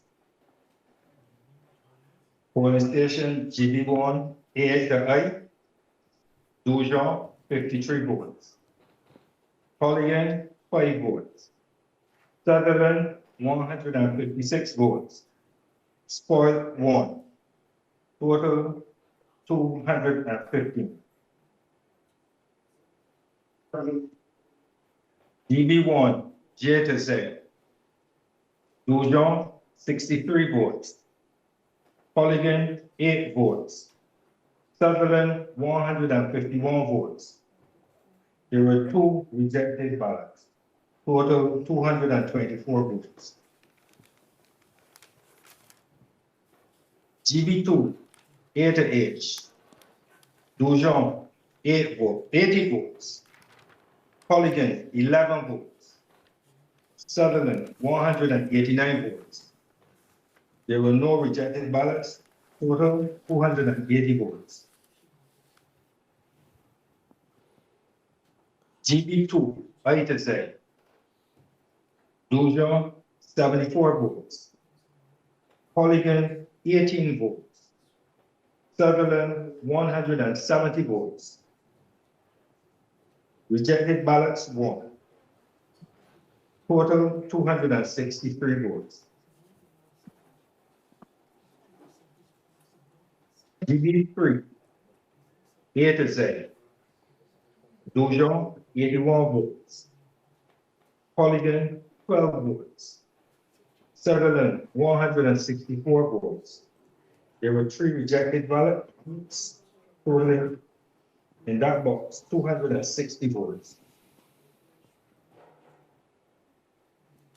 All right, thank you very much.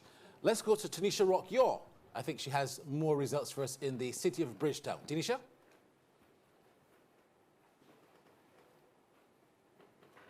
In BB1 A to H, Michael Lashley 126, Dale Rowe 28, Corey Beckles 1 and 1 spot vote, the total 156. BC1 A to Z, Michael Ashley 76, Dale Rowe 10, Corey Beckles 1, no spot votes, the total 87. BA3 A to Z, Michael Ashley 168, Dale Rowe 47, Corey Beckles 18, no spot votes, total 233. And BB1 I to Z, Michael Ashley 147, Dale Rowe 18, Corey Beckles 5, and no spot votes, the total 170. Thank you very much, Tanisha Rock-Yaw. I've got to tell you that this overwhelming response to Michael Ashley in the city of Bridgetown is perhaps more than anyone expected. Am I correct in saying that? I mean, Michael Ashley was indeed the firm favorite, but you've got Dale Rowe getting 18 votes. That sounds like someone who's an independent. So right now we have Michael Ashley winning with 83% of the votes so far. And it's a point that I made off here where he said that the Prime Minister has the political capital to carry people. So people might have assumed that, they lost decade discussion, Michael Ashley, etc. All right, sorry to interrupt. Sir Michael West. Sir Michael West. West Central. Sir Michael West Central. There's not just that, there's suitability for constituency. Good evening, everyone. Stephen Leslie for Barbados Votes from St. Michael West Central. We've got WA1 A to E, Barbados Labour Party, Ian Goodin Edgell 123, James Paul Democratic Labour Party 29, Katrina Ramsey Friends of Democracy 4. WA1 F to L, Barbados Labour Party 153, Democratic Labour Party 19, Friends of Democracy 2. WA1 M to Z, Barbados Labour Party 165, Democratic Labour Party 20, Friends of Democracy 4. WA2 J to Z, Barbados Labour Party 124, Democratic Labour Party 24, Friends of Democracy 1. WH3 A to J, Barbados Labour Party 112, Democratic Labour Party 31, Friends of Democracy 7. WA3 K to Z, Barbados Labour Party, 125. Democratic Labour Party, 27. Friends of Democracy, 1. WA4, A to F. Barbados Labour Party, 129. Democratic Labour Party, 23. Friends of Democracy, 3. WA4, G to M. Barbados Labour Party, 123. Democratic Labour Party, 31. Friends of Democracy, 12. WA4, N to Z. Barbados Labour Party, 117. Democratic Labour Party, 31. And the Friends of Democracy, 3. Those are the results provided by Returning Officer Mr. Leonard Waters. This is Stephen Leslie for Barbados Votes. Thank you very much, Stephen. Again, consistent with what we've seen, and Ian Ginn Edgell on his way to overwhelming victory as well. Yes, and it seems to be, as you said, across the board. And I was making the point about Michael Lashley, and we had an earlier discussion about him being part of the so-called lost decade. But I think what people don't recognize is the Prime Minister has the political capital to even carry individuals from the so-called lost decade. And to my mind, she is the first Prime Minister in our history to not only be able to cut, but also carry. If you think of the Fernell Stewart administration, when you had the infighting, for instance, with Espic and Dominic speaking out publicly against the party, against cabinet, etc., Fernell Stewart was not in a position to do anything about that. But you now have a Prime Minister who has, as I said, the ability to hire and fire. And there is really no repercussions in her doing that.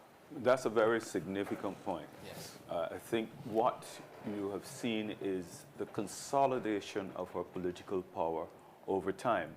And this result is going to put a number of those people who are under her wing, especially the newer players, in a situation where the natural inclination will be, you fall in line. If you don't fall in line, you're gone.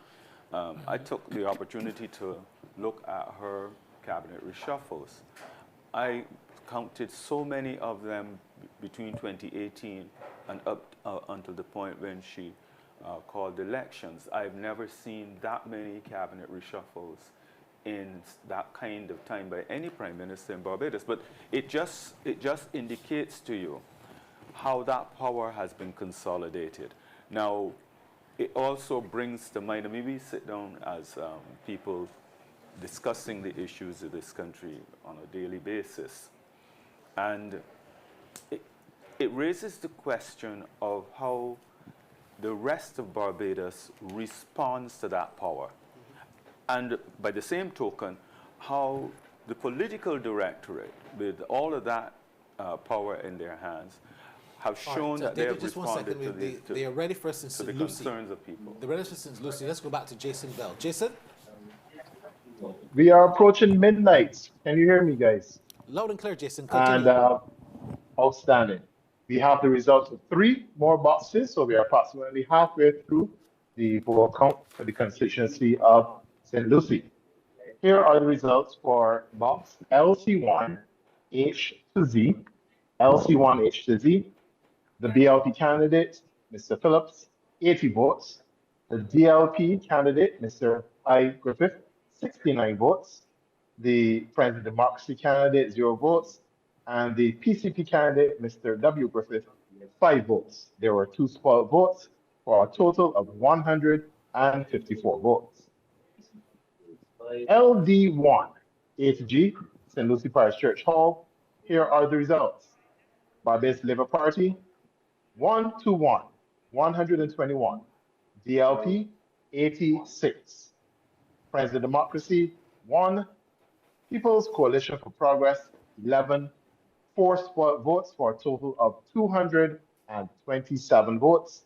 The third box that I have an update on, LD1, H to Z, 105 votes for the BLP candidate, 81 for the DLP candidate, 3 for the FOD, 2 for the PCP, 2 spoiled votes for a total of 191 votes as Barbados votes. This is Jason Bell. All right, Thank you very much. And we go straight now to Graham Vaughan. I believe Graham has another result.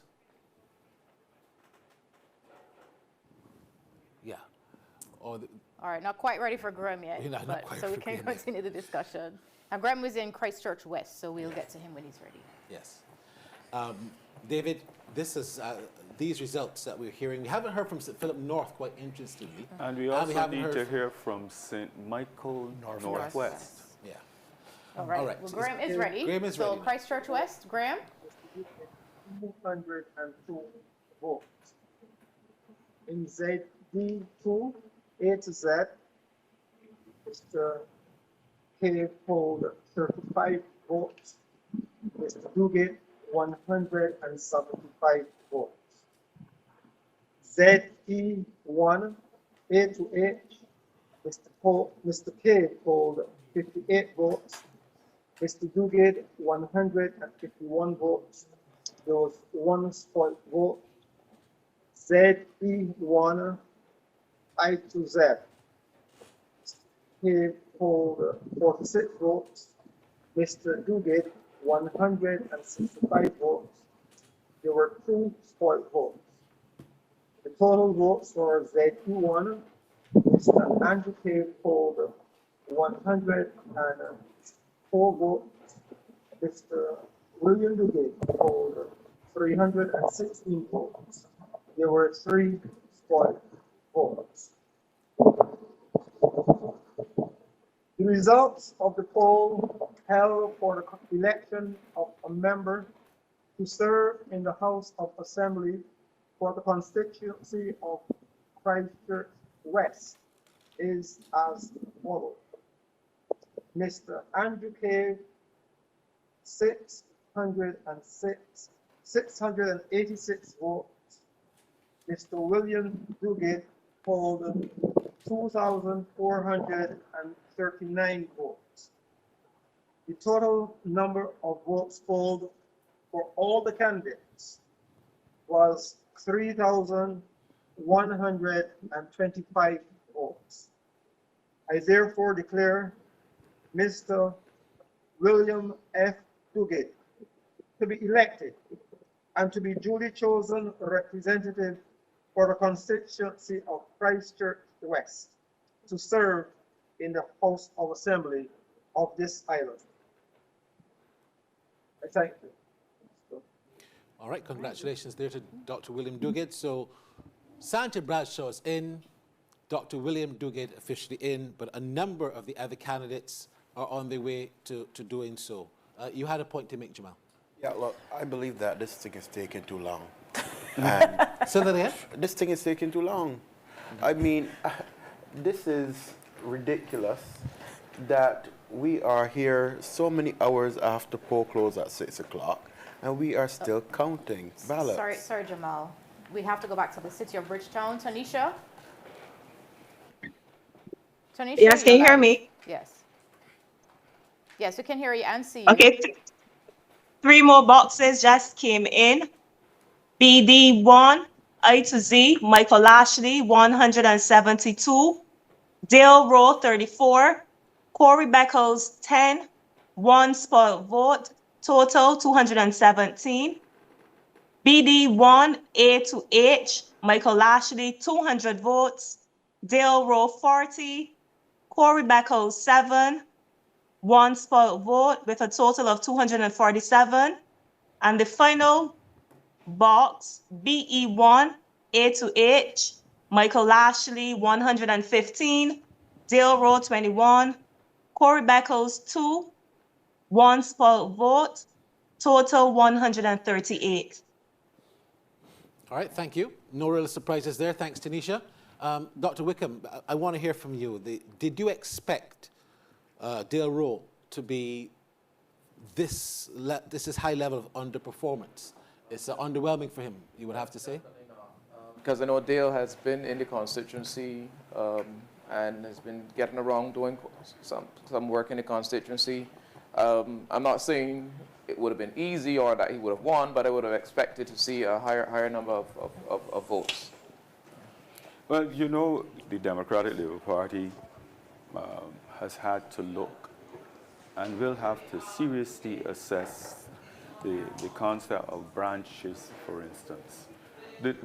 It is well known that the branches of the Democratic Labour Party were largely dormant for quite some time. So when you combine the fact that the branches were not active with the idea that you had appointed new candidates who really had very little time to be David, out just there. a second. Apparently, Graham Vaughan has the winner of Christchurch West, Dr. William Duguid, with him. Graham? And I think also the third thing I want to complete, which I started but haven't completed, is a resource center for this part of the constituency for different class, and then a daycare center for Bonnet. And those two things, as well as the roads and the rest of the infrastructure, I think I would be on good stead, and I would have left a good wicket on which to build my next campaign. Could you elaborate a bit more? You made reference to legislation that would assist. So the legislation that if you have overgrown lots, now the government has legislation in place that if your lot is overgrown and the government goes and cleans it, that they will the cost of that will attach to your land tax. So you will be back again in another term, in another election? As long as the people want me, I'll be there. Okay. Now, this is a considerable legacy that you have developed here. What do you think has really shored up the fact that people believe in William Duguid, the name William Duguid covers and has that kind of weight? First, I have to and could not say that anything built first on my predecessor, Sir Henry Ford. Sir Henry Ford had a massive contribution in this constituency, and I tried my best to build on it, to continue the projects and the programs, and also the policies and the way in which Sir Henry Ford treated his constituents. And I built on that and continue to improve on that. Of course, this is a different time. When Sir Henry was the Member of Parliament, we didn't have Facebook, we didn't have Instagram, we didn't have TikTok, hardly email. And now constituents reach out to me on all of those platforms, as well as the traditional. But what I always try to do is to respond to every single person. I can't always meet the request, but I respond. And I think that has been a critical part of being able to provide the necessary support and representation for the constituents. The personal touch. Well, thank you very much. Thank you. Thank you. All right, thank you so much. Results coming in now for the first time from Christchurch East. Wilfred Abrams, the Barbados Labour Party, box XA1, Wilfred Abrams, 357 votes. From the DLP, Amoy Gildenborn, 129. From the PCP, Ingrid Best, 17. And Steve Prescott from the RBP, just 6. Box XA2, wow. Wilfred Abrams, the Barbados Labour Party, 430. Amoy Gildenborn from the DLP, 85. Ingrid Best from PCP, 12, and 6 to Mr. Steve Prescott. XA3, Wilfred Abrams from the BLP, 167. Amoy Gildenborn from the DLP, 54. Ingrid Best from PCP, 5, and 2 to Mr. Steve Prescott from the RBP. So, updated results there from Christchurch East. First results that we've got from them. You must feel quite proud so far, Mr. Maskell. I just want to say, though, that many of these candidates are now in their third election. And the notion, I accept how strong the Prime Minister is. She's the most challenged Prime Minister of any that we've had, and she's responded. But I don't want you to take away from these candidates now developing as politicians. St. Philip South. St. Philip South, first results we get from St. Philip South. Indar Weir, the Barbados Labour Party, 576. This is PF1 box. Neil Marshall from the Democratic Labour Party, 265. Omar Smith from the Friends of Democracy, 12. And Mr. John Wayne Scanderberry from the Barbados Freedom Party, just 9. Box PF2, Indar Weir from the BLP, 367. Neil Marshall, 138 from the DLP. Friends of Democracy, Omar Smith, 9, and Mr. Scanterbury from the Barbados Freedom Party, just 3. Updated results coming there for the first time tonight from St. Philip South. You were saying, Ambassador Masco. Yes. So that I understand the notion that the Prime Minister is strong, and I see it daily, but I'm also saying do not underestimate that as we develop, as we grow into a job, we also deserve some kudos as well. And in this respect, what you're seeing, now mind you, I've also heard in the city, but I want you to recognize the suitability of a Michael Lashley to the constituency.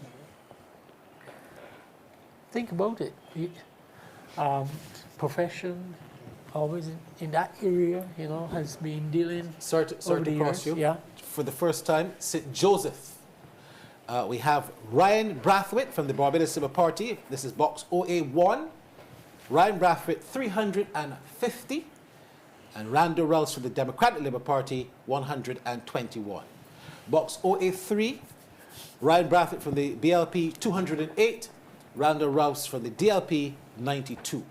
Box OA2, Ryan Brathwaite from the Barbados Labour Party, 229. Randall Rouse from the DLP, 62. Updated results from St. Joseph. Sorry, go ahead. Yeah. So, and in similar vein, I can't help but get back to something I want to resolve. Marsha got 72% of the vote in 2018. Kurt got 73%. Kurt got 79 in the COVID era. Marsha got 67. But Gail entered the race and took away votes from Marsha. So I'm saying to you that you can't reduce her contribution by the way she is perceived by her colleagues as a strong young woman. By her colleagues. Just a quick question. Was David Gill in the race in 2018 as well? 2018? Yeah. Yes. Yeah, I believe he was for a different party. So how did we conclude that he entered the race in 2022 and take away votes? No, I'm saying that an opposition should expect to receive those kind of votes. So, Dr. Bass. The other way, the opposition should have gotten the votes that they deserve. All right, St. Michael Northwest. First results from St. Michael Northwest. Let's join Vilmore Johnson. Vilmore, go ahead. 1 second, they go to Bridgetown.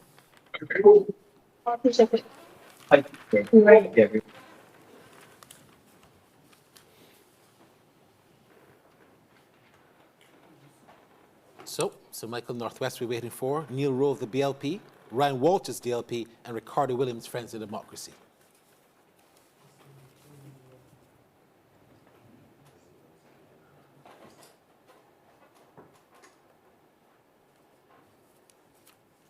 Anytime today. And this is one of the closer ones as well. Closer. All right. The returning officer there doesn't seem to be quite ready.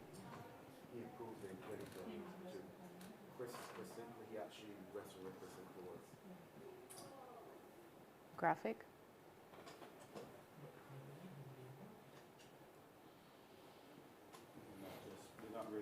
All right, they're not ready there at the moment. That's Neil Rowe of the BLP, Ryan Walters of the DLP, Ricardo Williams of the Friends of Democracy. We are just waiting on the returning officer and that graphic to come up. You were making the point, Jamal, though. Yeah, look, Dr. Maskell, Yeah. I appreciate that you're trying to mount a defense. No. And I have already resisted the temptation for delving further into the discussion on the matters of candidate. But truth be told, But you can't leave it alone. we have broader discussed the fact that the Prime Minister has a very long coattail.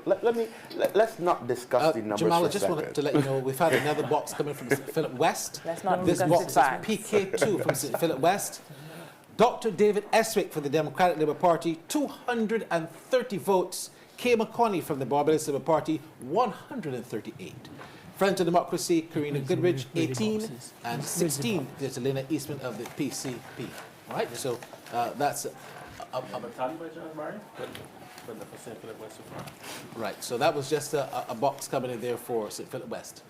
We have a graphic, I understand, showing the results for the parties, I believe, so far. So,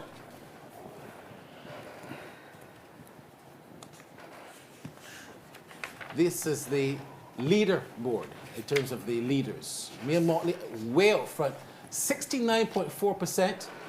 Ralph Thorne, 28.1%. Kemar Stewart, just 1.1%, and Karina Goodrich, 1.3%. So we can see from the results we've seen so far, the final results, that the Prime Minister is out front with the BLP. And I must tell you that her box, I believe the Prime Minister has concluded her victory as well. So add the Prime Minister along with Dr. William Duguid and, of course, Sandra Bradshaw to the 3 concluded boxes, concluded constituencies. Let's go to Kev. Kev, you have something for us, Kev? Yes, I do. Thank you. Good evening, Barbados. You are not dreaming. This is not 2022. This is 2026. As it stands across the country, over 24 seats out of 30 seats have been accounted for, and the Barbados Labour Party is leading in all of them at this point in time. So what did the DLP have to do in order to have a good night tonight? We would have highlighted a number of seats that the Democratic Labour Party would have likely been targeting versus 2022. Seats like St. Lucie, St. John, St. Philip North, St. Philip West, and potentially St. Michael North West. But at this point in time, the Barbados Party appears to be leading in St. Lucie, St. John, Ding Dong Bahal in St. Philip West, and we're still awaiting figures from St. Michael Northwest, correct? That's correct. So at this point in time, ladies and gentlemen, just in, first box for St. Philip North. First box for St. Philip North. PA1. Simon Clark of the Democratic Labour Party, 237. Dr. Sonia Brown of the Barbados Labour Party, 209. The Friends of Democracy, Anya Lord, 14. Nigel Newton, 4. And the Independent, Mr. Beckles, 7. Box PB1. The Barbados Labour Party's Dr. Sonia Brown, 240. Simon Clark of the DLP, 200. Friends of Democracy, Anya Lord, 17. Mr. Newton, 3. Mr. Beckles, 14. PC1. Barbados Labour Party, Dr. Sonia Brown, 133. Simon Clark, 127. Friends of Democracy, Anya Lord, 3. PCP, none. Independent, 5. So, I haven't done those entire calculations, but it looks like Sonia Brown might be holding a lead of about 20 to 30 votes there overall so far after those 3 boxes. Yeah. Kev, you can continue. thanks for that, Barry. So at this point, we would have just gotten figures from St. Philip North. So as it stands, that now puts the Barbados Labour Party at 26 out of a possible 30 seats. So if you're in Roebuck Street, you're probably jumping for joy. And if you're in George Street, well, at this point in time, there could possibly be some hope. In St. John, for example, we're still awaiting figures from GE2, which is the College Savannah box. That's the biggest box within St. John. And at this point in time, comparative to the previous election, in order for the Democratic Party to at least have a fighting chance in St. John, they're going to still have to perform, or at least overperform rather, in GE2, which is the College Savannah box.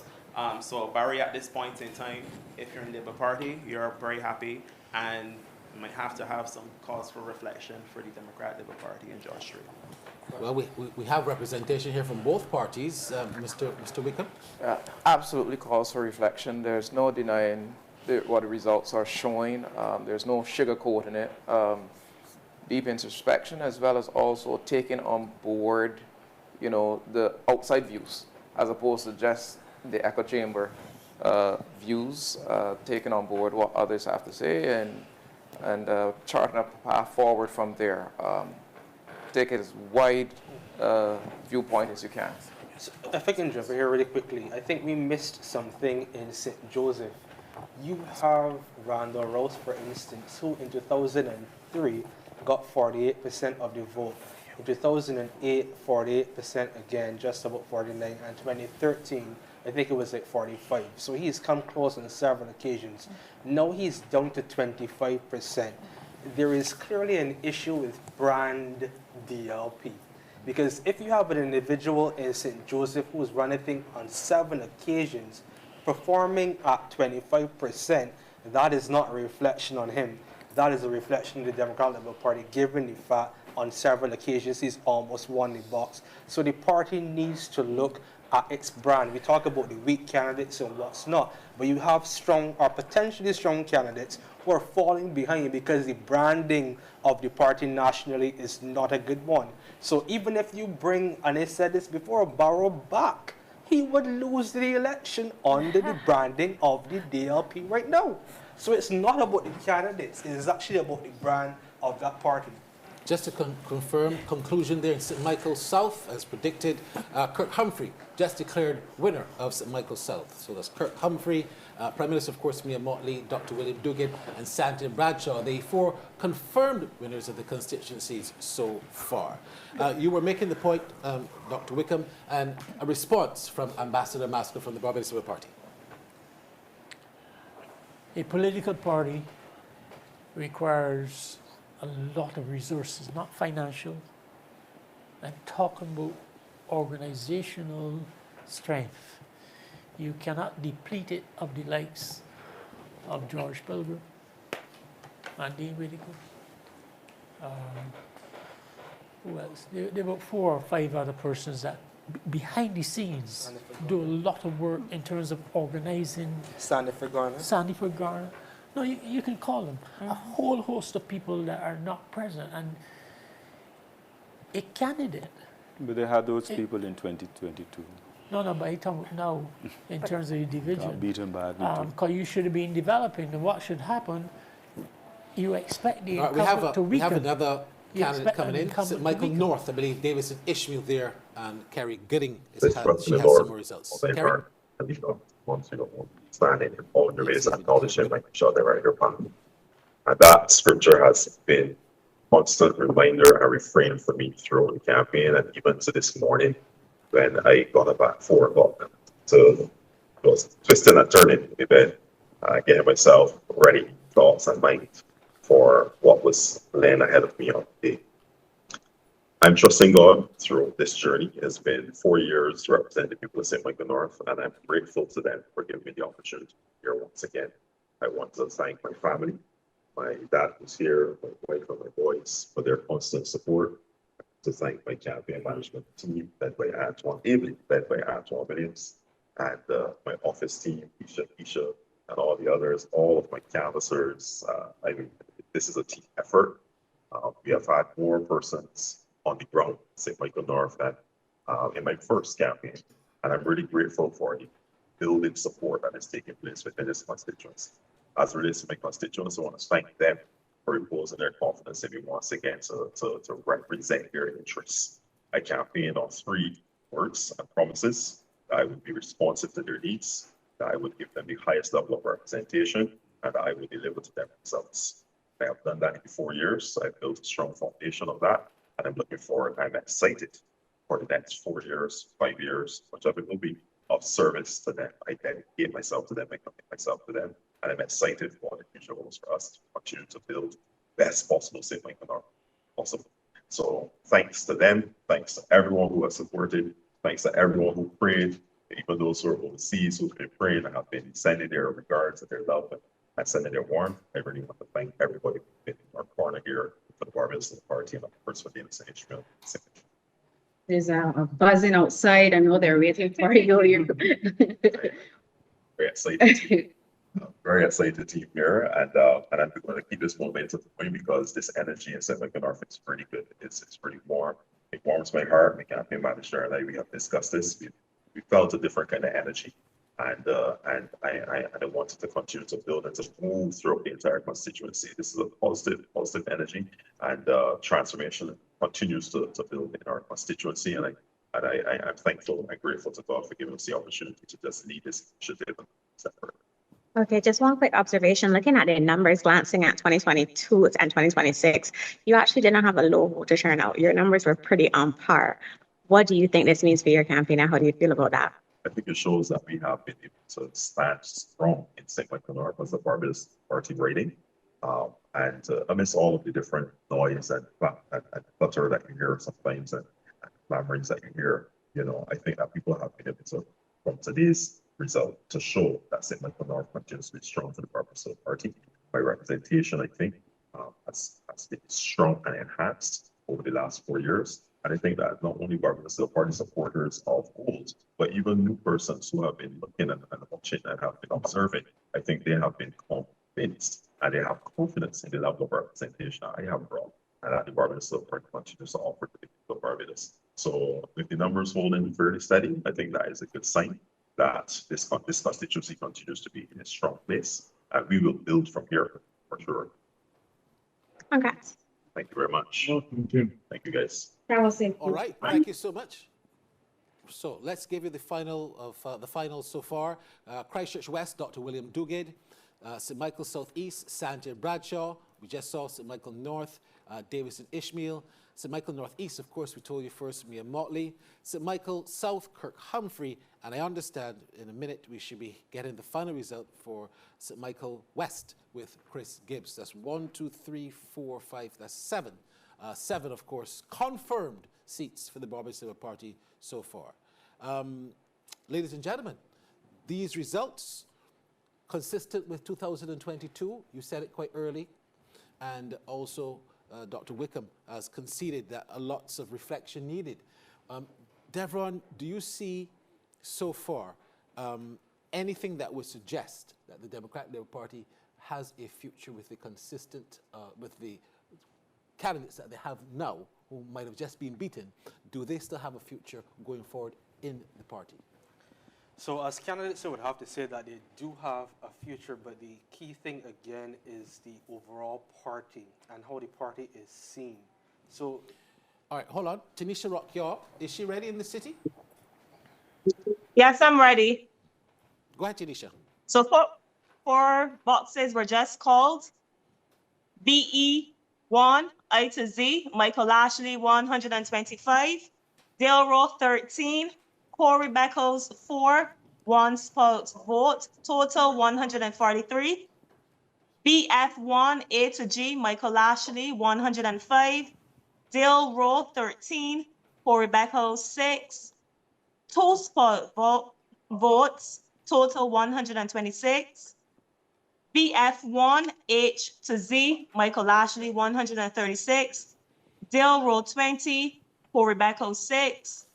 0 spot votes, 162 is the total.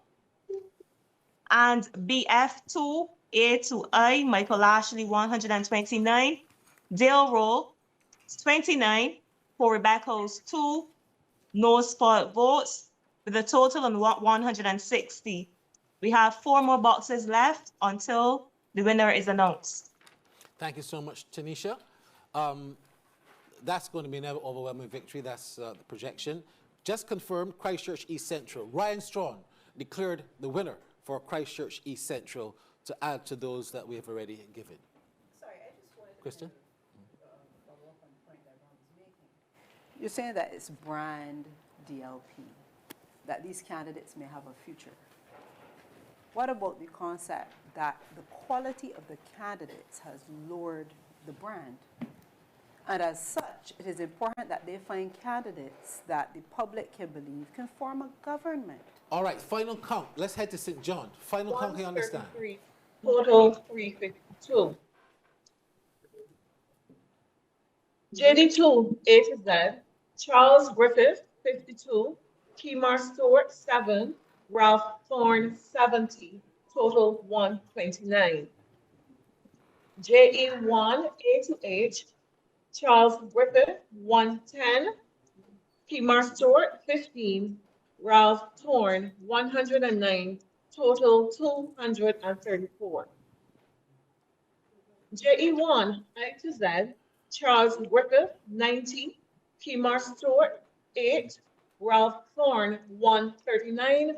Total 229. JE2 A to Z, Charles Griffith, 57, Kemar Stewart, 9, Ralph Thorne, 123, total 189. JC 3A to Z, Charles Griffith, 118, Kemar Stewart, 3, Ralph Thorne, 40, total 161. JE3 A to Z, Charles Griffith, 105, Kemar Stewart, 17, Ralph Thorne, 140, total 162. The results of the poll held for the election of a member to serve in the House of Assembly for the constituency of St. John is as follows. Mr. Charles Griffith, 2,327 votes. Mr. Kemar Stewart, 236 votes. Mr. Ralph Thorne, 1,876 votes. The total number of votes polled for all candidates was 4,439, with 18 spoiled. I therefore declare Mr. Charles Griffith to be elected and be duly chosen representative for the constituency of St. John to serve in the House of Assembly of this island. Thank you. All right, I believe that they have Charles. I see Charles Griffith there. Is he going to speak? Yes, we do have Mr. Griffith, and he's going to give us a comment right now. All right, so congrats Mr. to Charles Griffith, Griffith. coming over to give us a comment. Congratulations.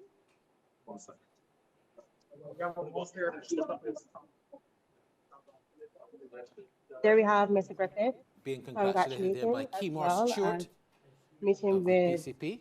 leader of the National Party. Reflections. Has this been a tougher one than usual?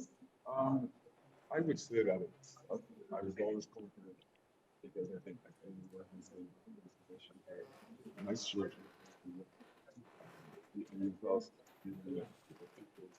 We're not hearing Charles Griffith very well.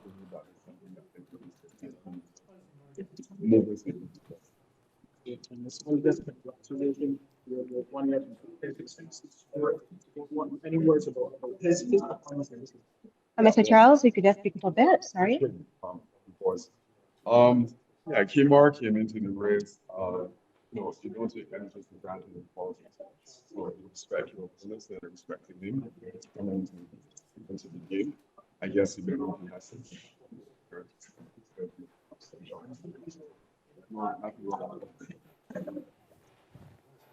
message. Yeah, look, as far as my talents, being a rep St. John, I have always been capable.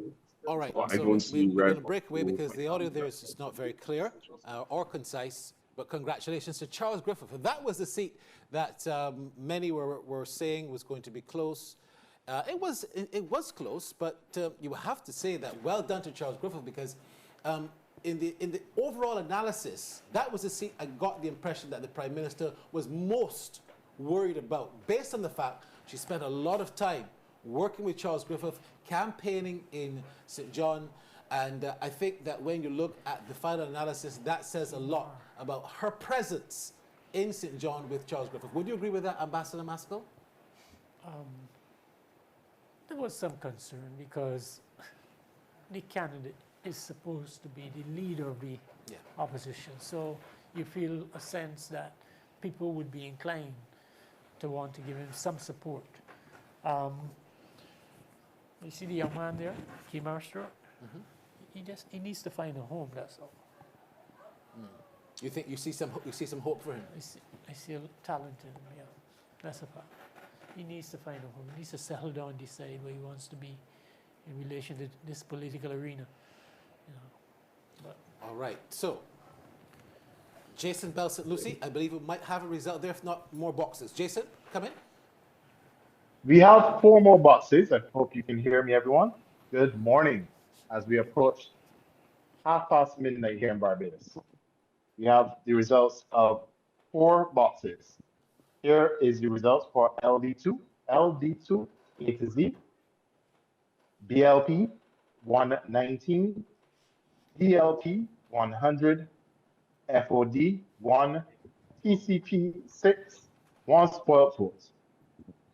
LD3, A to G, LD3, A to G, 100 DLP, 124 DLP, 1 each for FOD and PCP, no spoiled votes.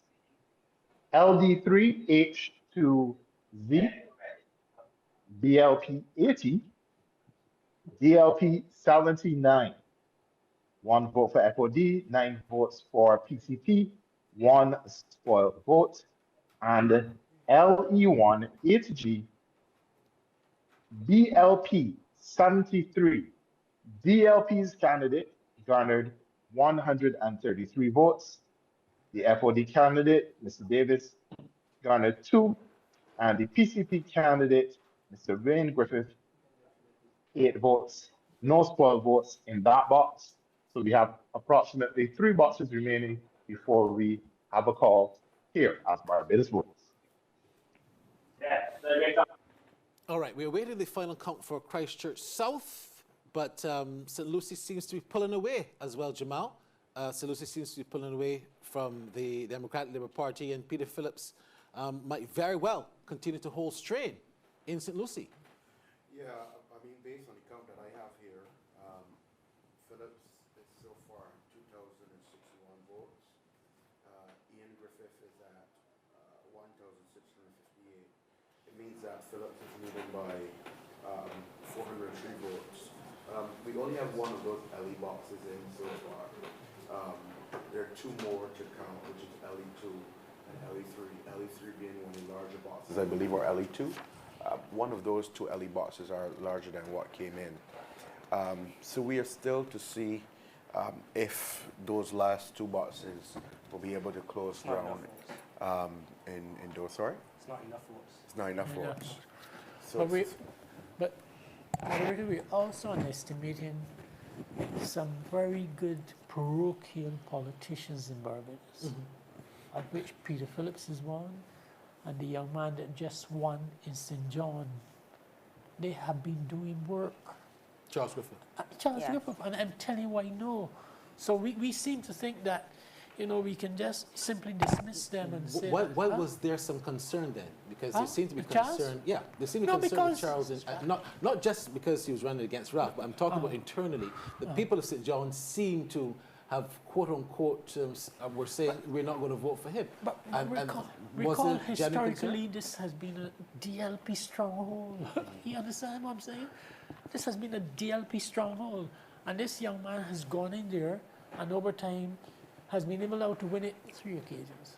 And I'm saying that yes, you can say that the Prime Minister, with her long coattail, but you still have to work at the constituency level to Dr. accomplish Masto, I am not trying to results. take any credit from any of the victorious candidates here this evening.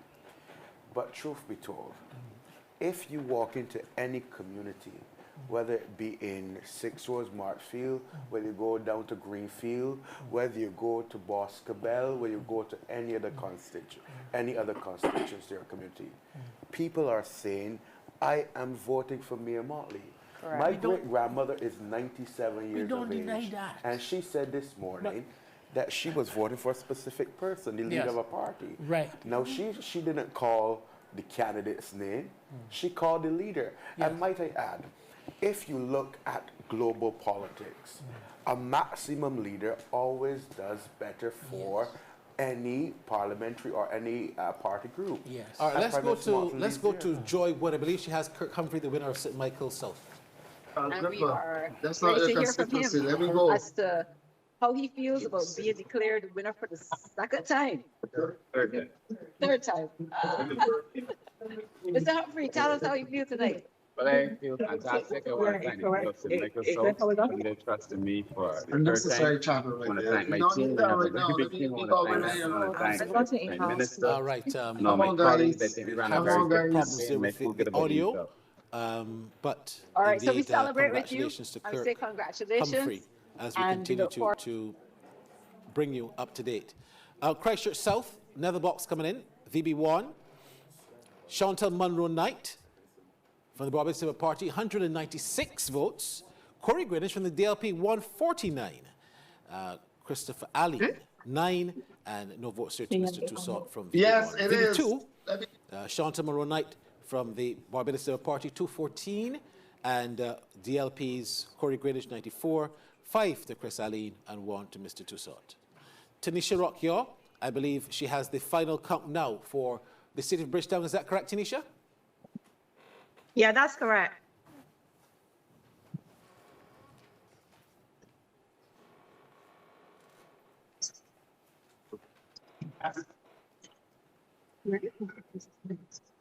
That's right, Pearson. Final count from the city. The returning officer, Gloria Medford, joins us. BF2, J to Z, Corey Beckles, 3, Michael Lashley, 156, Dale Rowe, 25. There were no spoiled ballots. 184 in total. BF3, A to G, Corey Beckles, 4, Michael Lashley, 109, Dale Rowe, 29. There were no spoiled ballots. A total of 142. BF3, H to Z, Corey Beckles, 5, Michael Lashley, 139, Dale Rowe, 37. There were no spoiled ballots. A total of 187. BG1, Corey Beckles, 6, Michael Lashley, 74, Dale Rowe, 8. There were no spoiled ballots. Total of 88.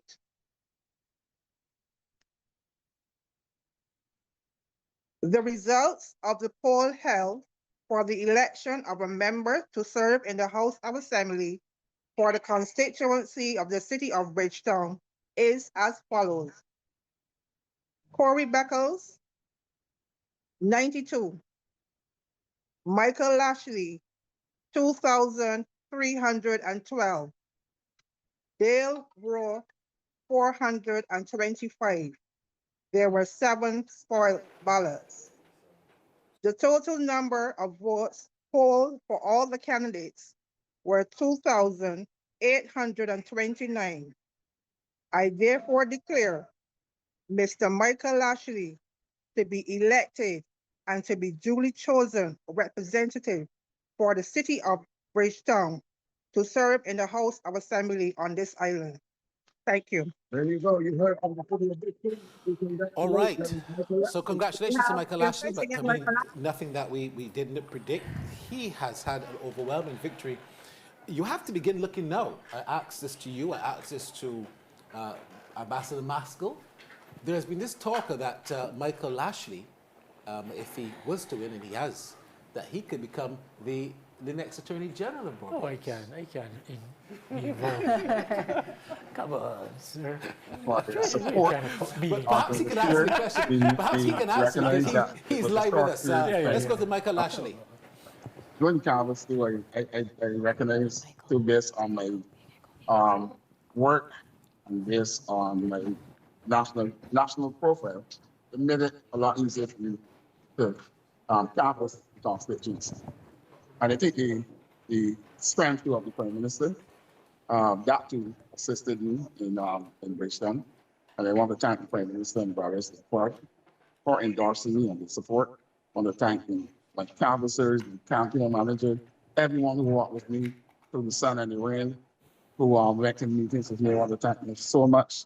And of course, I want to tell the people of the city that I'm here to give them a very strong representation, as I'm accustomed to. Is it too early to tell us what's your first order of business for the city crew? My first order of business is to get down on the ground again, or not let them up, get down on the ground. Hold some community meetings with all the residents, particularly persons living in the terrace units. I want to meet with the elderly. I want to do some work with the young people.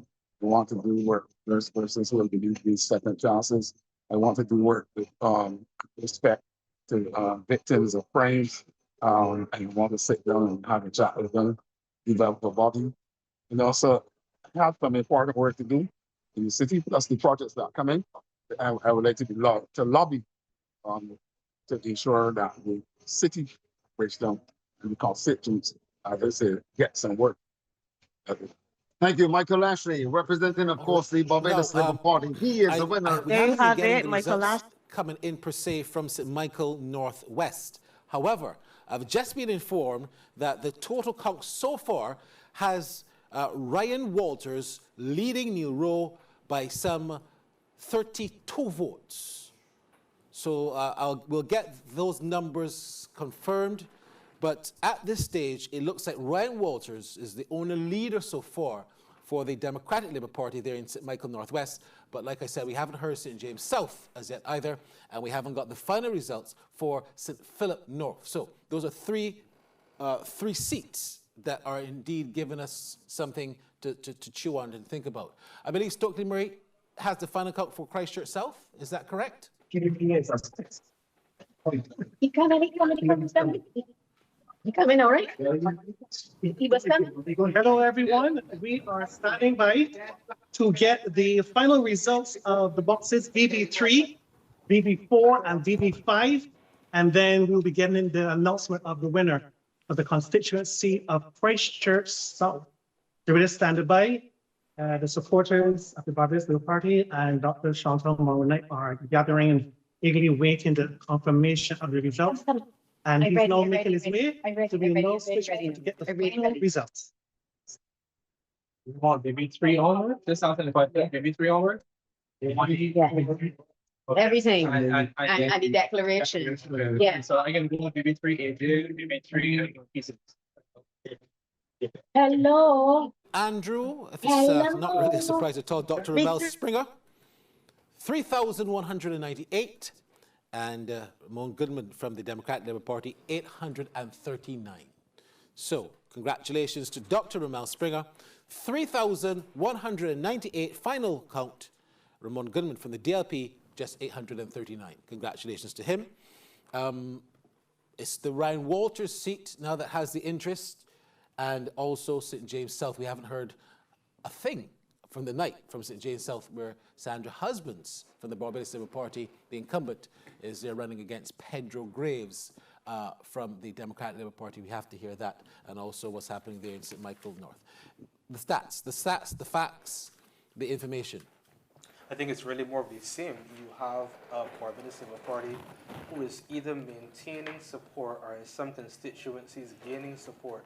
And for instance, if you look at the St. John's seat, you had maybe a 6-point swing away from the Barbados Labour Party. All right, Stokely Murray, Christchurch South, final Hello. count. Let's go to him. Hello.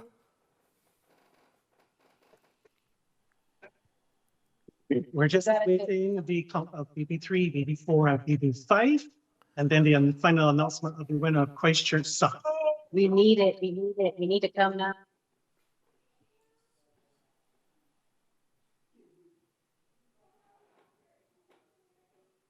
All right, they don't seem to be ready as yet where that is concerned. Congratulations again. Congrats coming from the St. Andrew final vote count. You were saying, both yourself and Christian. So in essence, I was saying that you had in St. John, for instance, the government just losing about 6% of the vote, more than enough to maintain the seat. And you would again expect the political leader of the Democratic Labour Party to be getting more than a 4-point swing in the election. So to my mind, holistically, I feel as though the Democratic Labour Party has wasted 5 years, truth be told, because they're falling back to 2022 performances or possibly even worse. I remember since 2021, I would have said, based on the numbers, the Democratic Labour Party will not see government, all things being equal, to the late 2030s. I was almost cursed for saying that. But again, at this point, in 2026, they're performing at 2022 levels. I used the St. James North by-election as an example to show the party was losing support. Again, it was a whole uproar about me using those statistics. But elections are fundamentally an exercise in mathematics. And the Democratic Labour Party does not seem to want to accept the math. And therefore, they're not doing the things necessary to move the math. All right, so let's go to Sir Michael. 100, Christchurch South. Monroe Knight 136, I think they're ready there. Tucson 1, rejected 2, with a total of 245. VB4, A to I, Aline 2, Greenwich 27, Monroe Knight 89, Tucson 2, with a total of 120.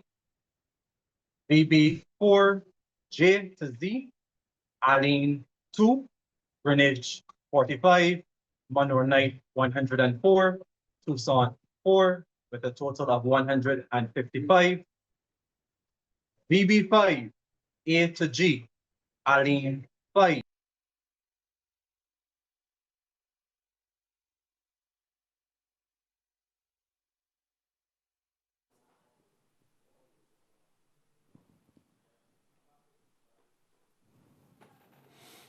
All right, congratulations there to Dr. Chantal Monroe Knight. And I share a little secret between Dr. Chantal Monroe Knight and Corey Greenwich. They're both church mates at the Covenant Life Teaching Center. So I know Pastor Wesley there.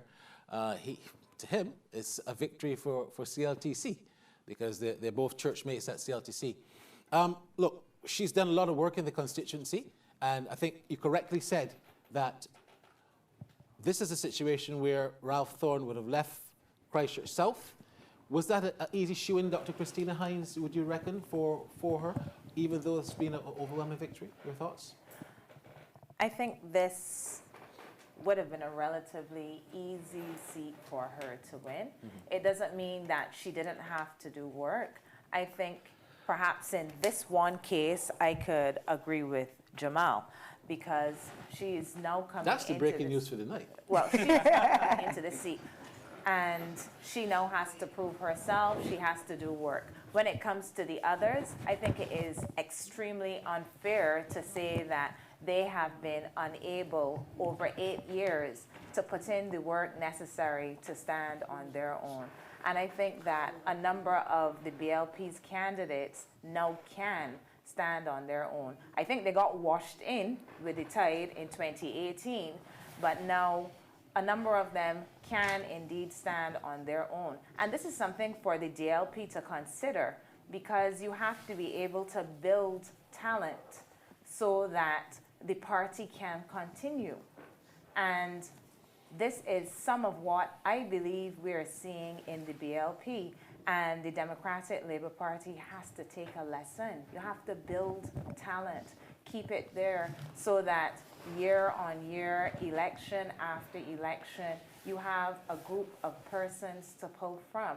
Right now, they're really struggling with their talent pool. Yeah. And there are some talented individuals in there, but they need to be able to grow.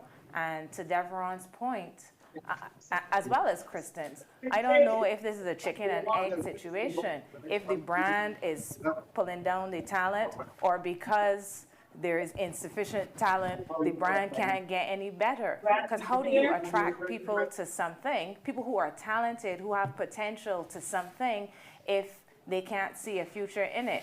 So there is a lot of work for the DLP to do. I don't think it's impossible, but it is probably impossible with their current strategy. Agreed. All right, Tyra Trotman, I understand, is getting ready to give her speech. Let's go to Tyra Trotman. Sorry, ma'am.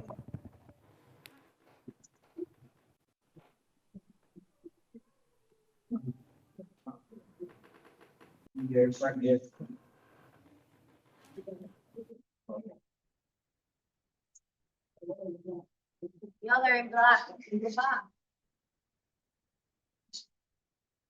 Husband Pierre Graham. Well, she was with him. We lost that feed. But Tyra Trotman, of course, also victorious.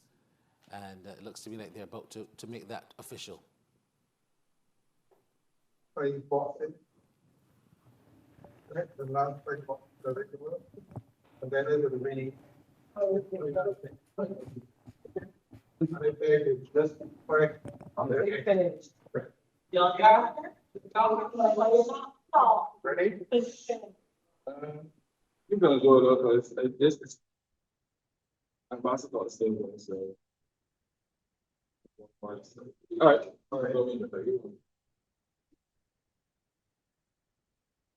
Well, we gonna go short here. Don't need to cut up right now, buddy.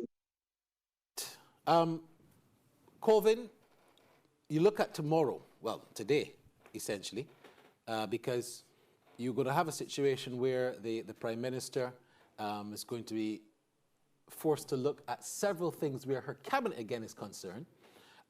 It's going to be never overwhelming victory. Like I said, there's only now 1, perhaps 2 seats that we haven't heard. But this is going to be a headache for her, you reckon? Or is she going to keep things as they were with those persons in particular ministries? What do you reckon? Well, that's a very tough question for me to answer in terms of trying to see into the mind of the Prime Minister. But what I can say is that she does have an overwhelming mandate, which is what she was after in the first place. And she has quite a few, quite a bit of talent. All right, sorry, I'm sorry to interrupt you. We need to return to Terry Trotman. Andrea Worrell, 12, total of 174. MB2, A to Z. Anthony Hines, 7. Terry Trotman, 141. Raymond Wiggins, 7. Andrea Worrell, 44, total of 199.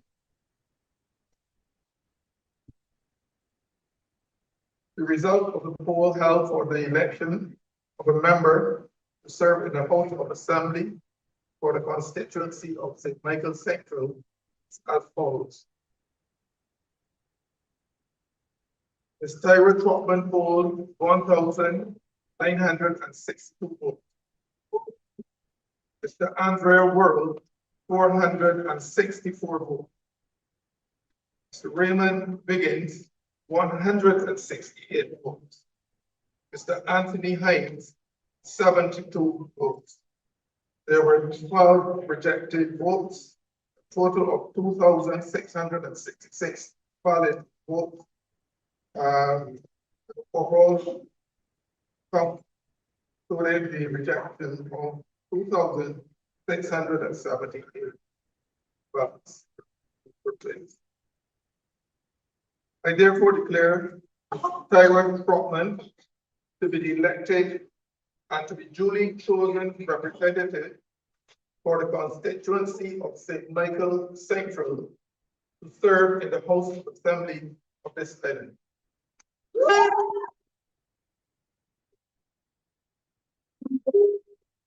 Not hearing anything. We see here people in a jubilant mood. Let me give you some updated results here now from St. Michael Northwest.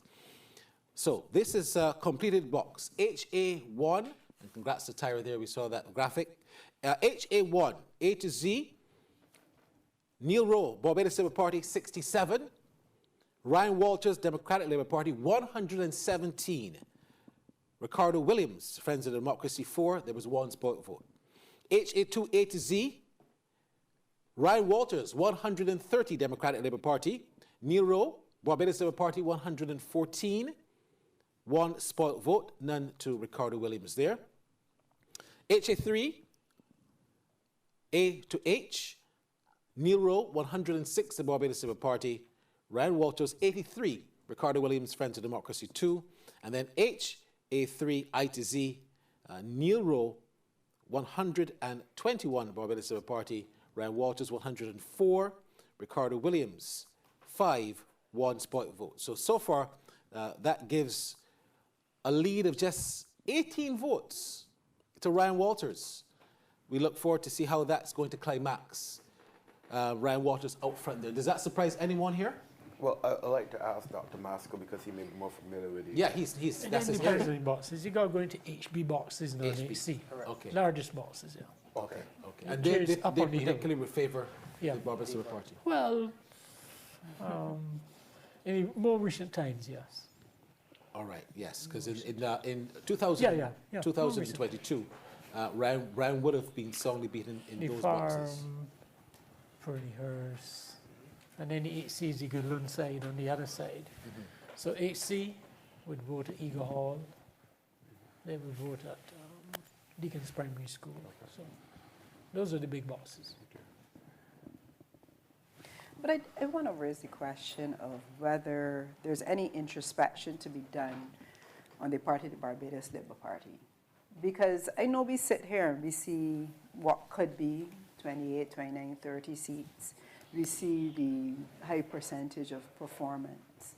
But there are many people who express concern about the quality of the representation that they're getting from their individual candidates. And one of the concerns is that when they win so overwhelmingly, which honestly is really because of Mia. I know people who were disgruntled and said they're not voting for that candidate. They are voting for Mia. So it will lead those people who really shouldn't be getting the votes to believe that they have actual strength when they don't. Is there any introspection that they should be doing, particularly because Mia is not going to be there forever? Well, they should be. They should be doing a lot of introspection. They really should lose some seats. The BLP would All right, benefit excuse me, from Christina, losing we some have to head to seats. St. Lucie, final count. Who do we have How in much? St. Lucie? All right, so we are about to announce the last three boxes, sir. 4 boxes in this constituency of St. Lucie as Barbados votes. Thank you so much, Mr. Combach, for your patience. Please take it away. 1 minute, please. One moment, please, everyone. Your point was that they need to lose some seats, right? And I agree with you. I think most people would prefer to have more balance. But this constant result is a reflection of the fact that the Democratic Labour Party is a poor alternative. And that doesn't mean that the government is great. It just means that there's no competition. And I really would like for there to be less excuses about that. St. Lucie's ready. Let's head to Jason. Sir, go ahead. So we have the returning officer.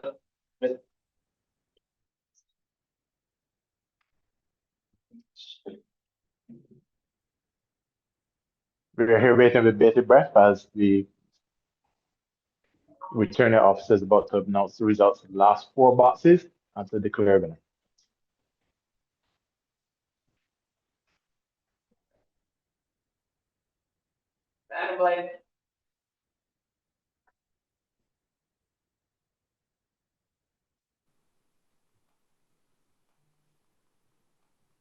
We have the returning officer, Mr. Colin Cumberbatch, about to announce the final results for the constituency of St. Lucie. Mr. Cumberbatch.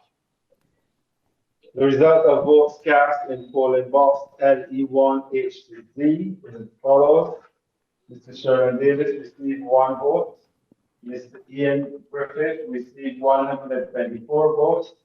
Mr. Wayne Griffith received 8 votes. And Mr. Peter Phillips received 72 votes.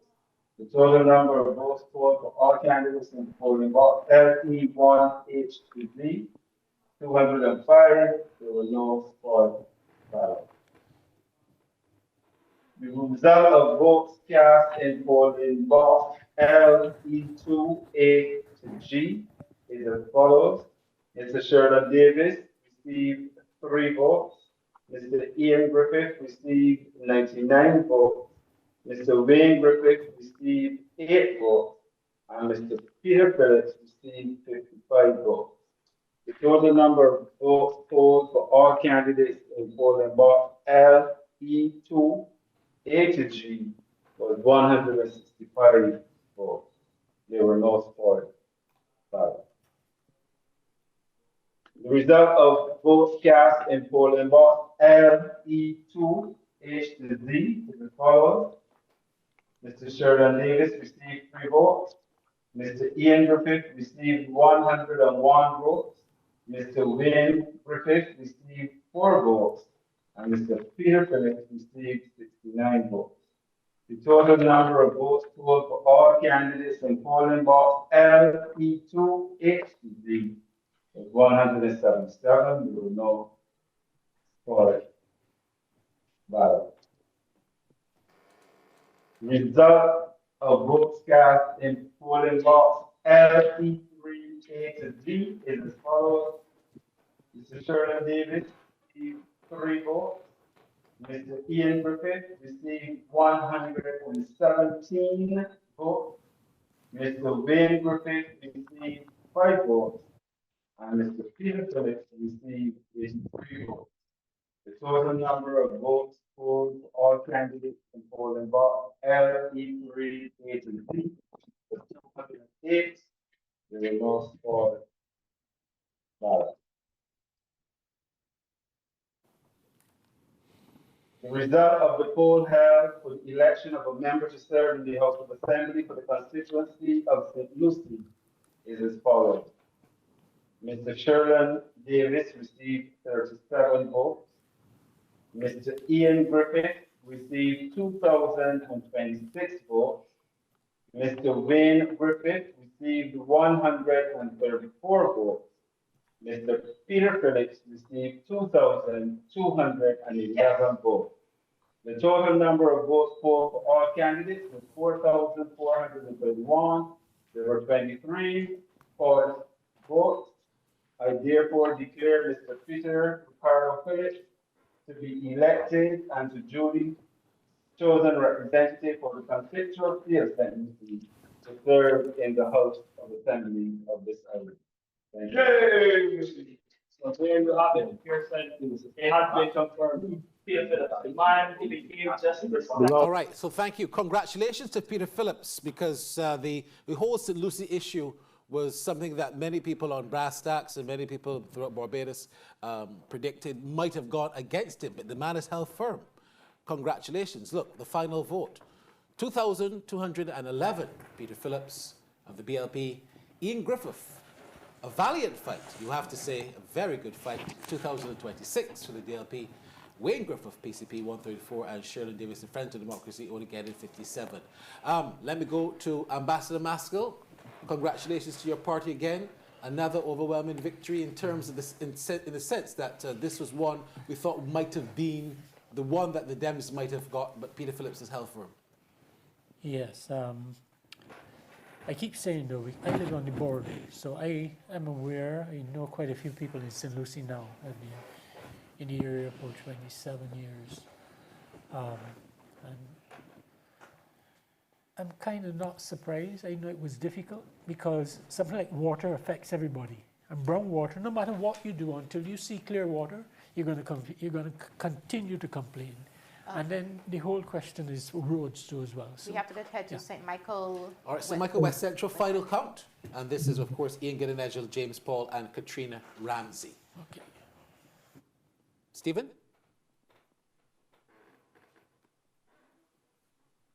Good evening, everyone. Coming live from St. Michael West Central, where the returning officer, Mr. Leonard Walters, a few moments ago would have provided the last few boxes. We have WA2, A to I, Barbados Labour Party 132, Democratic Labour Party 25, Friends of Democracy 4. We have WB1, A to H, Barbados Labour Party 108, Democratic Labour Party 46, Friends of Democracy 3, WB1, I to Z, 108 to the Barbados Labour Party, 31 to the Democratic Labour Party, and 3 to the Friends of Democracy. WB2, A to Z.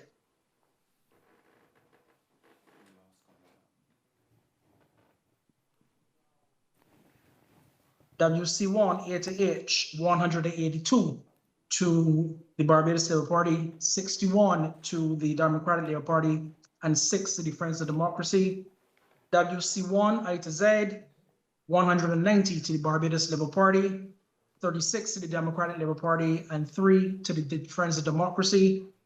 WC2, A to H, 140 to the Barbados Labour Party, 27 to the Democratic Labour Party, and 2 to the Friends of Democracy. WC2, I to Z, 107 to the Barbados Labour Party, 21 to the Democratic Labour Party, and 2 to the Friends of Democracy. The overall totals are as follows. For the Barbados Labour Party, Ian Gooding-Edgell received 2,298 votes. Mr. James Paul of the Democratic Labour Party, he received 508 votes. Ms. Katrina Ramsey from the Friends of Democracy, she received 67 votes, and there were an overall 16 votes, for an overall total of 2,889 votes cast, and that would have allowed the returning officer, Mr. Leonard Walters, a few moments ago, to declare Mr. Ian Gooding-Edgell as a duly representative for the St. Michael West Central constituency. This is Stephen Leslie for Barbados Votes. Thank you very much, Stephen, and congratulations there to Mr. Ian Gooding-Edgell, returning there from St. Michael West Central, 2,298. James Paul, 508. Katrina Ramsey, Friends of Democracy, 67. Let's go to the Barbados Labour Party. Let's go to the Democratic Labour Party headquarters and see what Carol Toppin has for us.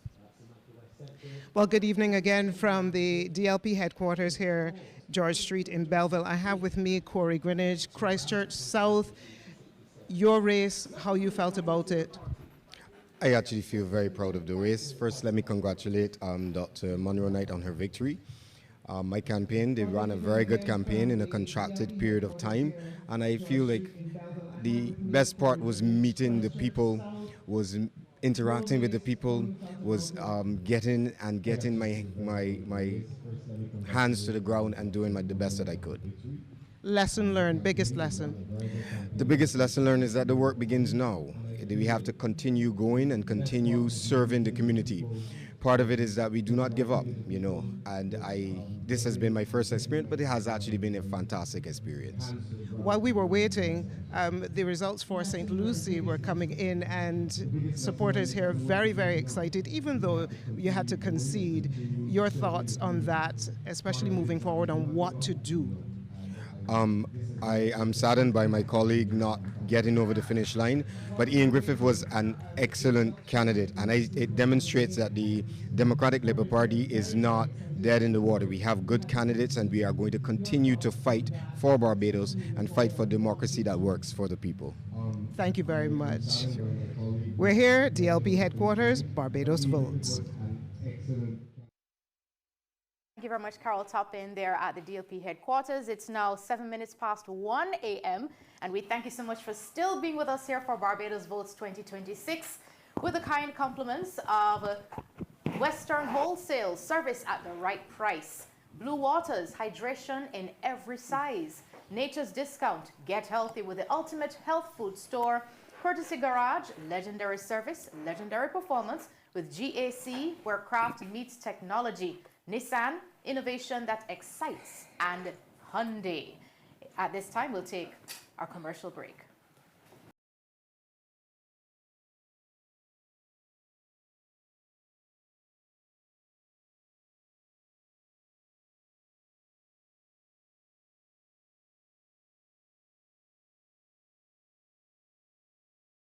Today, I want to talk to you about something powerful. Peace. Peace isn't just the absence of conflict. It's about kindness, understanding, and respect. It starts with us. Every choice we make can build bridges or burn them. Let's choose peace in our words, our action, and our hearts. Peace begins with you. Together, we can create a brighter and safer future for everyone. Join me. Let's be that change we want to see.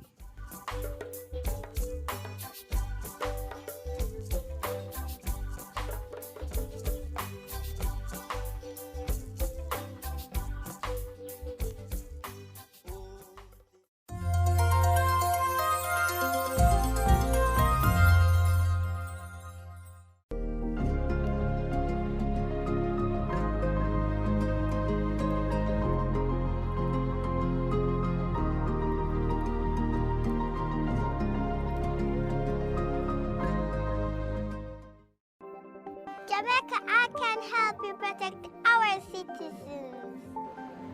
Jamaica Eye will play a part in increasing your public safety. Jamaica Eye is part of an island-wide network of camera surveillance systems designed to increase the safety of you, our citizens. If you have a camera system outside your home or office facing a public space, log on to jamaicaeye.gov.jm today. Jamaica Eye, we're all connected. The Ministry of National Security, creating a safer and prosperous Jamaica. Peace is a choice we make every day. When we come together with love and understanding, we create a future free of violence and fear. Let's stand united, build bridges, and nurture hope for our children and our communities.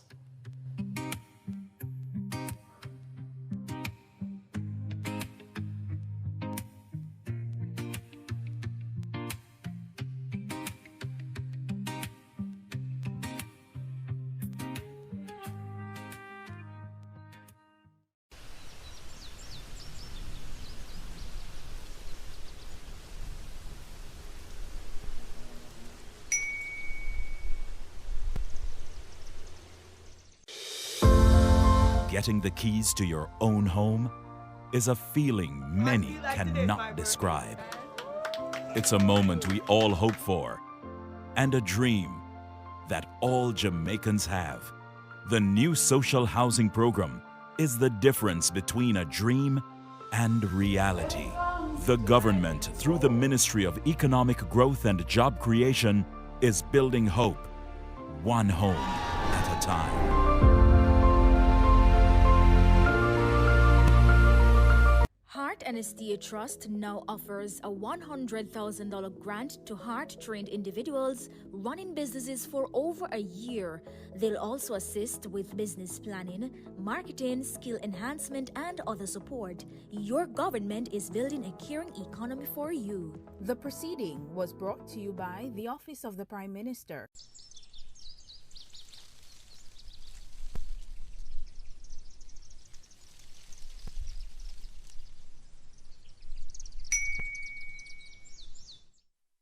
Inside Barbados Votes 2026, the countdown is on. I'm telling you, we're having some robust discussions here in studio.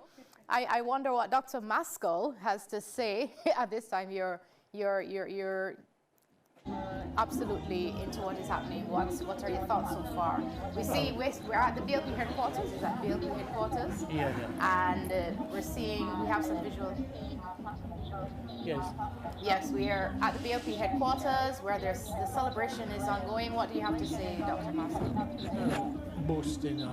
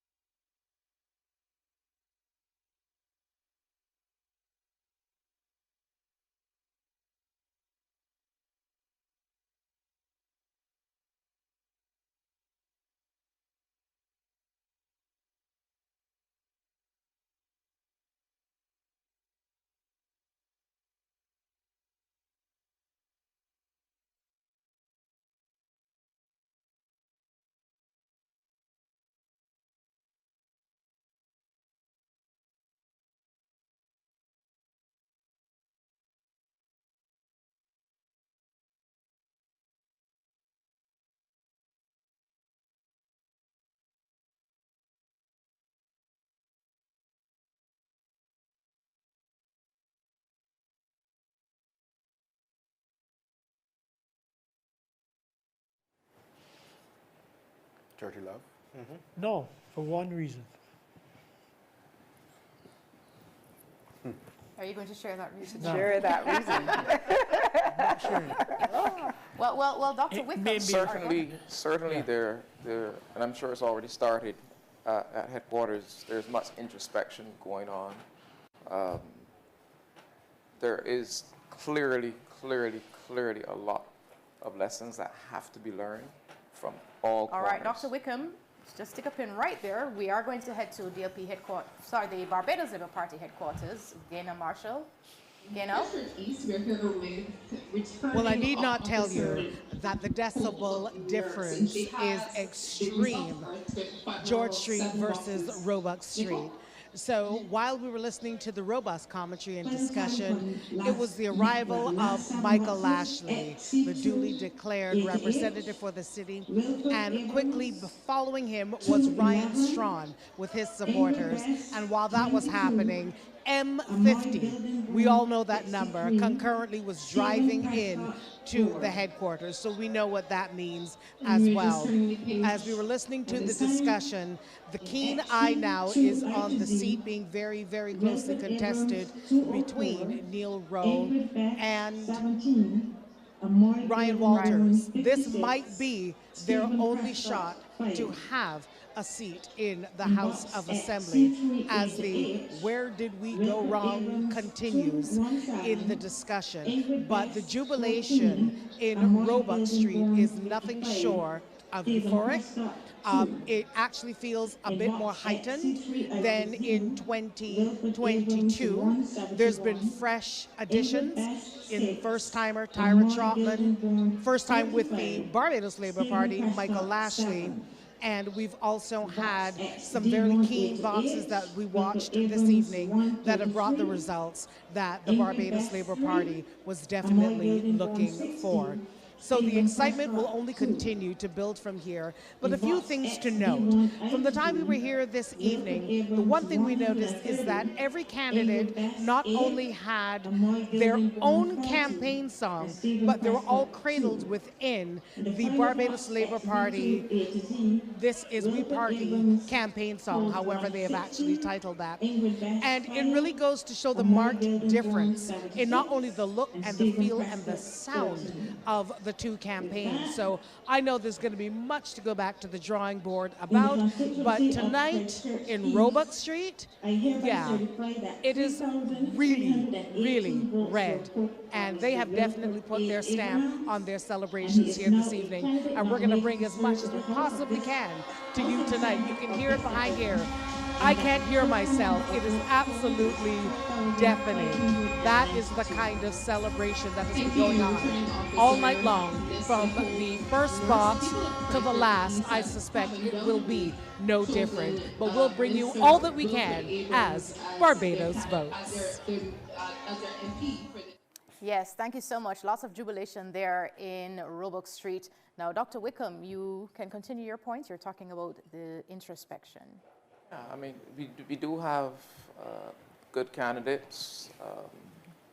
You could always look at what you could have done differently. And as I said, I guarantee you that that has already started. And very importantly, we'll be taking on board not just the points of those in the party, but those on the outside of the party.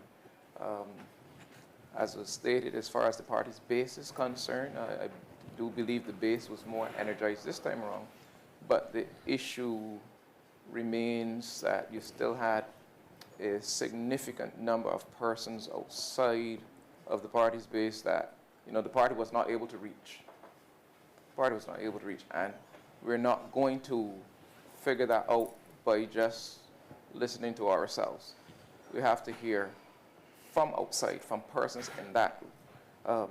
I think as far as Barbados is concerned, you know, any country really benefits from having vibrant democracy involving multiple parties, as opposed to one party dominating. So it is not to say that because the Barbados Labour Party has a dominant victory, that all was well over the last 7 years. Clearly, many persons in Barbados have serious concerns about various things that were happening. But as far as seeing the Democratic Labour Party as the option at this time, they did not. But it doesn't mean that everything was right. And even with, say, a 50% turnout, that still signals a lot of persons who are disengaged from what's going on, having serious concerns, and not presently seeing the Democratic Labour Party as a viable alternative. That said, the Democratic Labour Party will listen, look to learn, and you know, move forward, see what we can do differently. I'd like to add to that analysis, though. I think sitting as a media practitioner, I have noticed that a lot of pressure is placed on the media to play a greater role in analyzing what is taking place. And I don't believe that is going to change. But what the Democratic Labour Party and the other opposition parties need to do better is to help look at legislation, analyze what is coming before us, identify what they see as the strengths and the weaknesses. That is a critical part. Well, the Democratic Labour Party has done that about a number of pieces of legislation. In recent times. In recent times, yes. That is correct. But you know how long we were calling for that? I accept that on cybercrime and the tourism bill and a couple of others, that is true. But I'm saying that more of that is required.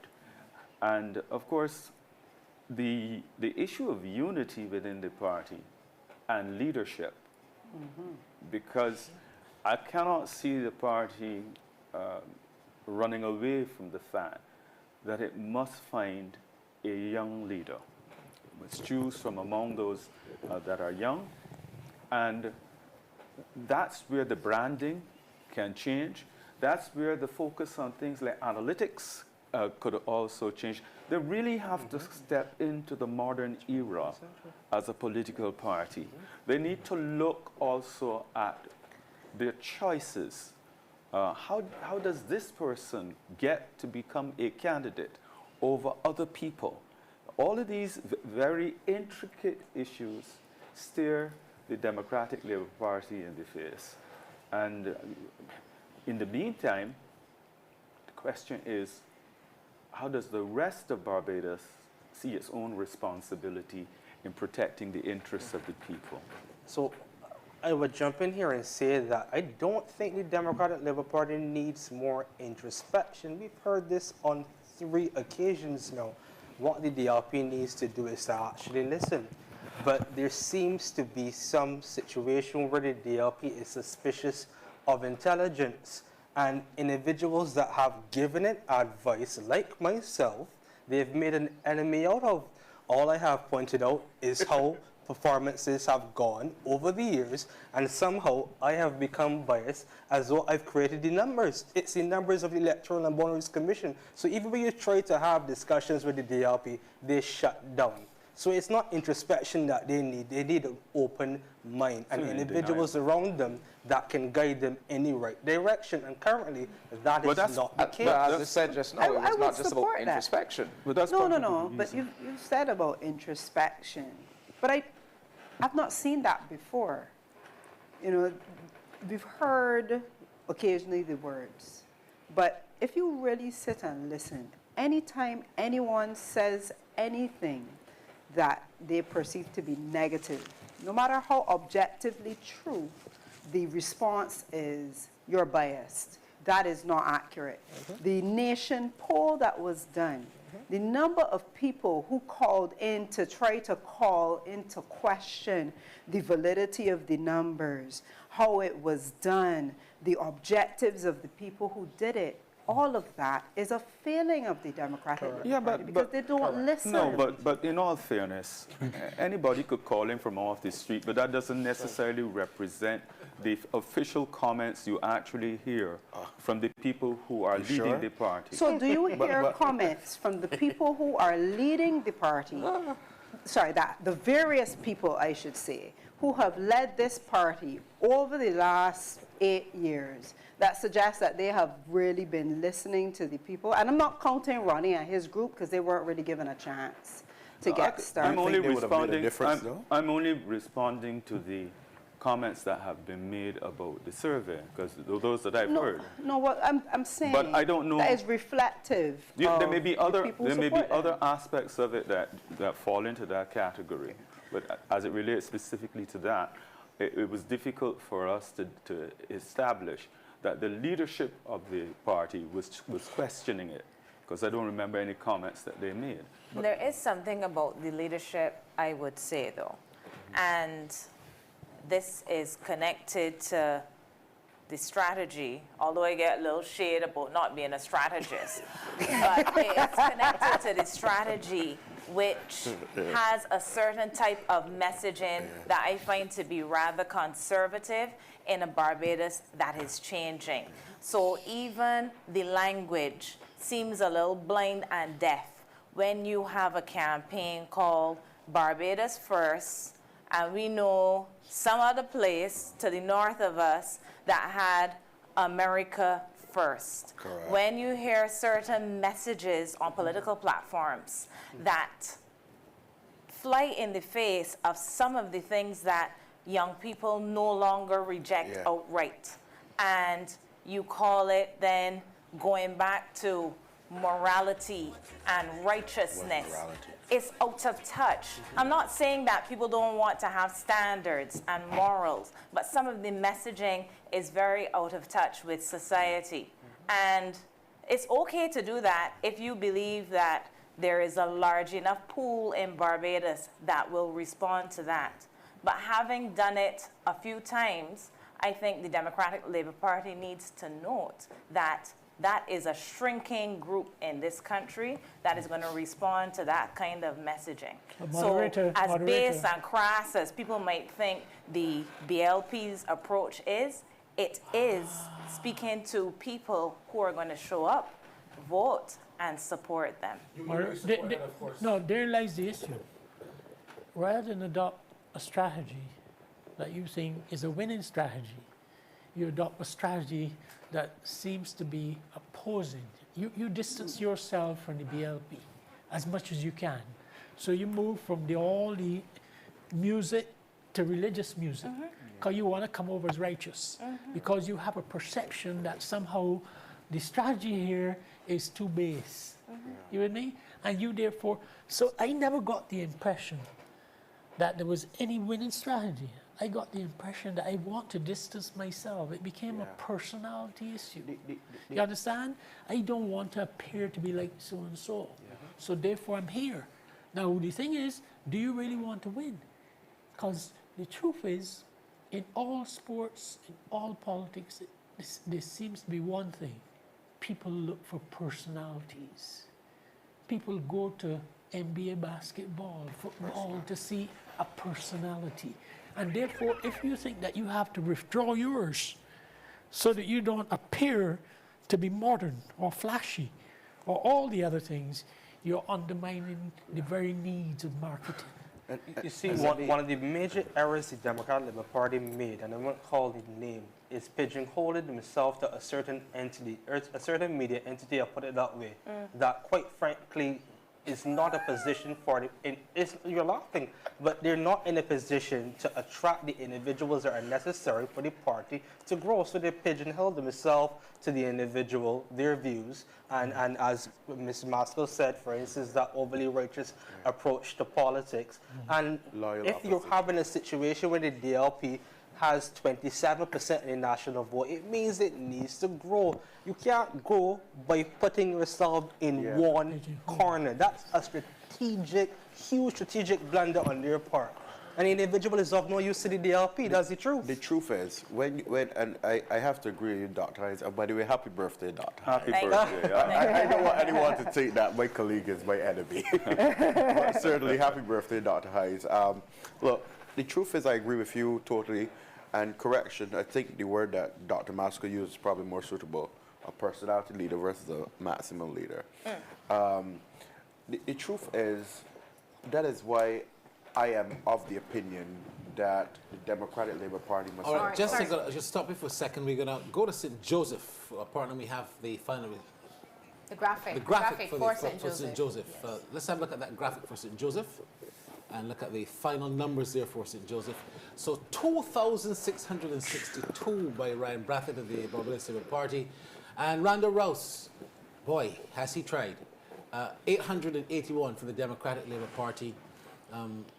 Do you think we will see someone different in the next 4 to 5 years? I would expect so. This is about the 8th time that he's run or something. He's been running since 1999.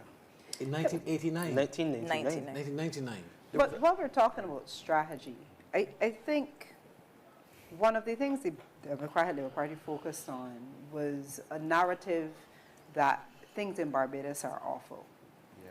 And I really don't think Barbadians bought that. I think there are people who are unhappy, there are people who are concerned, there are people who have issues, but they try to create the impression of there are these problems and people should focus on these problems and vote for us because All right, of the we need to interrupt you there, Kristen. We're going to the DLP headquarters with Carol Toppin.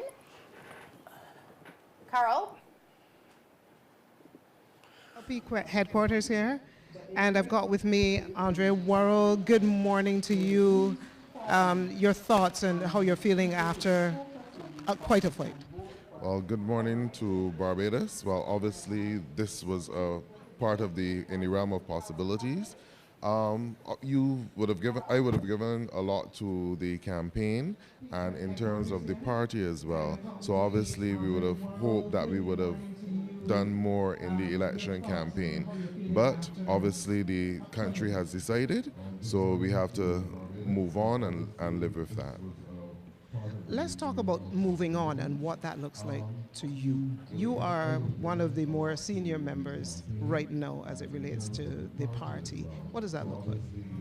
Well, moving on in terms of the party, well, the party has to decide, what we will do going forward, how we will change our process, and also strengthen our base, obviously, and appeal more to persons within the country.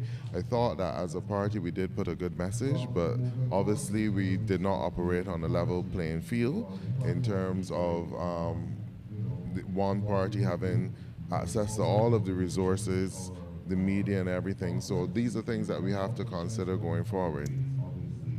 Let's look at some of the younger members of the party that you have and bringing that togetherness in order to push that message beyond what has happened in the last few hours. Right, for the younger members of the party, I would like them to continue to do what they're doing, and also to continue to give. Look at this as one of the process in terms of any political campaign, but there's always going to be a future that will be different, and the younger members, they're the ones that would have to take this party forward. So if they're really serious about it, dig in, make the commitment, and start creating a niche for yourself within the constituency that you're interested in. Having said that, will you be back? These are early days still, so we will see how that goes. Thank you very much. Live from DLP headquarters early in the morning hours as Barbados votes. All right, well, thank you very much there, Carol, doing a really good job. Andre Worrell, the future for Andre Worrell, lost in St. John in 2022. Now he's lost here in the St. Michael's seat. Is there a future for him? Because he talked about the younger members of the party still continuing and doing work. What about him? Where does he fit in? I would have to say no, that he does not have a future in elective politics. I don't think he has the personality for it, and it's one of those first things that a politician has to admit, knowing politics is for you or not. And I just can't see him getting over the line in any constituency on the current DLP and any future DLP. Because I could be wrong. I have an assessment of him too that suggests that he is not strong enough a personality. When asked to send someone to represent the party, I felt that he just didn't have that. He's a decent guy. Mm-hmm. That's one thing. I mean, you're not questioning him in that regard, but it is that presence that he seems to lack. You agree with that, Dr. Wickham? He's from your party. Andre is a good man, very good man. I've interacted with him on many occasions, various discussions, particularly in the area of health, which is a ministry that he shadowed. He's a very good man. He's done very good work in the party. As far as his future, as he said, it's early days. he would decide what he would have to do. And as far as whether he would be a candidate, how it is done in the Democratic Labour Party, there's a process. So that even if he decided he wanted to be a candidate again, by that process, it's not automatic. And if he decides he doesn't want to be a candidate, well, that settles that question. Well, you have emerged as one of the new, vibrant speakers. You haven't run as a candidate in this election. Where do you see yourself going? There were various reasons why I didn't run as a candidate. It's been declared publicly that I was indeed asked, various reasons why I didn't run. As far as where I see myself going, I go where God would have me to go. Yeah, so I have no idea whether tomorrow I would be a doctor. Pardon? Where's your practice? I know you are a medical doctor in case... St. George. St. George, okay. So you have a practice in St. George. Is that where you live? I live in St. Philip. You live in St. Philip? South, west, north? St. Philip North. I live in St. Philip St. Philip North, okay. All right, I just wanted to... Someone had actually asked that, that's why I put the question to you. That reminds me that we haven't heard anything about St. Philip Yeah, North. we haven't heard St. Philip North. We haven't heard St. James South at all for the entire night. And we're still trying to get a finalization of the St. Michael Northwest. Those are the three, and St. Philip West. Those are the four seats now we need some finality on. And we hope I have some information for you definitely coming out of some most recent count. Dr. Sonia Brown has 1,434 votes, and Simon Clark is around 1,180 votes. That is the four PD4 boxes. But there's some interesting developments I understand coming out of St. Michael Northwest. Sorry, when you had to agree with Bannister? St. George. Giving a total of 194 votes.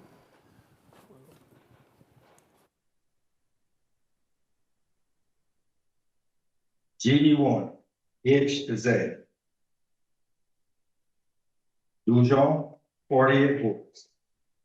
Mulligan, 10 votes. Sutherland, 195 votes. There were no rejected ballots for a total of 253 votes.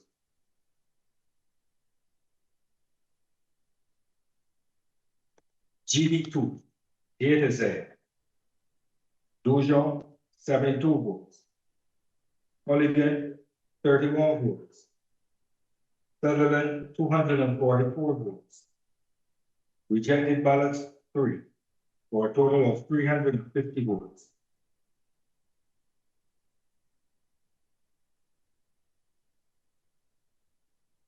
GD3, A to Z. Dujon, 44 votes. Mulligan, 7 votes. Sutherland, 232 votes. There were no spoiled ballots for a total of 283 votes.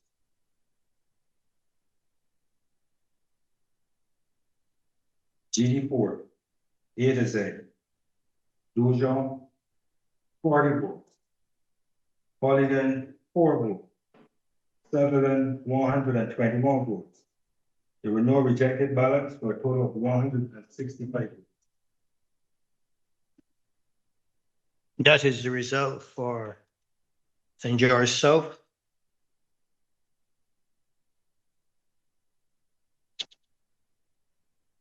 Almost had some issues in terms of how things went for him during the last calendar political year. When he was he still speaking?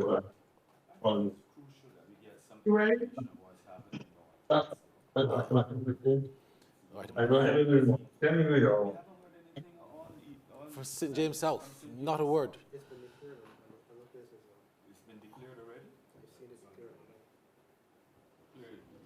All right. Is that completed? Are we completed with him? Dwight Gregory Sutherland, 3,217 votes. Felicia Yolande Dujon, 1,127 votes. Suzanne Holligan, 250 votes. The total number of votes polled for all the candidates was 4,894 votes.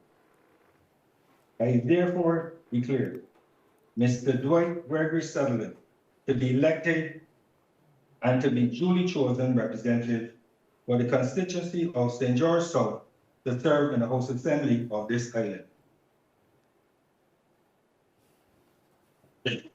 Thank you. All right, congratulations. I was making the point that Dwight Sutherland did have some issues during the year, was forced to resign, and after that resignation, you know, he's obviously would have not regained his ministry. Well, he did indicate that he had issues and that he wanted to. Nobody was clear as to whether he jumped or was pushed. In his speech, the Prime Minister clearly said that she's heard from Dwight Sutherland, who has indicated that at this stage he wants to step down as Prime Minister. As Minister, correction. So therefore, but deducing that, there was something that forced him to resign. I don't think that's hard to deduce. Maybe lead. Strong word. Lead. Something forced him, whether it was illness, whether it was problems otherwise, something forced him to make that decision. And the Prime Minister ultimately accepted, as she said. She didn't fire him, but he resigned. What is crucial here is whether they are able to win just one seat. If they win one seat, and it's still outstanding here in Northwest, we need to find out what's happening there, then the prospect of running another term penniless changes. Yeah. You know, that's what It would be a good seat for them to win too. Back to the conversation we were having, because if that is the sole seat that they win, you have a different kind of personality in Ryan Walters than you have in Ralph Thorne. You have a man that holds fets, that is younger and a lot cooler, and even if you look at his element of the campaign, it feels different. It's not ageism, but I am saying... It's clearly ageism. Well, if you want to call it ageism, you can. Donald Trump but is what, I am talking about appealing to a certain segment of we have an aged population. so that you can grow your base. And if the DLP is serious about growing its base, it needs younger members. I'm not saying they need all teenagers, but they need those as well. You need an active and vibrant youth arm. And you're not going to generate that with this old-time-ish message. And just because you're older, don't mean you're going to be old-time-ish. Yeah. What if Ryan doesn't win? Should Ralph Thorne step down as the president of the Democratic Labour Party? Well, I can't answer that. I will just say that in all of this, I'm watching with interest how we are going to cope with this geopolitical environment. The extent to which the right wing of the United States is likely to seek to exert pressure on us in various areas. One of the first things that we are trying to get a sense of is whether we are indeed going to be forced to take deportees from the United States, from third countries. And the extent to which that concept that they have been pushing, that we are in America's backyard, therefore we have to do as America says, will have an impact on, first of all, the international image of Prime Minister Motley, who has spoken frankly and with a high degree of gusto on issues like climate financing. We have a situation where they have pulled out of certain of the organizations that are concerned with climate. We don't have a sense yet of how that decision is likely to impact on us. The whole issues with respect to LGBTQ and that kind of posture, which I think we knew full well where the Biden administration stood in that regard. But we've seen the Trump administration take on a different posture. We've seen that Cuba, that we've supported considerably, is now being starved out. And to the point where they just said that they cannot refuel planes, and they've been cut off when it comes to oil from Venezuela. Mexico has been pressured. This is a very, very difficult period to lead Caribbean countries. It's not peculiar to Barbados, but I am very keen to see how we are going to cope with this approach. It's interesting. It wouldn't be the first time, in the very early 1960s, when the British decided to look towards Europe, and almost had determined by then that they were giving up the Caribbean. And the United States said, well, boy, this Caribbean region is on my doorstep. And then stepped in. As the missile crisis? Yeah, and then the whole issue with Guatemala and Nicaragua, you know, they then made their presence felt in the region. Now, the thing for us to do, and eventually we moved from the sterling to the US dollar after the Bretton Woods, you know, we moved from fixed exchange rates to flexible exchange rates. But the thing for us to do here is to treat this as part of CARICOM foreign currency coordination. I don't think the region, in an instance like this, that the individual country should try to step forward. I think there should be a clear position within CARICOM in relation to our foreign policy coordination and deal with that level, as opposed to believing that one individual or one country can now come and confront the United States. So that it is an interesting period.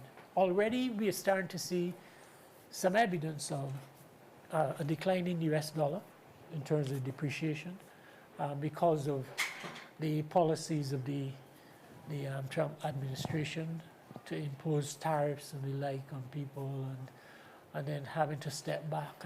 So what implications would that have for us when it comes to our tie to the US dollar? Right. So in instances where we are tied to the US dollar, when the US dollar gets stronger, our imports are cheaper.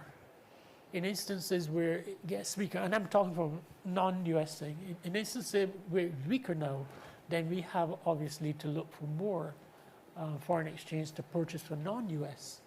So it has implications for us, but I think that we are in a position now in the Caribbean where, given the unusual posture the US under Trump, that we should certainly sit down and try to come to a regional position on this. Is a major plank of our of CARICOM, you know, the whole question of foreign policy coordination,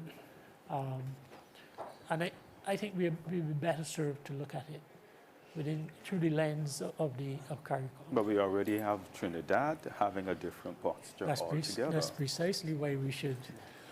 All right, we're going to go to St. James South. We haven't heard anything there for the entire night, but we understand it's another victory for the Barbados Labour Party. Let's get the final results now from St. James South, where Sandra Husbands, the incumbent of the Barbados Labour Party, was up against Pedro Graves of the Democratic Labour Party. All right.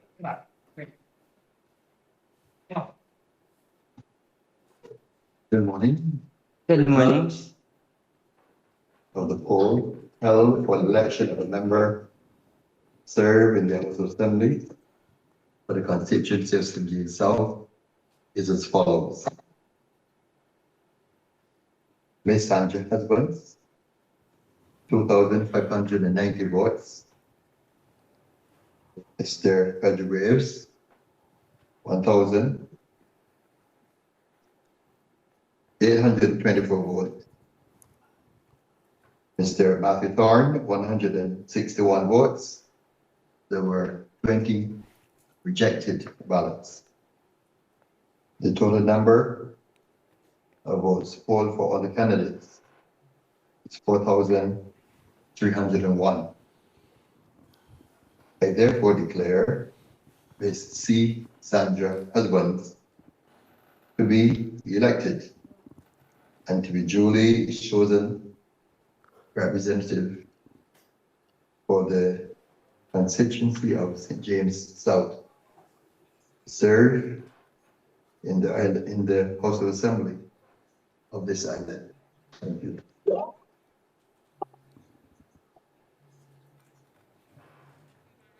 All right, so congratulations to Sandra Husbands. Many thought that she might have had a big struggle there, but she's won quite comfortably, I would say. But a very good showing from the first-timer Pedro Graves.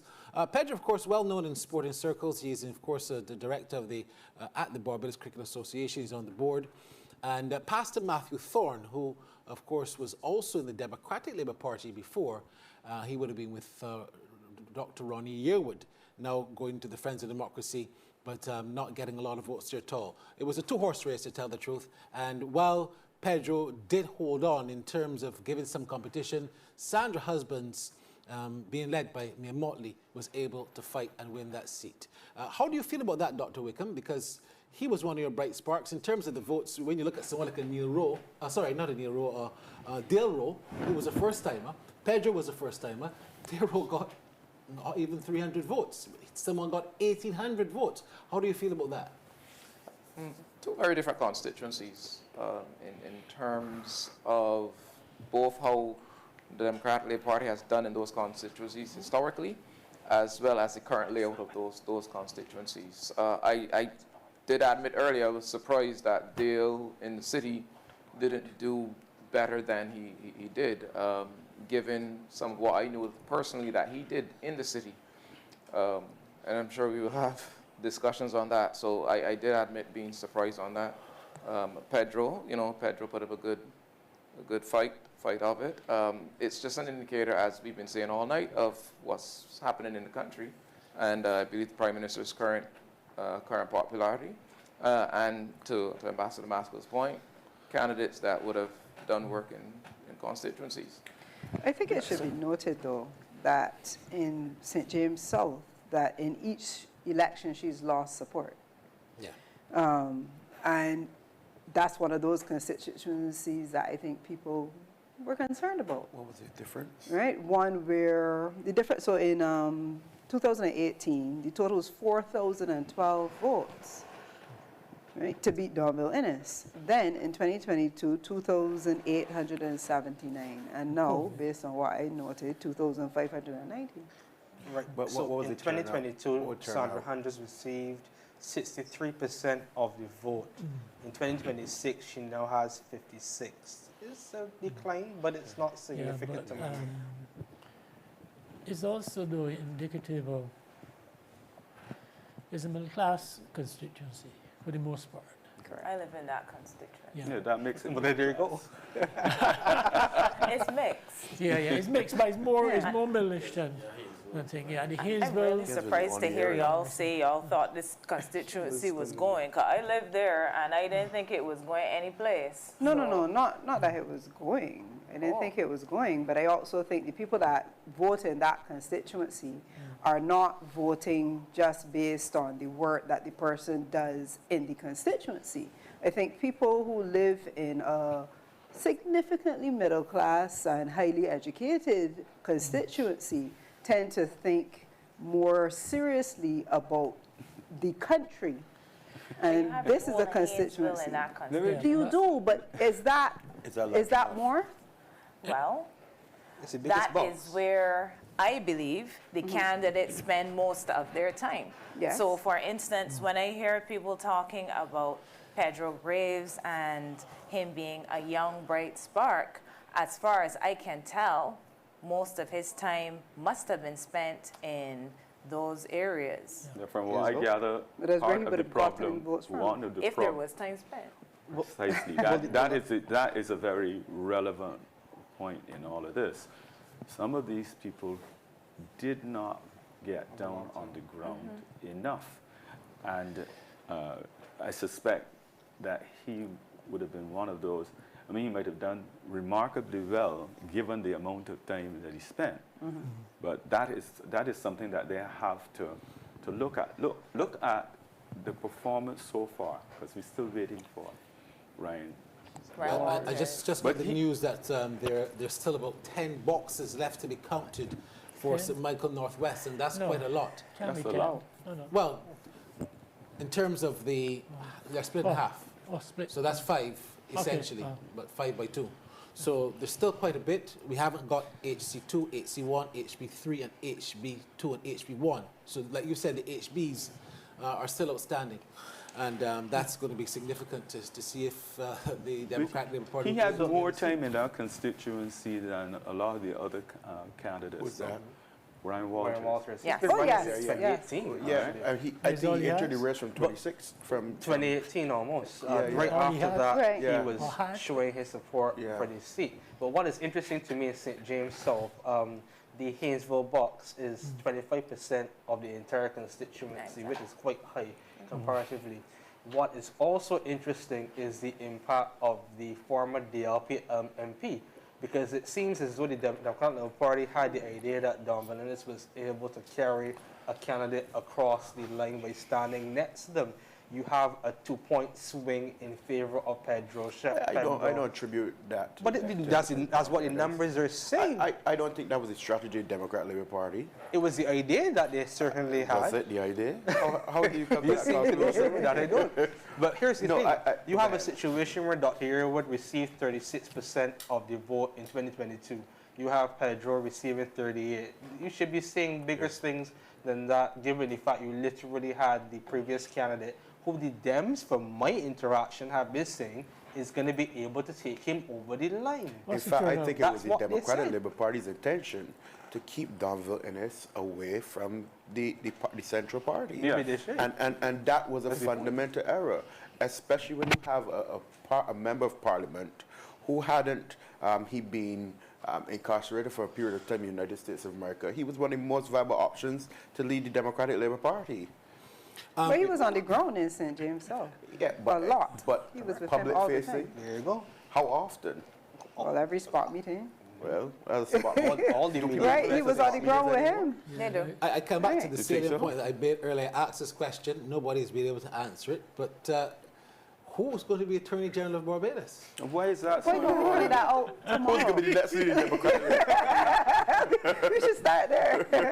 that is important. Well, I do not understand why the question is so important, because at the end of the day, what kind of change in policies do you anticipate a different Attorney General David, hold on. On a is point of going order. to On a point of influence? order. When any government wins, the first thing that the Prime Minister does is to name the Attorney General. But I hear that. Yeah, but that's tomorrow morning. This is tomorrow morning. I hear that. That's late a couple hours from That's now. better today. So it's still a point of discussion. But is it something that you think will concern people? Like if... Of course it will concern people. Right. And what because conclusions can they reach by the options? Many people have felt that Michael Lashley was going to get that position. I would be surprised. And you've had the Attorney General who's just bowed out. He can come to the Senate. Why would he have bowed out? Well, because he didn't want to deal with elective politics. John King said he didn't want to deal with elective politics, and he went through the Senate. Some other thing with there are many options that could happen. Never know, Verla de Pisa could be the next Attorney General. But it's interesting. So the Ryan Walters seat, I actually don't think that Ryan Walters is a strong candidate. We see his campaign, his social media blitz, etc. He hosts parties, etc. But yet we're having a conversation as to whether he is going to win his seat against Neil Rowe. I genuinely don't think that is a strong candidate. And he underperformed Chris Sinclair in 2022, for instance. We haven't seen the results as yet. But I'm not sure if he's the person to take the party forward either, and I'll tell you why. He made a political miscalculation by aligning himself with the current leadership of the Democratic Labour Party. That is poor political judgment. Let's wait and see the outcome, because I think that outcome is going to tell you whether or not that interpretation is correct. If he is able to do better than most of those other people in the Democratic Labour Party. We've had a situation here where there were some people who we thought would have stayed with the DLP and they left. And some are really in no strong political position today. He said, and he's been able to see some growth and recognition, both in the Senate and on the ground. So I wouldn't share the view that it was an error to do so. I mean, if you say that, you should have gone to the Labour Party then? There was a larger argument that I was going to make. I think the Democratic Labour Party needs, to my mind, not only someone who has good political foresight, but also you need a thought leader for the Democratic Labour Party. The reason I say that is because you have a confidence deficit in the DLP.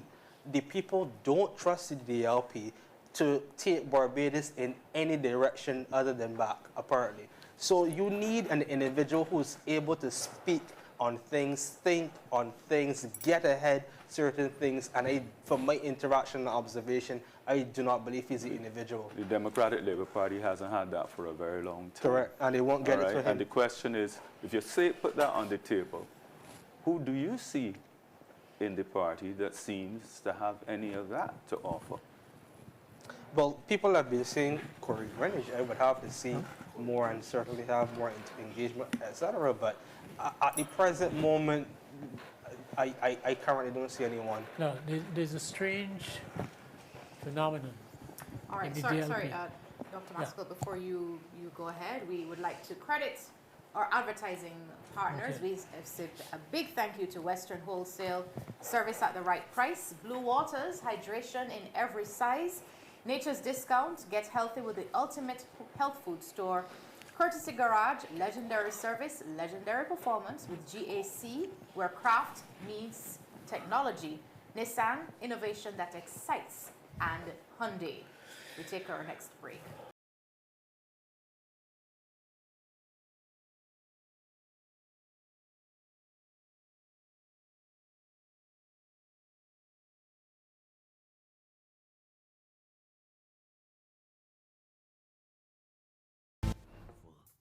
Peace.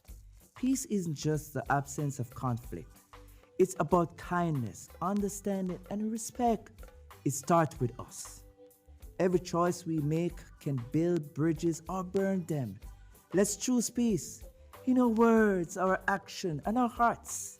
Peace begins with you. Together, we can create a brighter and safer future for everyone. Join me. Let's be that change we want to see.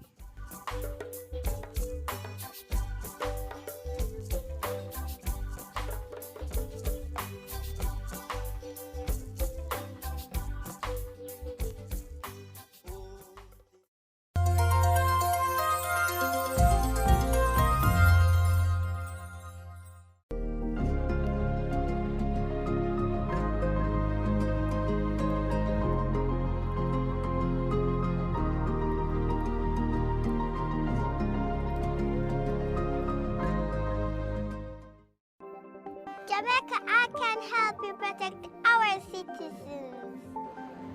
Jamaica Eye will play a part in increasing your public safety. Jamaica Eye is part of an island-wide network of camera surveillance systems designed to increase the safety of you, our citizens. If you have a camera system outside your home or office facing a public space, log on to jamaicai.gov.jm today. Jamaica Eye, we're all connected. The Ministry of National Security, creating a safer and prosperous Jamaica. See your new favorite shows on the Children's Corner. Learn, laugh, play. Weekdays from 2 to 6 p.m. and on Saturdays from 1:30 to 5 p.m. The Children's Corner, right here on PBCJ.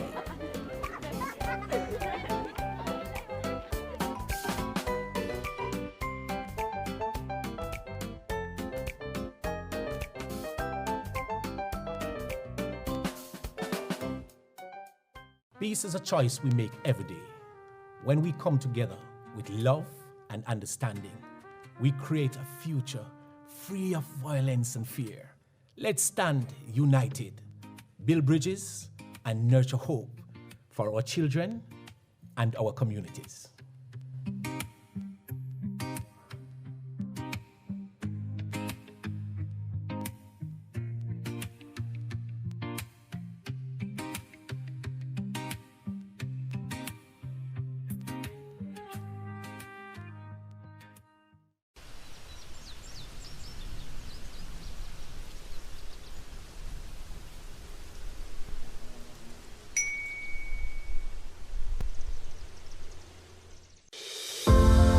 getting the keys to your own home is a feeling many cannot describe. It's a moment we all hope for and a dream that all Jamaicans have. The new social housing program is the difference between a dream and reality. The government, through the Ministry of Economic Growth and Job Creation, is building hope, one home at a time.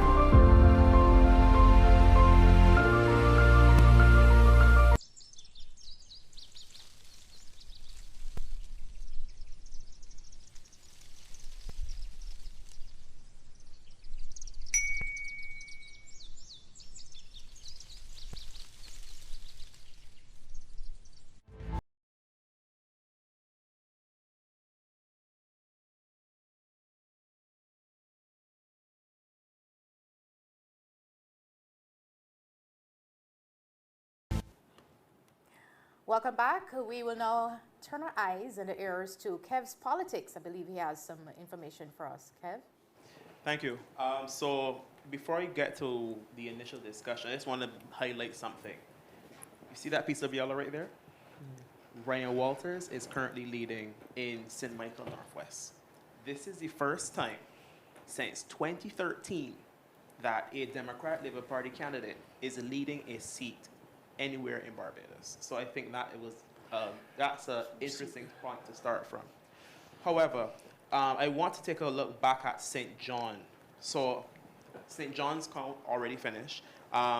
The incumbent, Charles Griffith, would have had a total of 2,222 votes versus the LP political leader, Ralph Thorne, 1744 votes, which is a difference of 478 votes.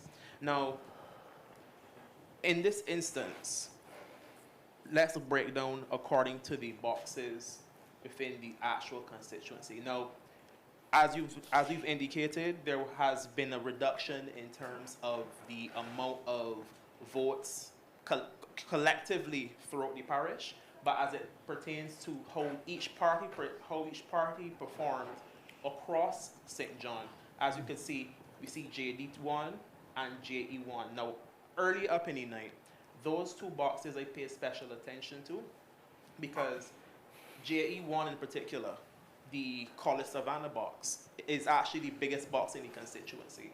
And the Democratic Labour Party and the Barbados Labour Party will have seen both of their votes collapsing within this particular area. JD1 has seen the highest amount of decline within the Barbados Labour Party, and this particular box will be the area of Cliff, and this particular area will be the area of Cliff and also Featherbed Lane. So I just wanted to highlight that in terms of, while we look at a national picture, politics is very much in fact local. So I just wanted to pitch this question to the panel in terms of St. John, because like I said, we would have mentioned so many different instances of how races influence the national conversation. But I think that sometimes we might have to speak in terms of, as we've seen with St. Lucie and St. John, politics is very much in fact local. So I don't know if you want to have that conversation with the panel. Yeah, thank you very much for that. It's an interesting one, but one, when you look at it, was that a big surprise for you, Dr. Wickham, in terms of how it finished in St. John? Yeah, definitely St. John was one of those that I would have been expecting for Mr. Thorne to get over the finish line. Came close, but not close enough. But yeah, definitely that one was a surprise. As I said, I know the Prime Minister did visit parish quite regularly, and that likely played a role. Feedback from many of the persons in the constituency, having spent a lot of time up there, was one of great dissatisfaction with the incumbent. The message about not voting for him but voting for me seemed to have carried some sway. Jamal, we were surprised by that outcome because I think you two might have been thinking that St. John might have been one to win. I was surprised. I wasn't surprised. I never said I was surprised. No, I'm asking if you're I surprised. definitely wasn't surprised. Look, I've said it from the beginning. Ralph Torn was not the right leader for the Democratic Labour Party. And there's look, before I get there, I have been chastised on brass tacks for saying time and time again, even by some of my fellow moderators, for saying that I am casting aspersions on the man, and I shouldn't say this. The truth is, the same thing we're discussing this evening about a personality leader, Ralph Torn isn't that. Simple. It isn't about his age, it's just how he presents himself. The thing I would like to also add to that is that the way he entered the Democratic Labour Party was very uncouth, uncivilized, and almost unmannerly. You just don't walk in a house and decide that you're going to behave as you like. Let me put this into context. Ryan Walters challenged Ronnie Yearwood for the leadership of the Democratic Labour Party months before. And you decided before you are going to even join the party, you are going to put Ryan Walters, Dr. Ronnie Yearwood, the president of the Democratic Labour Party's opponent in the Senate. Then days later, you're going to decide, oh, I want to be a member of the Democratic Labour Party. That's a colossal madness. Who does that? And I think it is so unfortunate because I remember in the by-election, we were talking about what kind of democracy do we want. This is not healthy democracy and this and that. I mean, the truth is, if we did not have a Ralph Torn at the helm of the Democratic Labour Party, we most likely would have had a different outcome tonight. I believe that Dr. Ronnie Yearwood was starting to make some inroads in the public. People started to like him. In fact, you would also recognize that Tricia Watson also was one of the persons who started to make an impact. It's the recent legislation, I can't remember which legislation it was, that Tricia Watson brought to the public attention. And then he came on the program. He didn't even have the courage to mention Tricia Watson's name on the program. I believe you hosted that, David, that program. Yeah, but I still have a view that Tricia Watson was seen by many people as a potential political hopeful in the Democratic Labour Party. I felt that there was a measure of miscalculation in the way that whole situation went down. And my recommendation would have been for her to stay in the middle and watch to see how things were panning out. Unfortunately, she decided that she was going to leave. But look at what has happened tonight. You see, where would she have been in this current environment if she might have run for a seat? But even if she didn't run for a seat, she carries a high degree of public support for the work that she's done. The question is, when it comes to the politics, is she desiring to become a politician? I'm not so sure whether she prefers to be an activist rather than a politician. I think perhaps that may be the position now. I don't know how she could have comfortably remained in the party after what transpired. And I'm not even talking about the locking out part. I am talking about the firing at the conference without even being given notice. That's terrible. That's terrible. There's something that we need to be careful with, and that is, I've watched Mia Motley reach where she is today.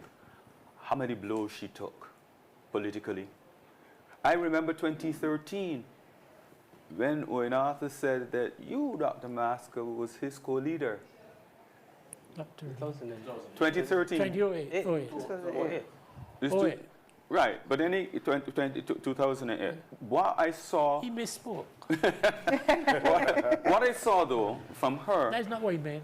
But what I saw was a weakened Mia Motley. She did not run away from the Barbados Labour Party. She eventually stayed the course and has reached where she is today. It's very different, though, because she had a seat. And you have in Tricia Watson, someone whose position within the party was an appointed position by Mr. Thorne.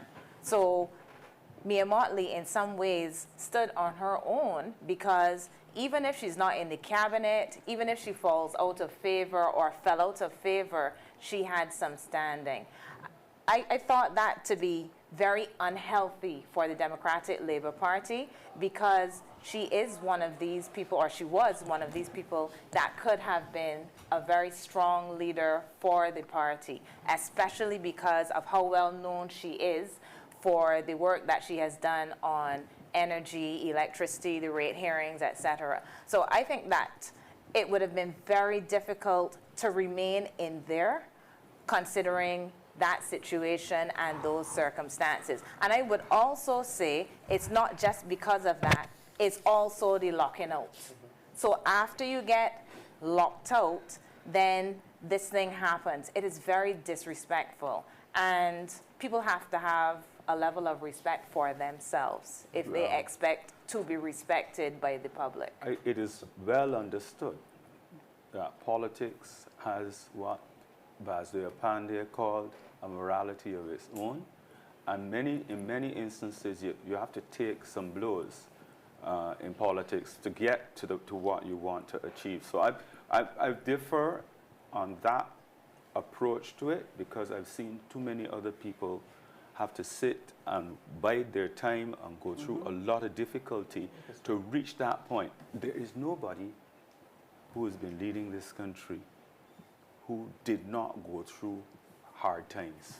And I'm not saying that. Actually, I would say that that point holds better for someone like Ronnie Yearwood, who could have bided his time inside of the Barbados Labour Party, and who knows where he would have been now. But perhaps there was a level of impatience. I don't know the reason that he left, but it was nothing that was as publicly humiliating, I would say, as what occurred with Tricia Watson. So we could make that argument for a number of people, perhaps even some of the people who have recently left the Democratic Labour Party, who we don't know a lot about. We just hear this person left and they were a kind of behind-the-scenes person. These perhaps are some of the people who could have waited it out, continue to work within the party, work at the grassroots level, gain some kind of reputation while building the party. And when these dominoes fall, they can then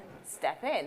But there is always this impatience, and I wouldn't characterize what I saw in this instance as impatience. And I would add, although Jamal doesn't like it, the Democratic Labour Party does not have the best reputation when it comes to women. And I know they will tell me that this is not the case, but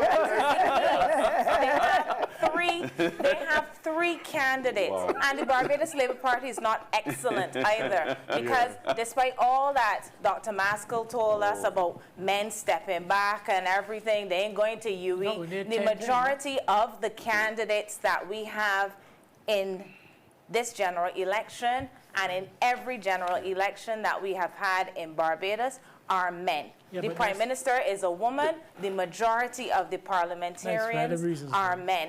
The DLP, for whatever reason, I do not know, I am not a member, I have never been one, has had difficulties finding a core group of women that they can place in winnable seats. And when they find these useful women, they put them in some monkey seats that they can't win over and over again. And they don't understand. I'm in agreement with you. I do not know if it is willful or not, but I know it is a problem. This is the largest cast, though, of females. It is larger than the other, but it's not large. It's not even half. This is 9. It's not a third. No, but you can't make it a third or a thing just so. As you know, this game called politics is not the easiest. And in all fairness, it's not getting any easier. All right? It's not getting any easier because of how it is developing and along certain lines, and then the responsibility and the sacrifices that you need to make in this arena are great. And in terms of time, And this is going to require a lot of dedication, especially for females. Dr. To come into So this to say that Democrat Labour Party on that basis has a bad representation with women, you know, because there weren't more female candidates. You work with who comes forward, putting their hand up to say, I want to be a candidate, the selection commission goes through the process. But then you lock out your women. That's the problem. Here's the thing. So when you lock out most of the people locked out are women, by the way. the women, and in particular, the ones that may have been more promising, then people get entitled to say that they don't treat women properly. In all fairness, though, I heard it before and I hear it again tonight. Boys.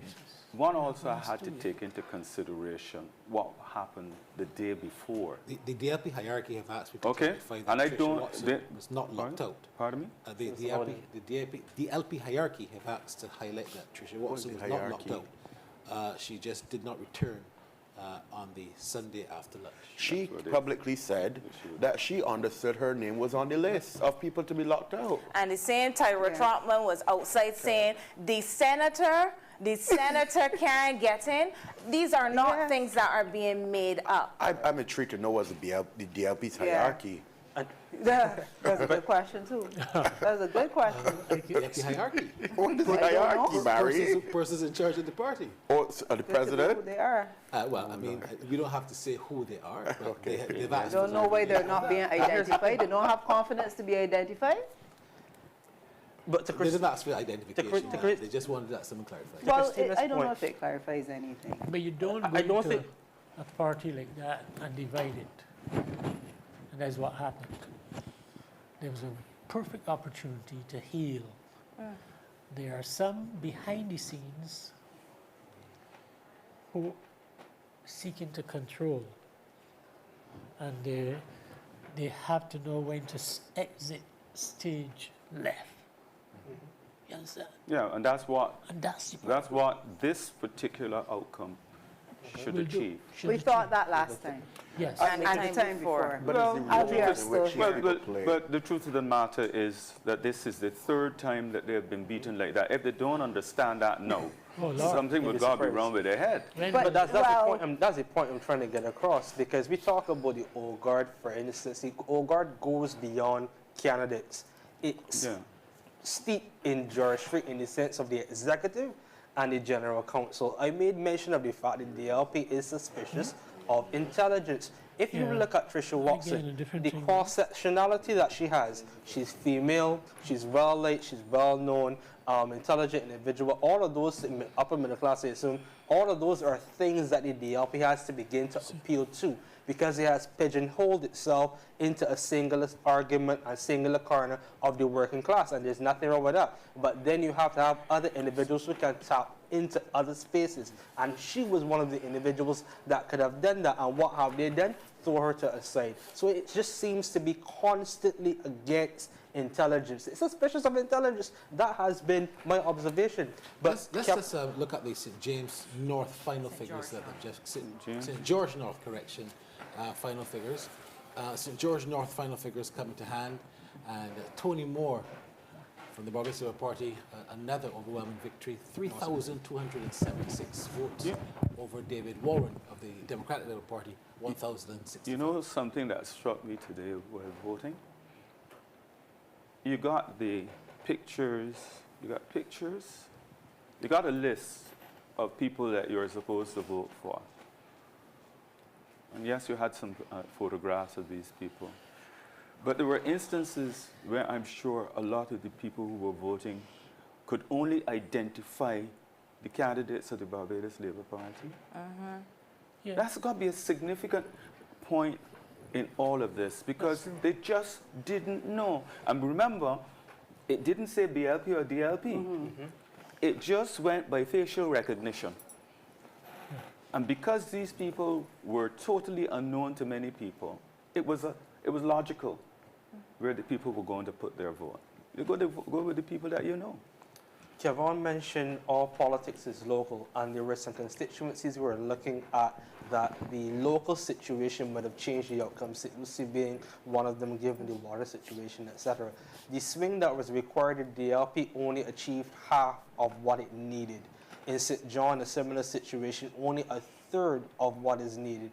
On those bases, that is why I'm going to say that Ryan is unlikely going to win his seat, because his swing is actually higher than what is needed in St. John and St. Lucie. I'm not making a prediction per se, but given the trends, even at the local constituencies that we thought might have been different from the others, the swing was simply not there. So I can't imagine why it would change this. To support you on the basis of percentages, Neil Rowe is the best performing candidate of the Barbados Labour Party in the last election during the COVID period.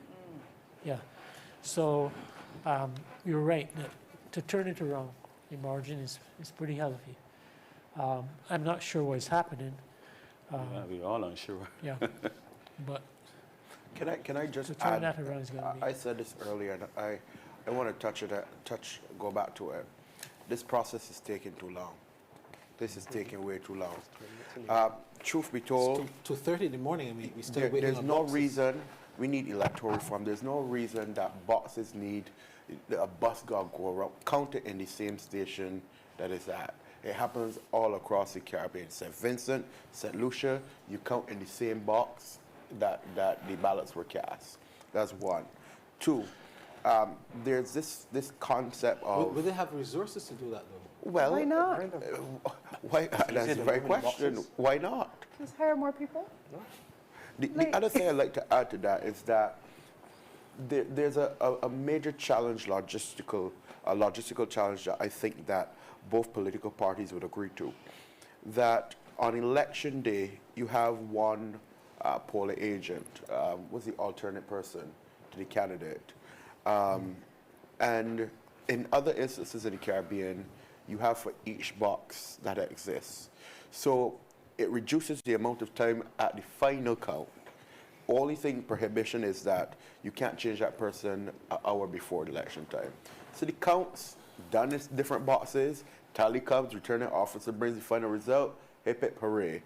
Voting count is over in like 4 or 5 hours. I mean, this has been happening from 7 o'clock tonight. It's 2:25. The reporter there says still waiting at St. Michael Northwest. Only 4 boxes done today. What's that? It's 2:25.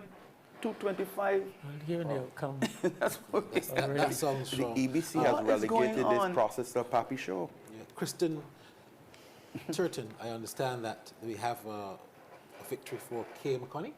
I understand that Kay McConney has indeed taken St. Philip West, 2740, 2,740 votes for the BLP to 2,187 for Dr. David Eswick. We're just waiting for that confirmation to come in, but indeed it's consistent with how the last 3 to 4 boxes went for the Barbados Labour Party in that particular St. Philip West seat. We were saying that was going to close. Has he declined since 2022? From my estimation, it's the same performance, just about 40%. And he received 41% on the last time. I have to get the final numbers, but it seems to be the same. So no growth, long story short. Also unofficial, the voter count apparently is under 30%. Can that be confirmed? I can't tell. Kev, can that be confirmed as yet, the voter count? Or the percentage? All right, that is unofficial, I must tell you. But based on the votes that have been cast and the 28 or 29 constituencies that have come in, that seems to be pretty accurate, which would be, if it is true, that would be a very, very, very low voter turnout. You have a minority government again. I don't think we consider the fact that in 2022 you had a government that more persons stood home than voted for, and now you have it again, and significantly so. So we have to have a serious conversation as a country as to what this means, truth be told. So this is why they call it a loveless landslide. I know. But this is what we see in Jamaica as well. Yeah, so correct. if this is the case, and we don't know, it would be comparable to what we see in Jamaica. And rather than rejoicing and being jubilant, the party that wins has to be very modest in their acceptance, understanding that the majority of those eligible to vote did not vote them in, even if it is the majority of those who voted. But as I said, we don't know if that is the case. You'll be very quiet, Colvin. How do you see it? In terms of the apathy? Yes, the apathy. And the general results that we've had looks like 29-1 so far. 29-1 thus far. Obviously, we are still awaiting the results from Ryan Walters and Neil Rowe. In terms of the voter apathy, that would be very troubling if those numbers hold true. You said what, around 30%? Yes. That's the unofficial number. Actually, that seems to be even worse than what the poll predicted. In terms, I think we were predicting around 45%. The poll predicted 45%? Can you remember? Well, the poll spoke to around 41% of individuals saying that they weren't on. Was it? And the last election was 43. 43, right. 43. So last one was 43, and they were saying 41. So if you're getting something like 30, I mean, the numbers do suggest 30, because if you look at the majority, the margins that the Barbados Labour Party have won against the Democratic Labour Party, those margins seem to be adding up based on the fact that the voter turnout was very low. Yeah, and I think Dr. Hines is spot on in saying that the returning party, the winning party, has to be very modest in its jubilation, because there are persons that, a significant number of persons that maybe not happy or whatever, for whatever reason, have decided to abstain from this process, and some effort has to be made to find out how to re-engage those persons back in the process. But politics is such that once you win, you win. You don't have to worry about the rest. I think, well, again, it goes back to the discussion that we had earlier about, is it a case of voting for the ruling party, or is it a case of the opposition being that weak that really you had no choice, but this is who you have in front of you to vote If for. the statistics, you've got to look and see to what extent those statistics may indicate some voter apathy too on the part of people who normally support the Labour Party. Those are the things we have to drill down to in the figures as well to see it. And I said, I guess speculating on official results may not really be the best thing to do at this point. We have to see what the official numbers say when we do. But tomorrow, later today, all the talk is going to be about what happened with the EBC and the list and the complaints and that sort of thing. And to get a sense of how many people have felt disenfranchised is going to be a big task for us.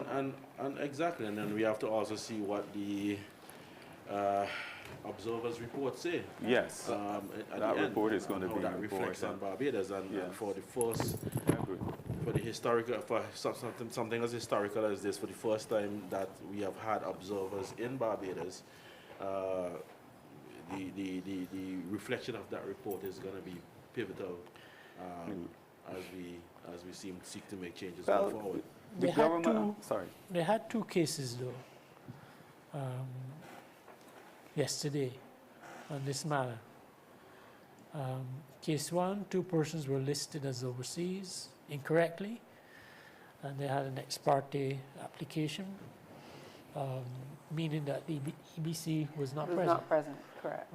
And then Justice Cicely Chase ruled they should be placed on the list and they're allowed to vote, so they were allowed to vote. Then they had 2 cases, 2 persons in St. Philip North, matter brought by Verla.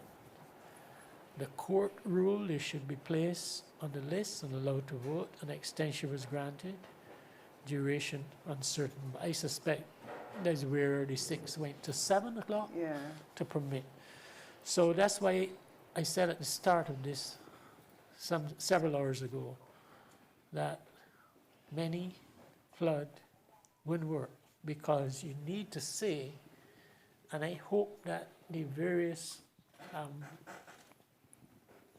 electoral stations would be able to identify those persons who turned up and were denied voting because they were not on the registered list. Because in all fairness to the politician, the ultimate thing is to convey something.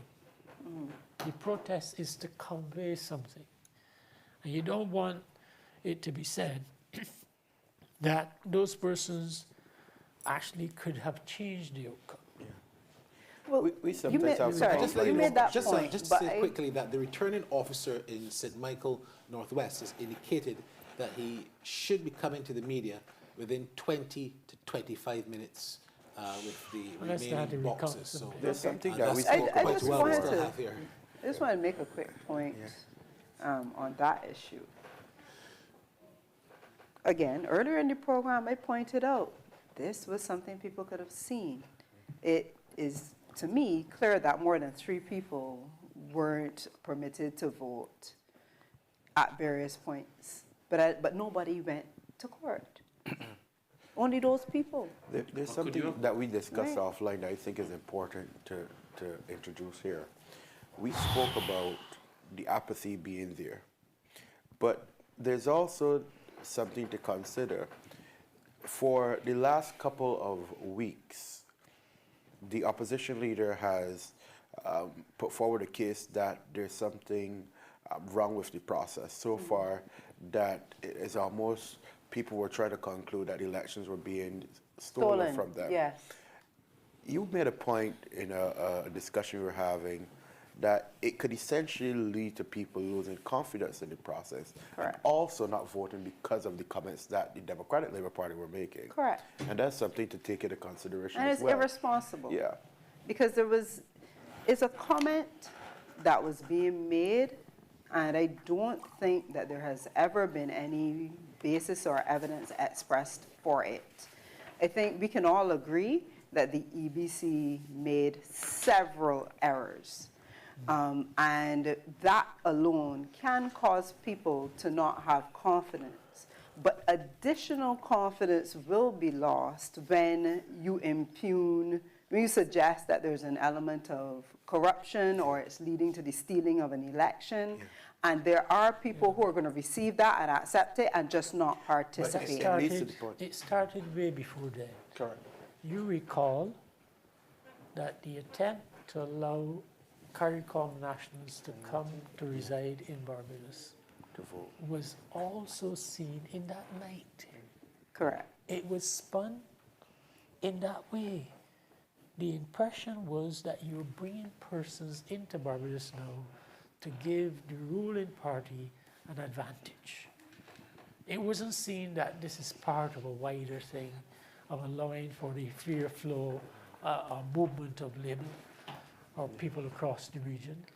It was then, and that started, so this is not an isolated case of where the opposition leader then suggested, well, hey boy, something is amiss. Well, the concern with that proposed, Ambassador, the concern of that proposed citizenship bill was the granting of citizenship to CARICOM nationals after as little as 6 months, which was well below what the majority of Caribbean countries do. Yeah, but the interpretation, citizenship to residents. You could have expressed the concern without imputing. Well, there are several issues with that legislation. To do that.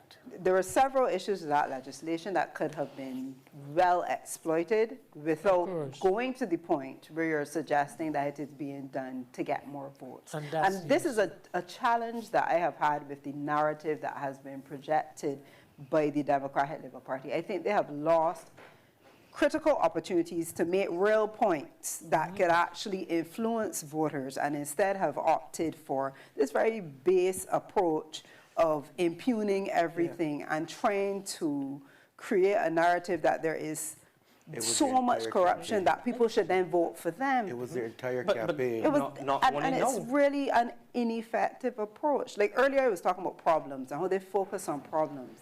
And it is not to say problems are not important. They are. You have to highlight them. Yeah. What was the vision for Barbados? What does a Democratic Labour Party-led Barbados look like? Can anybody tell me? All I know is a country where everything's awful and miraculously you're going to come in and fix it. That is the point I made about competency. Well, I'll say a couple of things. I do agree that the narrative overall that the Democratic Party had regarding the ABC was irresponsible, I'll say that. But the issues of the ABC go well beyond the presence of Ralph Thorne. Dr. Masco made mention of when he ran the DLP in 2003, and the inflated list, for instance, because you have individuals on here who are not supposed to be there. In 2018, I remembered leaving Starcom probably 4 o'clock. We can probably do it again because of the late returns. In 2022, you had 6,000 people who could not vote because there was no electoral reform or there was no electoral law in place that allowed them to do it. Now we have 2022. So this is a long-standing issue, and the reality is that we continue to treat the ABC like a wallflower. We only pay attention to it when election periods are here. We can't continue to do that given how fundamental it is to the operations of Barbados through the vote. So until we just had a discussion about cleaning this list, and from my estimation, what they did was abandon the entire process and throw everybody back on. So you have a circumstance where nobody can't come and say that they were not able to vote. So the entire process was wasted, and we need to put some serious resources and effort into dealing with this long-standing issue. This goes beyond Ralph Thorne. He was irresponsible, yes, but it goes beyond him. So let me clarify something. I completely agree that the issues in relation to the Electoral Boundaries Commission are long-standing, and in many ways they've been trivialized. Even the Prime Minister was acting as if this is relatively normal. Okay, that doesn't mean it's right. And it doesn't mean that on this occasion it isn't more, or it doesn't have a greater impact. The point is it needs to be addressed. But if we were talking, as I understood, we were talking about narratives and strategies and the approach taken, I was addressing that directly. That's separate and distinct from the point that something has to be done with the Electoral Boundaries Commission. It cannot function this way. And certainly whatever the observers find must be consistent with that. Because apart from the fact that we're here at 2:30 in the morning, this entire day has been filled with complaints and concerns, and there are real people who should be on that list as a matter of law. Where they went and they were not permitted to vote, no accommodation was made for them. The concept of vague quantifiers still need to be taken into consideration. It is no different than when the media, and I'm conscious that we are part of the media as well too, when the media starts reporting crime, everything that happens pertaining to crime is almost at the forefront. Yes. I think that today may have, or the past weeks, 1 or 2 issues may have exacerbated the fact that there are multiple issues, or there may not be multiple issues. People just raise their issues publicly. Let's consider that what may have happened is that this gave us an opportunity to really see what the problems are. Because whether you tell me it isn't 2 people, right? It may have been statistically insignificant in terms of the outcome of the election. But it's not good enough that someone can turn up somewhere with a circular, right? And then the circular, you sent them, and you don't make provision for them to vote there. There has to be an adjustment. And that's why what I think is important is for there to be an actual investigation that, yes, identifies numbers, but identifies weaknesses and then undertakes improvement. My only concern, though, is that in a household, if it is that you received correspondence from EBC about voting, and you're the senior person, why did you not investigate as to why you're not? No, people did that, though. But people did. So I take the point that there is personal responsibility, and I will always say that. But there are people who checked, double-checked. But should I have to feel compelled to screenshot what the site says? All right, let's go to Prime Minister Mia Motley. She said put him in Tony Roebuck Street. Moore, the General Secretary of the Barbados Workers Union. Come on up, come on up.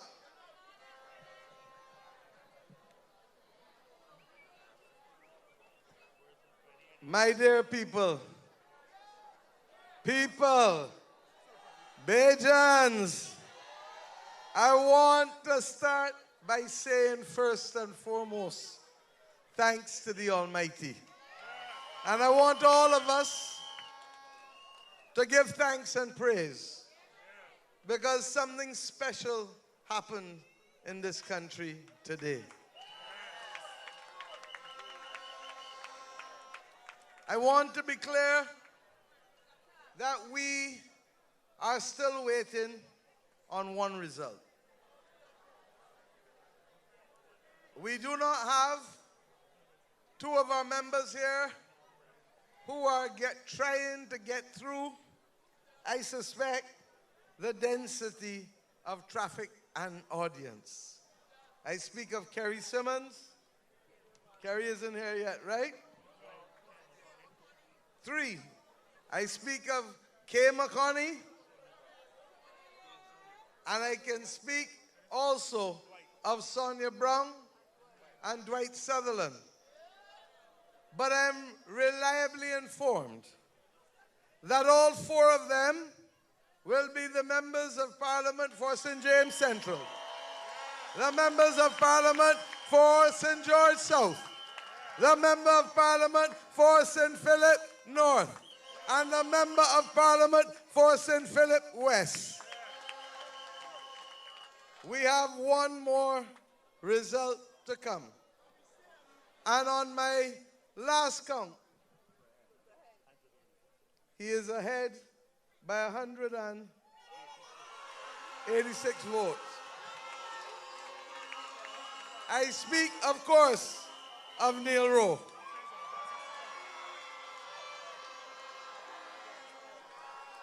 But if you know me, you know that I do not count the chickens before they are hatched. But I do not also want to keep you here much longer. The hour is late, and most of you reported for duty at 5 o'clock this morning. Yesterday morning. You are now doing almost 22 hours.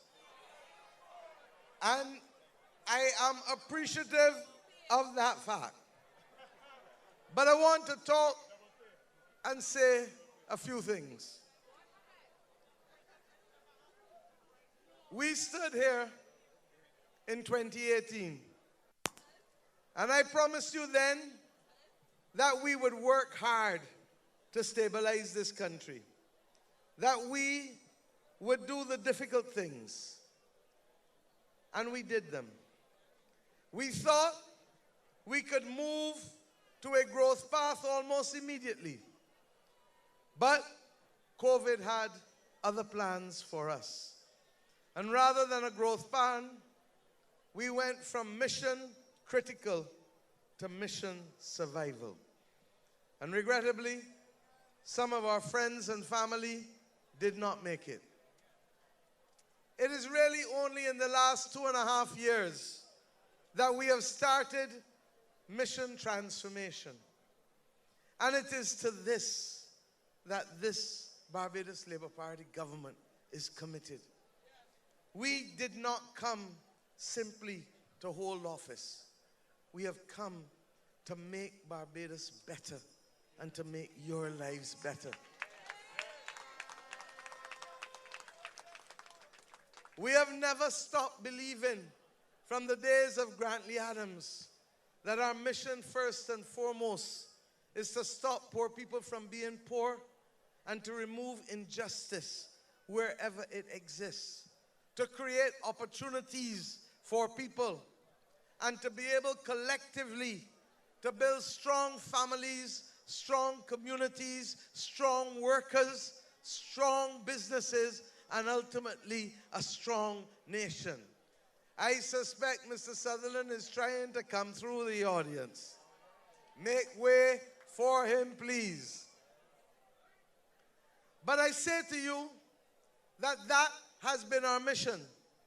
And next month, we will celebrate 88 years as a political institution. We now know in Barbados more than ever the importance of strong political institutions. And let this Labour Party never take it for granted. But I also recognize that even as we have won tonight as convincingly, we do not turn our eyes away from the concerns of our constituents, constituency by constituency. We do not turn our eyes away from the things that ordinary Bajans want us to redouble our efforts on and to refocus. And whether it is traffic or roads, or the state of our health care, or indeed the issue of public safety, I give you this assurance tonight at 111 Roebuck Street that this team that I have the utmost honor to lead will be required to be able to make progress on all of these areas. I have said for most of my time very simple things, that we must see people, we must hear people, and we must feel people.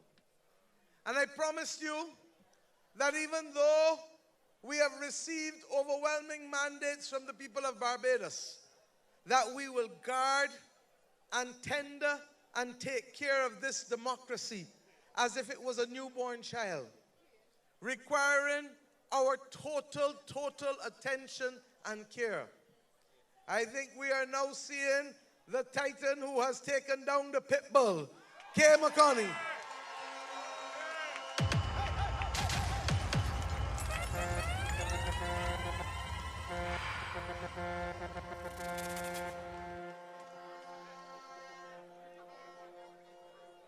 Make way for her, please. I am making the point that we must be committed to taking care of this democracy, which last year celebrated 75 years since Grantley Adams gave ordinary Bajans the right to vote without having to own property in this country. If Grantley Adams did not do that, none of us would be able to claim the Barbados that we have. And the majority of you who are here would never be able to vote. And that is why we say without fear of contradiction that the father of our democracy was Grantley Herbert Adams. I equally say that the father of our independence, Errol Walton Barrow, helped us unite as a people and to recognize the importance of taking those steps to chart our destiny, or in the words of our anthem, to be firm craftsmen of our fate. We have now come this year, as we go to celebrate the 60th anniversary of our independence on November 30th, and the 5th anniversary of our republic. It is time that we fully accept that the responsibility for transformation of Barbados is not just these men and women on this platform, but it is each and every Bajan. No one owes us a living. No one owes us anything. And we know it because in our individual lives, most of us have to find our own way. But as a society, or as a community, or as a family, we work to help each other. I want us, please, as a nation, to recommit to this process. This country has been good to us. Previous generations have worked hard for us to be here today. And we must not take it for granted. And I ask you, please, that even in this moment of victory and jubilation, that each of us recommit to doing a little more each and every day. That each of us commit to doing our job without trying to jinx and move off. That each of us commit to look and see who we can help raise up when a person needs a helping hand. That each of us recommits to making sure that our senior citizens, who are constituting more and more of our population, are treated with dignity and respect. That each of us recommit now to building the future by raising our children well. Every time I see or take a picture with a little child, I ask them one question: are you reading? Are you reading every day? Because this country became what we are because even with the cap of a 7th standard education, even without having access to secondary education, your foreparents understood the importance of reading and being able to learn and think for themselves. In this world in which we live, there's a danger that this tool, as great as it is, as much entertainment and productivity as it gives us, if we are not careful, it will cause us to become slaves again in the 21st century. We must learn to be discerning. And I don't mean to give you a heavy speech tonight, but I need to speak to you from the heart. I am 60 years old, and I believe that I am a bridge, not a destination. I am a bridge, not a destination. And my responsibility is to ensure that the younger ones in this party receive the guidance and the mentorship that Brees and John, Henry Ford, Owen Arthur, Billy Miller, Nigel Barrow, David Simmons, Louis Tull, and I can go on and on, Vic Johnson, Johnny Cheltenham. They invested in me. And I have a responsibility to invest in all of these here. Because this country has paid a heavy price on the sides of both political parties by having 3 prime ministers die in office. And I don't say so because I fear that. I say so because the knowledge and the experience that they had went like that in the flash of a light. I want us, Barbados, to believe in ourselves. And as much as you have given us your trust and confidence, the major problems facing us as a nation require us internally to band together. And the major problems facing us as a nation with the outside world that has become more and more difficult and troublesome, and at its worst stage since World War II, requires us equally to operate as one. Tonight is not the night for me to reflect on the fact that in this campaign, unfortunately, persons chose to wash dirty linen in public and to be able to make allegations across the region that were intended to harm this country's good reputation. I'd like to make way for the next Member of Parliament for St. James North, Chad Blackman.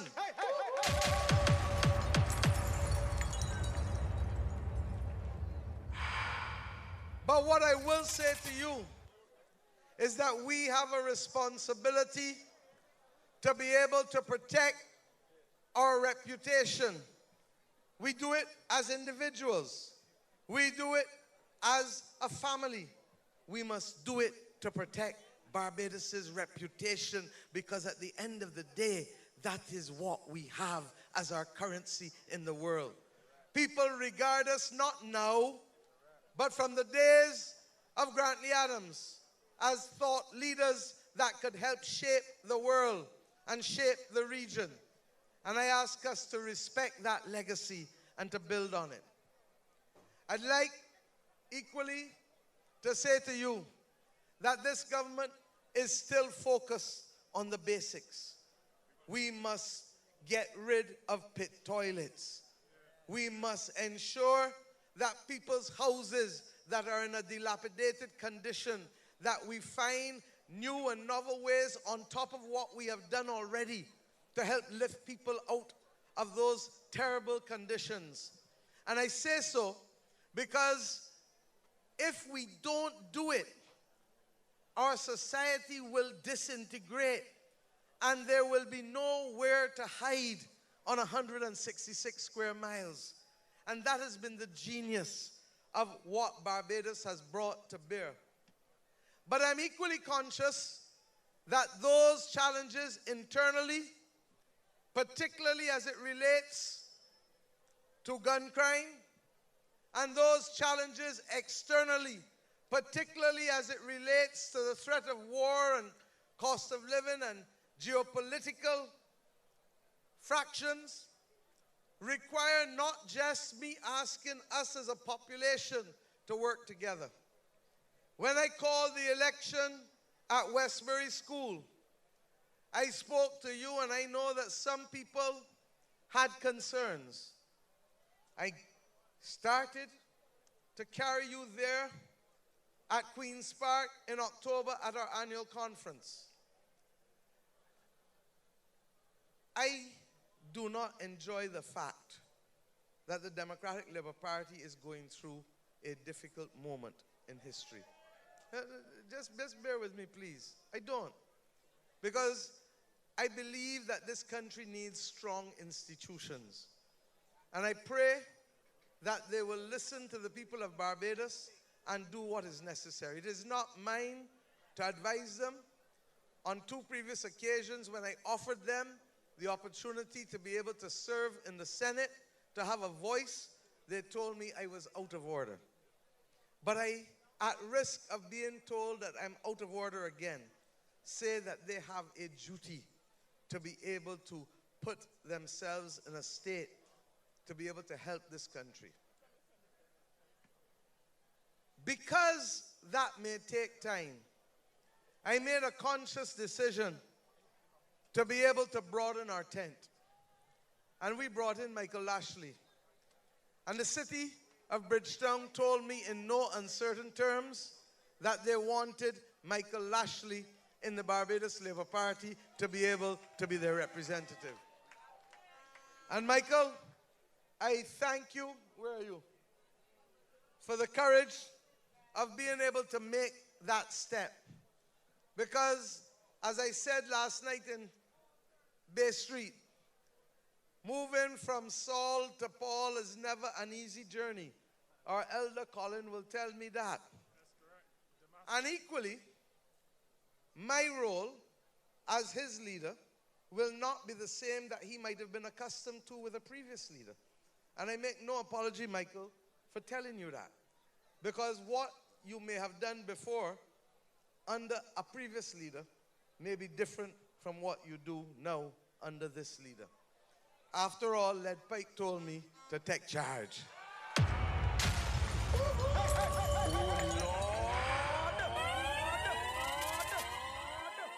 But I want to talk you through something too, because many of you are also aware that I would have asked Chris Sinclair some years ago to serve on our behalf in Washington as a nation. And I want tonight to thank Chris. H500, you're blocking someone. H5000, could you please move the car? You're blocking someone who is not feeling well. It's urgent that you do. I'm now told H5004. But I want to thank you, Chris, for being a part of this campaign and for helping us start to reimagine what a Barbados with a big tent can look like. Because we do not have the luxury of leading and living in a country that does not maximize the use of as many people as possible as we can. So I thank you, Chris, for the work that you have done in this campaign with us. And I don't want anybody to whisper about it, because you know me. I am up front. As I told you in Oystons, we have nothing to hide and everything to show. But my friends, I simply say to you that in spite of all of that, I ask you to do, we know that the majority of the heavy lifting is this team. And this team has operated with a discipline in this campaign that I am happy to be able to celebrate with them today. It's not a perfect campaign, just as we're not a perfect government. And we will learn from our mistakes, but it was a good campaign, and we had candidates doing their best to be able to impress you and to persuade you that we deserve the opportunity to continue. I want to say to them that your future depends not on me, but it depends on these people out here. And don't ever, ever, ever forget that they must be seen, heard, and felt. And I want to say tonight that I have every confidence that when I announce my cabinet and reduce some of my portfolio and increase some of my supervisory capacity, that I will make sure that being a bridge is not simply words, but indeed will allow me to be able to mentor and ensure that this Barbados Labour Party team can continue to be appropriate and fit for the times at all times. My friends, we will do the heavy lifting, and we will ask you to allow us to tell you, don't hot up your head. Relax yourself. In the song that many wondered why we did it. And I want to thank young brother, because it was a gift. And I thank him for the gift. But it is equally important for me to give you a gift, because you have worked hard the last 3.5 days, 3.5 weeks. Oh, Lord. Oh, Lord. It will not be today, but Friday will be a national bank holiday in Barbados.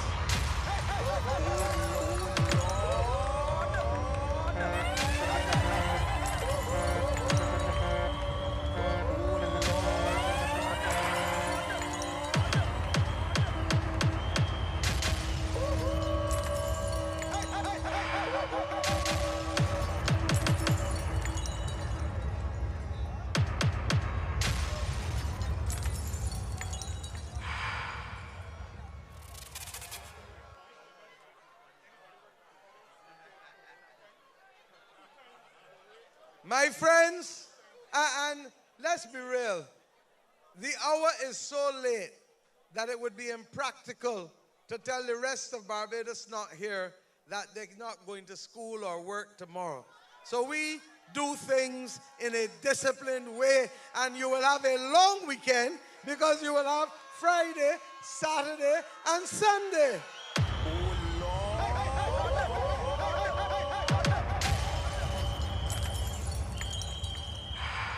And my friends, it is not by accident,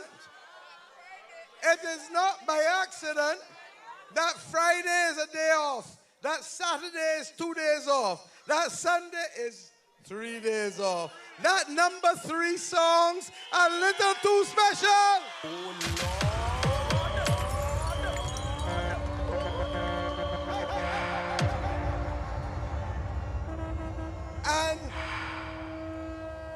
And while I do not believe in counting the chickens before they hatch, I have been taught always that I must share everything that I know with you. And if I happen to know that Neil Rowe is ahead by 217,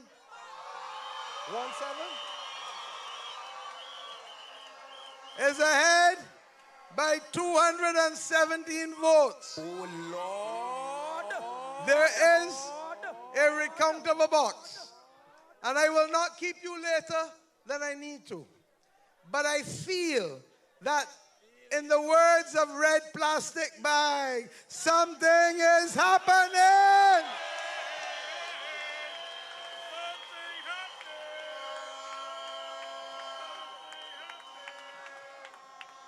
And whether that is so or not, I want you to know that Friday can be your day of rest.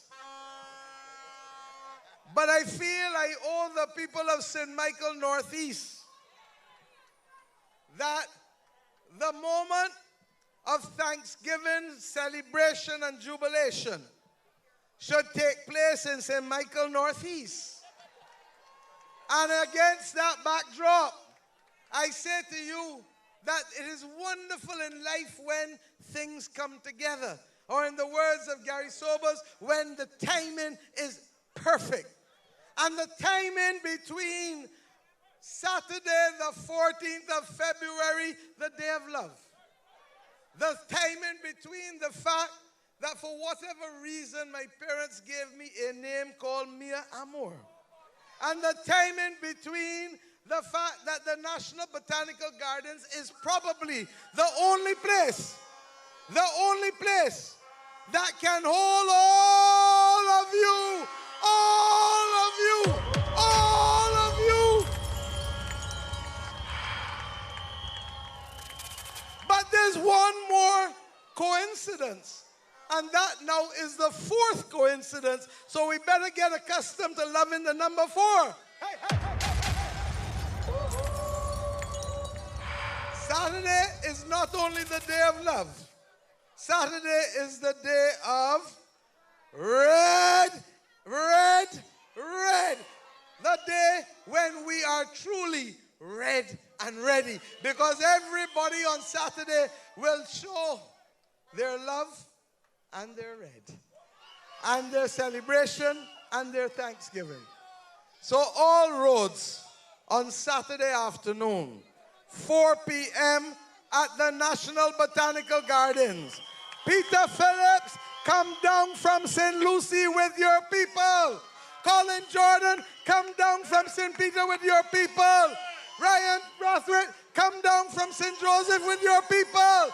Rommel Springer, come down from St. Andrew with your people. Gregory Nichols, come down from St. Thomas with your people. Dwight Sutherland, come down to St. Michael with your people. Tony Moore, come down from St. George with your people. Chad Blackman, make it the big man, make a big step into St. Michael. Kerry, you are not here, but I know you can hear my voice wherever you are. Make your way from St. James Central to the Botanical Gardens. Sandra Husbands, I heard you won a cricket match and you won every single over today in every single box. Come down from St. James South with your people. My dear friend Davidson Ishmael, step across the road with your people. You only got to step across the road. And Tyra, you got to step across the road from St. Michael Central. And Ian Edgel, come up, you got to go 2 steps across the road. But that is not a problem since the next man that gave you two foolish statements was the man that you left 2 foolish statements and endorsements have already gotten you accustomed to 2 steps. Oh, Lord.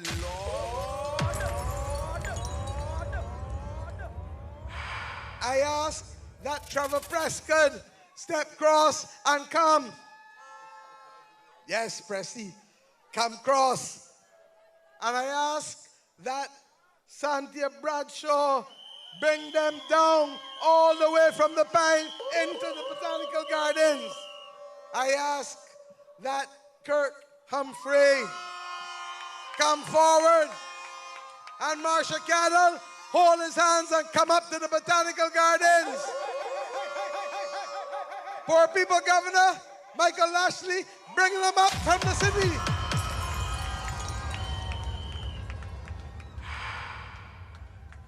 And where is the sheriff of Christchurch? I get to you yet. Don't come down. The sheriff of Christchurch, William Dugan, marshal your troops and make sure that Ryan Strong, Wilfred Abrams, the medic, in case any of us needs him, and of course, the only lady in the Christchurch team, Chantal Monroe Knight, come cross. They tell me that the man Chris Gibbs is bringing up all of what we need from St. Michael West because he is the anchor down there. And when we do all of that, you notice that I come around so rather than going around so. I then want Kay McConney. You have now silenced a pit bull for I hope ever. Bring your people from St. Philip West down to celebrate and to give thanks that we will no longer be a victim of that pit bull.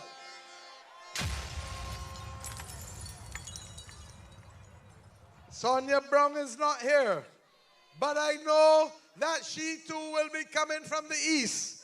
And in there, bring them down as the captain of St. Philip because we need St. Philip in the house. But you notice I have left one for last because I have spent much time in St. John in the last few weeks. And I ended my day today in College Savannah.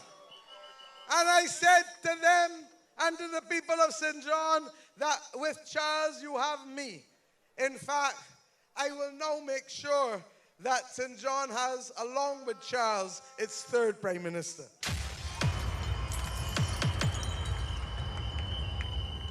So my friends, get to work today. We know that everybody might be a little starry-eyed, but I give you the assurance that if you rest on Friday, on Saturday, we shall truly give thanks and celebrate because as of next week, I expect that the cabinet will have to be sworn in on Monday. And I have asked Parliament to get the business of Parliament ready for an opening no later than next Friday because this government will not be playing. We will do our rest, celebrate, but come Monday, we start the work of the next 5 years of transforming this nation.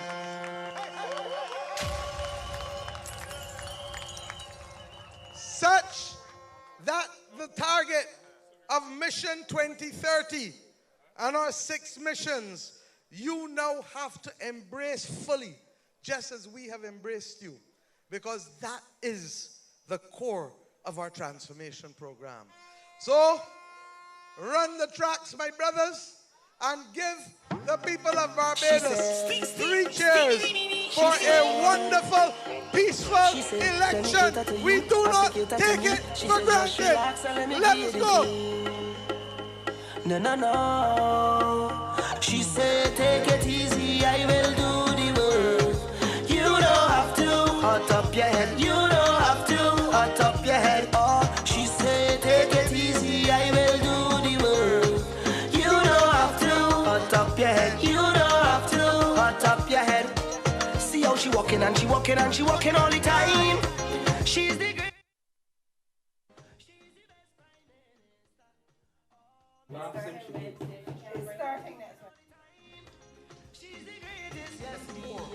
She's the best Prime Minister. Oh, Kissy the vote and watch her. I know you like she. I know you like vibes. I know you like speed. Top work girl, she is the queen bee. The real top shotter in the Caribbean.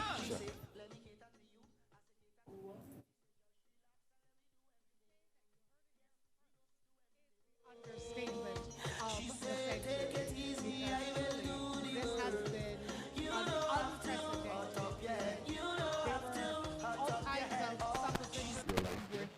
Breaking up. Who is not You're recording or you're live? You're Barbados TV. Good evening again, Pearson. I think you've come to me. Getting a little breaking up on my end. But we are here with Ralph Thorne, the leader of the Democratic Labour Party. We just heard the Prime Minister's speech. I'm going to turn it over to Mr. Thorne now for some words. Thank you very much. First of all, let us thank God for life. Let us thank God that He gave us the strength to fight a very difficult campaign. Let us thank God that we acquitted ourselves well, that we brought the issues to the people of Barbados, that we fought a clean campaign. We set an example for the young people of Barbados. We set a good example for the children of Barbados. There was no vulgarity, no crudity, no profanity on our platform. And as they say, we fought the good fight, we finished the course, and we kept our faith. And we go forward, this party goes forward with the faith that what we do is well done here. And I also want to thank the Democratic Labour Party. I have had amazing comradeship around here, certainly within the team, a group of young men and young women who made a good group dynamic.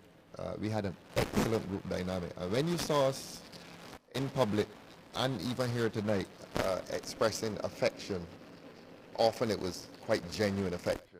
So I want to thank the party for being a good party, and its work must continue. We make no apology for acknowledging the forefathers of this party. We've been criticized for acknowledging the forefathers of this party. But any organization that wishes to be credible will acknowledge those who began. And we continue to acknowledge the foundation of this party. I want to say as well that the result is disappointing. It is quite disappointing.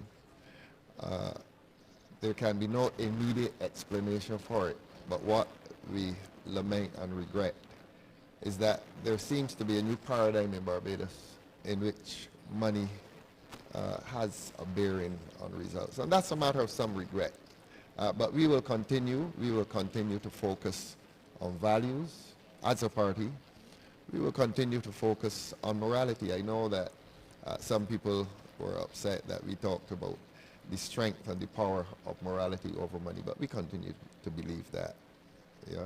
So thanks to the party, thanks to the people of Barbados, thanks to those who supported us throughout this campaign. I want to say that the party came back after the obvious difficulties of 2 years ago. We came back and we fought together. We were united. And the people of Barbados must understand that the Democratic Labour Party, they have observed the way in which the Democratic Labour Party fought this fight. And I think we came out looking quite well. The result, as I said, is disappointing, but this party is very resourceful in going forward. Clearly, the time comes when I must pass on to other persons. And this is a democratic organization. I do not write political wills, and a new leader will emerge, I'm sure, in the fullness of time. Okay, thank you. Thank you so much.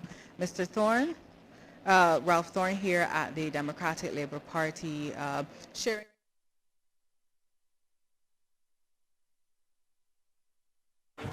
Not a concession speech per se, but acknowledging that the Barbados Labour Party has indeed overwhelmingly won, and that in the end the Democratic Labour Party, unfortunately for them, have again been bridesmaids. We have so much to discuss, but it's 21 past 3, and we have to leave some room for discussion on brass tacks, which starts at 10. In fact, Jamal Slocum, who's hosted the program, has left us to go and get some rest. We expect to be discussing this for quite some time. I mean, this has now really just begun with the discussion, and the analysis comes. This is historic. 330 loves in Barbados, because we understand that New Row has indeed won by a slim margin. We have not got the final figures, but we'll have those comments and those figures perhaps at another stage. Last words from everyone. Let me go for Colvin to come round. Colvin Moonsley from The Nation. 30 love. Are you surprised? 10 seconds.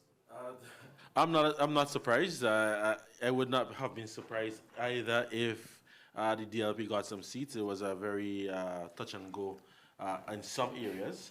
At the end of the day, with a low voter turnout, as we are seeing unofficially, the numbers would favor the incumbent, and what we got there, I was not surprised. It's unprecedented. 330 loves in a row. I can't cast my mind back to any Caribbean country or any that would have. Not even the 5-star general. Yes, I don't think he ever got a clean sweep ever. I think the James Mitchell administration in St. Vincent in 1980s got a 15 love, and then Keith Mitchell in Grenada I think also got 15. Scarrett in Dominica had as well. He had a couple of clean sweeps. But to do it a three-peat back-to-back is something that is one for the historical Unprecedented. annals. I would now pass on to... Yeah. Your final thoughts, Christian Turton. I can't say that I am surprised. I'm just disappointed. I'm disappointed for Barbados because we deserve better. We deserve to have two strong political parties that operate in a way that is best for Barbados. And I think that these results are a reflection of the fact that Barbadians are not yet convinced that the Democratic Labour Party can be good for Barbados, as people have always said, at least it once was.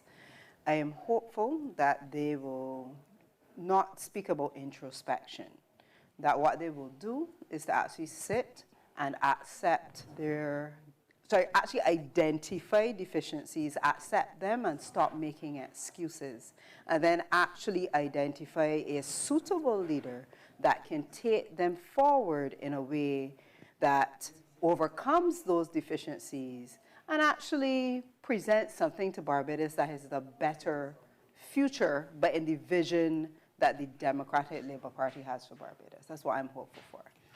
Devron, to your credit, yourself and Professor Devonish, you all called this before the election, and it's been true to form, so credit to you.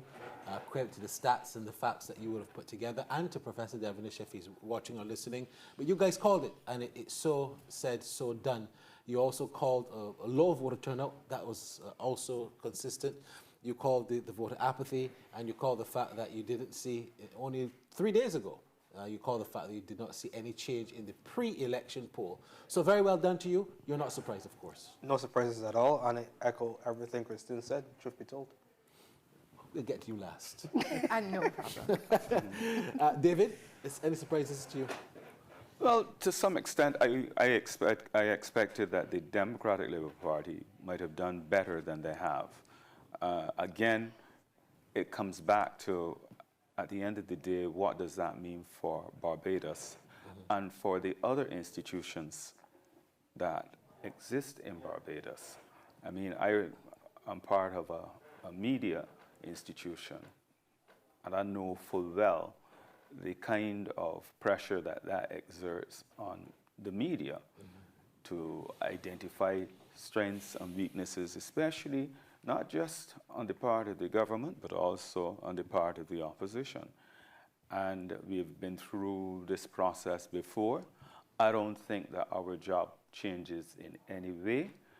And we, along with the other institutions in this country, organizations like the Barbados Bar Association and others, will remain in a position where we have to be vigilant, and we have to be prepared to see that vigilance and calling a spade, part and parcel of our responsibility within the society.